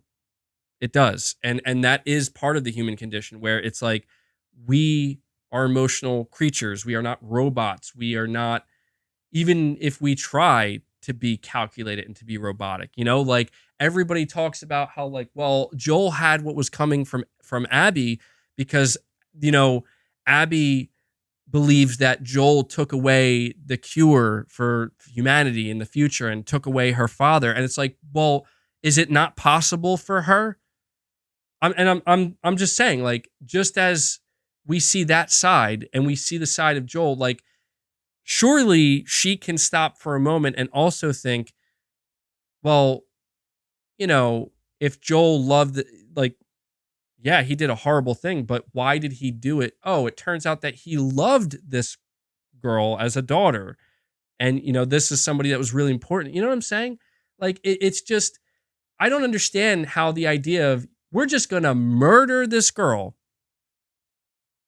And I get it. I get it. It's like, well, it's for the greater good. And it's like, yeah, but don't you kind of see like how you know what I mean? It's like there's not necessarily a right or wrong in this situation. It's just people are going to fucking do what they're naturally going to do. That's part of being a human being. If Joel was a fucking robot, he would have just got up and said, "Oh, okay. Well, I'm glad that humanity's saved. I'm going to leave now. Bye." You know? And just like I know Abby, like, of course, she has the opportunity to get revenge. She's going to give in to that temptation, something that she probably fantasized about, and she's going to give into it. So, I don't think Joel's wrong. And thank you, Edward Jordan, for becoming a member, man. I appreciate that. Welcome to Greatness Awaits. And yeah, that's naturally the conversation that ensues as people then begin to ask, like, did Joel, like, what does he know? What does he know? Did Joel know that this was stupid, that this wouldn't save anybody? And I think I'll be honest, I don't think that's a thought that Joel had. You know what I'm saying? Like, if we're really trying to get into human psychology here, the only thing Joel thought is, I don't give a fuck about your cure. Okay? Like, I don't give a fuck about the world. I care about that girl. That's all Joel. And people might say, well, that's selfish. And it's like, yeah, but would you think any differently? You know what I mean? And somebody might say, yeah, I would think differently. And then, okay, but then you'd have to live with that. You know what I'm saying? Like, then you'd have to live with knowing you conscientiously just let this person die. And one of the things that I think was important is the scene between Marlene and Joel, when Marlene is pleading with Joel as he's about to leave with Ellie, saying, like, that this is what she would want. You know that.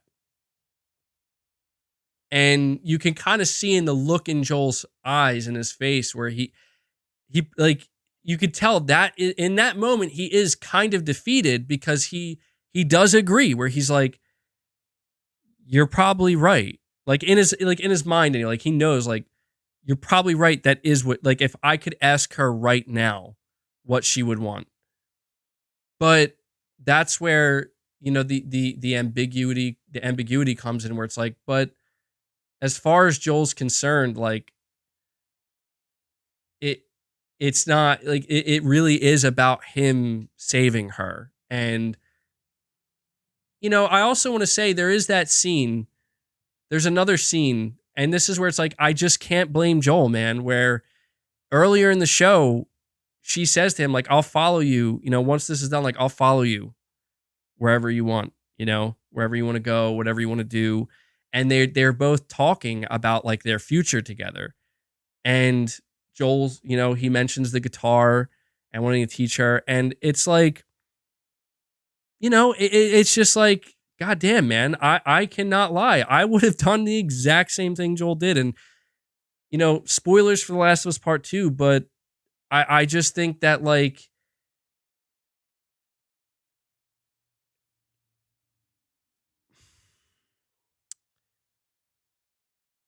I don't know. I think that there's just like there's a lot to unpack with this game, with this story.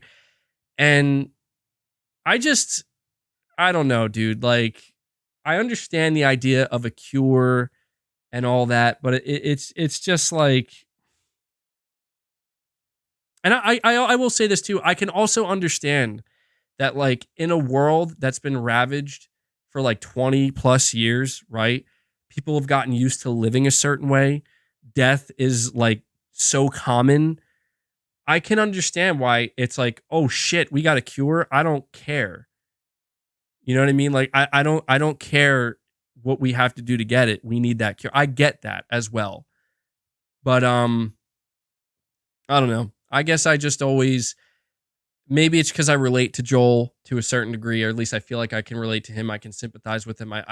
Frankly, I've always felt like I could sympathize and empathize with Joel a lot more than I ever could with a character like Abby. It's not to say that I don't understand like why Abby's character has the motivation she does, why she is the way she is, but I just, I guess it is one of these things where it's like I just, I felt like I started with Joel and Ellie. You know what I mean? Like I was with them this whole time. And from my point of view, like I don't care where Abby came from. Like I don't care what her backstory is.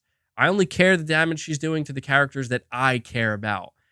And if anything, I guess maybe that just kind of evokes, it kind of does evoke the overall theme and the controversy of what The Last of Us represents. So all in all, the show ended the exact same way the game did, where Ellie asks him, like, I want to know, like, did you, what you told me about the Fireflies and what happened, is that the truth? Swear to me. And, he says, it is. I swear.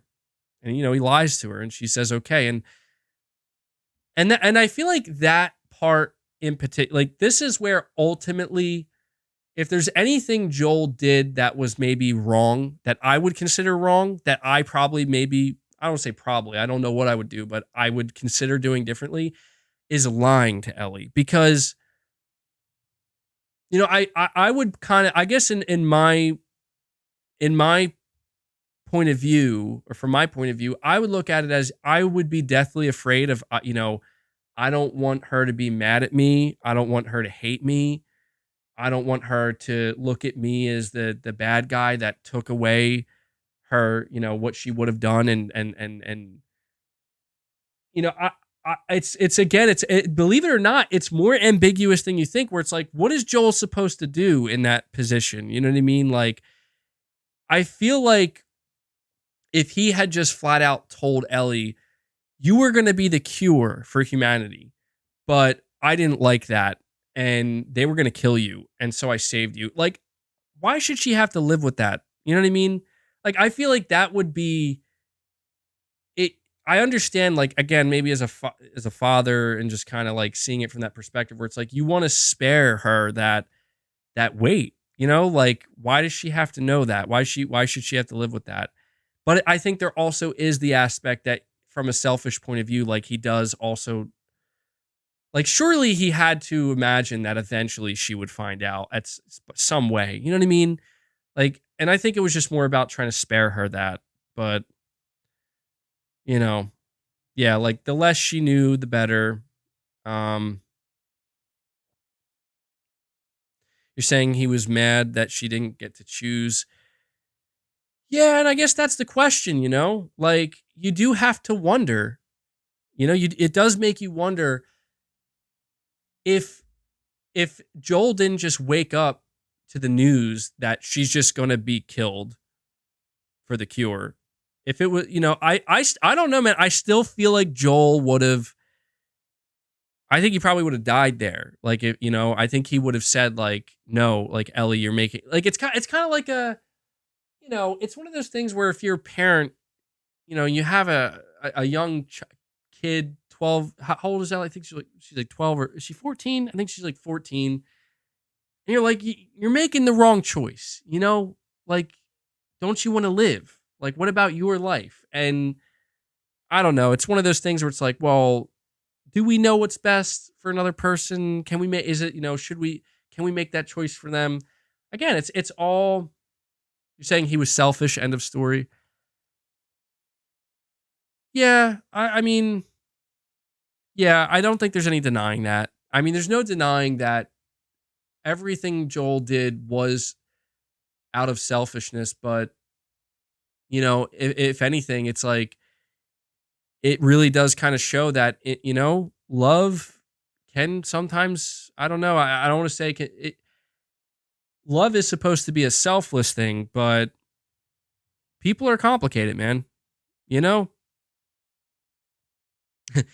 Yeah, I guess the only real question is, um, yeah, you can't leave a decision like that to a 15-year-old. I mean, that's the thing. If Ellie could make the decision, you know what I mean? If Ellie could make the decision and she told Joel, like, this is what I want, this is what I want to do. There's also the fact that Ellie would be making that decision, knowing she's gonna forfeit her life, telling Joel, like, I know you care about me, and I know you already lost a daughter 20 years ago, but sorry, I gotta save the world. Like I have to imagine that a part of Ellie surely would understand that, like, you know, but I don't know, man. It's tough because when you look at what happens in the sequel, and you look at the fact that, like, Joel does die, and that traumatizes Ellie, and that it's like, I don't know. I don't know. It's a complex thing, but that's, to me, that's kind of what I ultimately like about The Last of Us. Even though I'm not the biggest fan of the second game, I will say that I'm very interested to see what they do with season 2 and season 3 of The Last of Us, because they they seem to be alluding to some changes they're going to make, and I don't know. They might not. I just want to point this out. Pedro Pascal is, like, possibly the biggest actor in the world right now. And I'm telling you, I do not, they're not going to kill him off immediately. They're not. Like, they're not going to follow the same exact timeline of the sequel. There's no possible chance. And if they do that, I do still think he's going to die for sure, but it will be, they're going to build it up in a much different way. I promise you they're going to do that. And that also maybe gives a lot of room to build up Abby's character as well. I don't care what anybody says. I think that The Last of Us Part 2 and the way that they handled the killing of Joel, look, it's not about, like, oh man, I can't believe they killed my favorite character. No, that shit happens all the time. I just think they really could have handled it better than they did. And I think that the show, and the fact that they're basically saying that some things are going to be flipped, some things are going to be changed, some things are going to be identical. I think that this is a great opportunity for them to maybe execute that, better than they did. Because, I mean, look, man, it's, in the video game community, Joel is he's not a real person. He's just a video game character played by Troy Baker, which is still important. But people are more attached to Joel now than they ever have been. People are much more attached to Joel now that he's portrayed by Pedro Pascal. I don't know, man. Things could go south real quick. This show is riding high. People love Pedro. And if they are just like, he's done, episode 2, season 2, he's done. Oh man, people, you think the outrage on the gaming side of things was bad? That'll be disastrous, I think, for the show. So yeah, and that's the question. I will say though, like, we're gonna find out just how much pull Neil Druckmann has. Yeah, and I mean, look, it's nothing personal against Neil Druckmann, but one thing we've learned about Neil, unless he's like hiding it, and he could be, I get the feeling with Neil Druckmann that he is proud of what he did in The Last of Us Part 2, that he would do it all over again, that he, that is his perfect version of a sequel. I don't doubt that. I mean, secretly, maybe he could have regrets. I don't know. But I get the feeling with Neil that he feels like, yep, I love what I did with The Last of Us Part 2. And that's fine. There's his story to tell, whatever. But I guess I'll put it this way. I feel like The Last of Us The Last of Us 1 story is an easy home run. Like, this is a story that universally, I think almost everybody can, like, say this is really good. And the most controversy that will exist is people will determine, like, did Joel make the right decision? But I think, generally speaking, most people will say, well, I followed Joel's whole journey, so I kind of understand why he did what he did. Like, I may not agree with it, but I understand it. I feel like with The Last of Us Part 2, it's a much tougher pill to swallow. It's a lot more all over the place. It's a lot more like there's a lot more being juggled at one time. And I just think that they're going to have to change things. And I'm interested to see how, at the end of the day, like I don't think Neil Druckmann has full creative control over this. And so, it's also HBO and a room of writers and a bunch of other executives. Like PlayStation clearly gave Neil Druckmann free reign to do whatever he wanted with the Last of Us Part 2 game.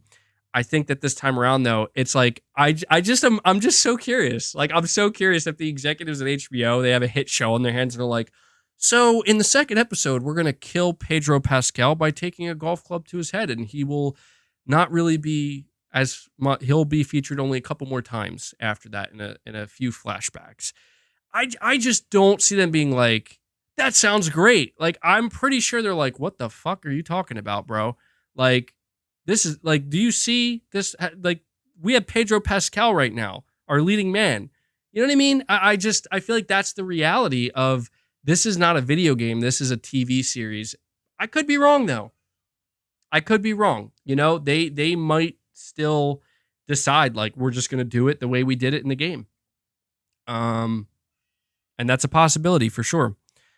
Rari2XX, you're saying a cure means nothing when you murk the host of the cure.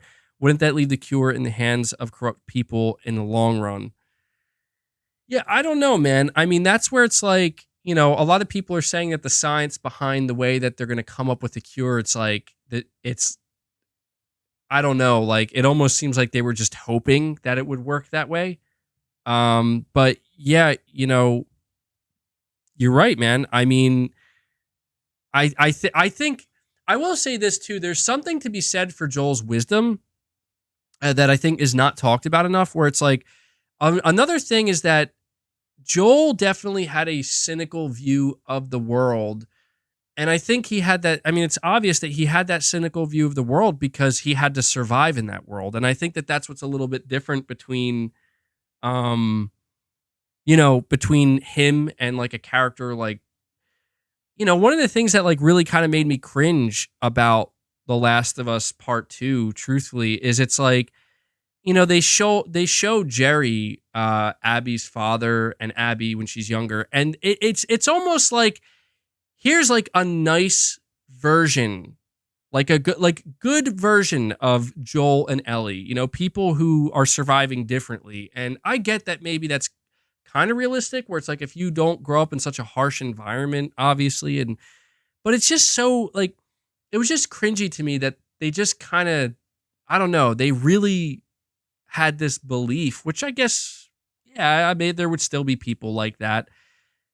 Where like this, like we can change, like we can get it back to what it was. And I feel like Joel was kind of just like, he just like, I think he had a more realistic mindset that I would probably have too, especially if I survived in a post-apocalyptic world for 20 plus years. And I'm like a middle-aged man at that point, where it's like, dude, people are fucked. Like they're like, you know what I mean? Like there will be people who will do the wrong thing and they will screw it up. You know what I mean? And I think you're basically just kind of talking about this idea like, oh, a cure exists now. Who's to say that just suddenly means things are going to work the way they're supposed to work, that it's going to be used the way it should be used, or that it's not going to, that there aren't going to be people who screw it up. And it's almost like Joel just decided to fast track that, where he's like, hey, I'll just take care of it right now and make it easy for everybody. I'll just nip it in the bud and we'll just take care of it now. But it's just, that's what I love about The Last of Us is it does really channel a lot of very interesting conversation. And that's why I love the first game so much, and why I frankly, like, I'll be honest, I kind of wish The Last of Us 2 was never made, only because to me, the story of The Last of Us and the way it ends, it's perfection. I know that nothing's truly perfect, but that is the closest thing to a like perfect story, where it's like end, credits roll, and that's it. And that's all that there ever was for the world of for the story of The Last of Us. When I look at The Last of Us 2 and I look at like how it ends, and the way it ends, where it's like, it's just this kind of nihilistic, like, see, everything's for nothing. And it's like, well, I mean, maybe that's true, and maybe that's more real to like true to life, but like that's, I don't know. Like, I just feel like when I compare the ending of the second game to the first game, it just makes me feel like, did we really need this? But maybe that's the point. No, you didn't, but you're getting it anyway. Just like real life. Just like real life. Is it necessary? Absolutely not. Is it going to happen anyway? Absolutely. Josh, you're saying I go back and forth on if Ellie would have been willing to die, but making that decision when she was still dealing with trauma wouldn't have been good. Yeah, you're right. And that's the thing is like, you know, it's interesting. You know, I will say an interesting dynamic about the story between Joel and Ellie is in the show. You know, Joel loses Sarah, and he couldn't save her. Um, Later on in the show, Ellie tries to save Sam, right? Or is it Henry? I always get him confused. She tries to save him, and she can't. And you know, she is clearly extremely distraught by it. And Ellie also experiences not too long after that firsthand. Yeah, Sam. Ellie experiences just how bad humanity has gotten by encountering a group of uh you know cannibals that she had, and you know, Joel couldn't save her. She had to save herself, and you know, she had to experience even more trauma. And you know, you're right. It does kind of paint a picture for Ellie in her mind where it's like, yeah, she cares about Joel and she doesn't want to lose Joel, but this world is completely broken, and this world is, you know, hardly worth living in. So maybe from her perspective, it's like, I would rather just die if it means I might be able to save parts of the world, you know? But, you know, it's one of these things where I think for me, what I appreciate about The Last of Us more than anything is the fact that at the very least, The Last of Us shows like true sides of human nature where, you know, people can be many things, obviously, and people have many layers to them, but realistically, in a dire situation, you know, when the chips are down, people do fucking absolutely insane stuff and unexplainable stuff. And I just kind of feel like that's where The Last of Us shines brightest, and that it does not stray away from shining a light on like, this is humanity, you know? And I love it for that. But sometimes I hate it for that too. But all in all, I know that was a really long segment, but I think it's worth going on this long for the finale, because it's going to be, apparently, as I said, in season 2, apparently season 2 might not be releasing until 2025. So, you know, there's going to be plenty of build up to that, and it'll be a while until we see the show return. And yeah, I will be paying close attention to, you know, listening to what their plans are, you know, what they're gonna do. There was a really, really interesting quote I want from Craig Mazin, who is another one of the show's producers alongside Neil Druckmann. There was a really interesting quote regarding Abby. And oh, here we go. Neil Druckmann tweets out 3 hours ago, no Last of Us on HBO tonight, but season 2 is already on its way. Endure and survive. And he puts a picture of Abby's massively buff forearm holding a hammer. So yeah, you see what I mean? You see, this is where I'm saying, like, he definitely thinks he did the best thing with The Last of Us 2. So yeah, I don't know, man. I don't know.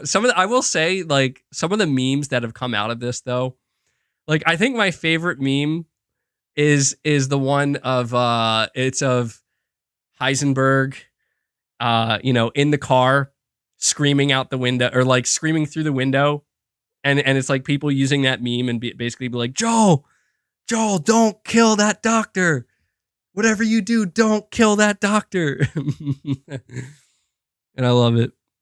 Wrestling Mark, you're saying that's because he did. Well, I mean, hey man, it's all subjective, like some people love The Last of Us 2 and some people are not so fond of it, and I just happen to be one of the people that's not so fond of it. But I've grown to accept it. You know what I mean?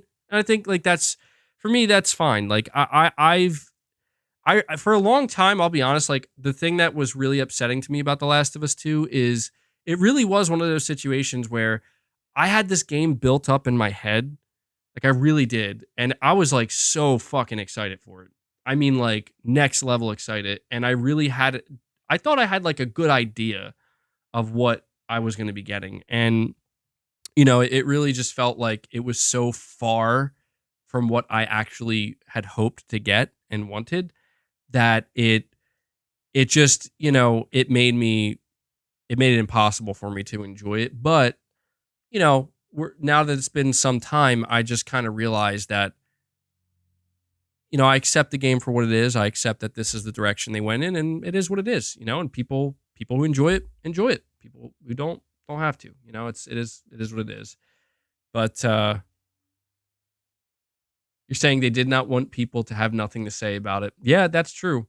I will say if the ultimate goal is to make sure that people are talking about your game, oh boy, it definitely succeeded in doing that, which is pretty cool to think. So yeah, that's it. Those are my thoughts on The Last of Us season finale. I thought it was done incredibly well. I think they nailed it, and I'm a little bit surprised to say that I am very much looking forward to season 2 because I'm curious to see what changes they might make, what things they're going to keep the same.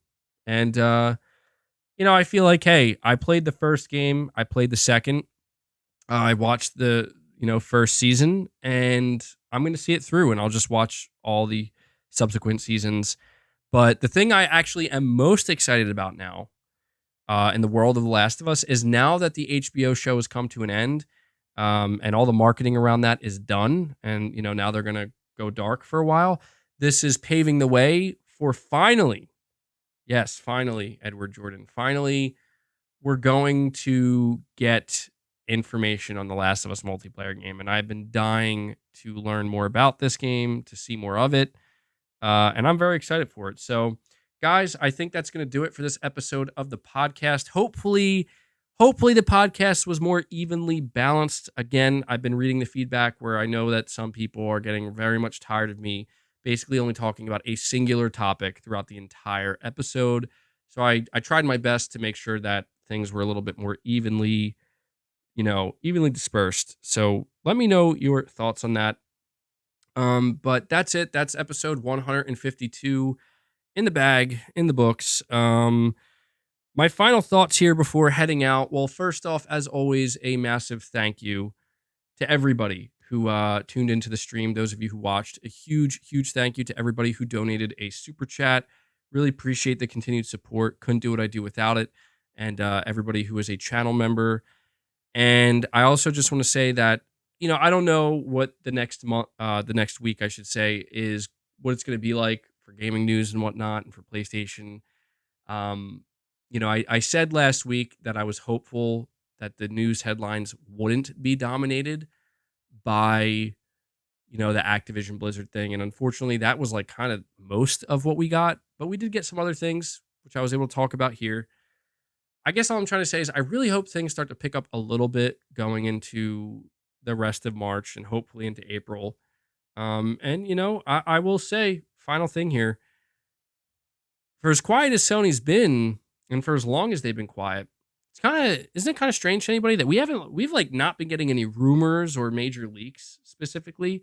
It seems that Sony may have finally, I don't know, we get like some leaks like the PS5 Pro and stuff, but I mean like on the game front, like there's been very few rumblings about what's been going on. And as somebody who's like been covering PlayStation for years straight, I will say it's It's peculiar because it seems to me like Sony may have locked things down because things are just like not leaking anymore, like game wise anyway.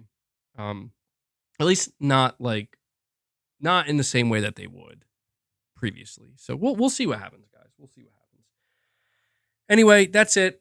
Be sure to hit the like button on your way out. I hope everybody enjoys the rest of their Sunday. I'm gonna go chill out for the rest of the day, and I will catch you guys with some regularly scheduled content throughout this upcoming week. So stay tuned for that, and I'll see you guys here, same place, same time next Sunday. And with that, till next time, guys.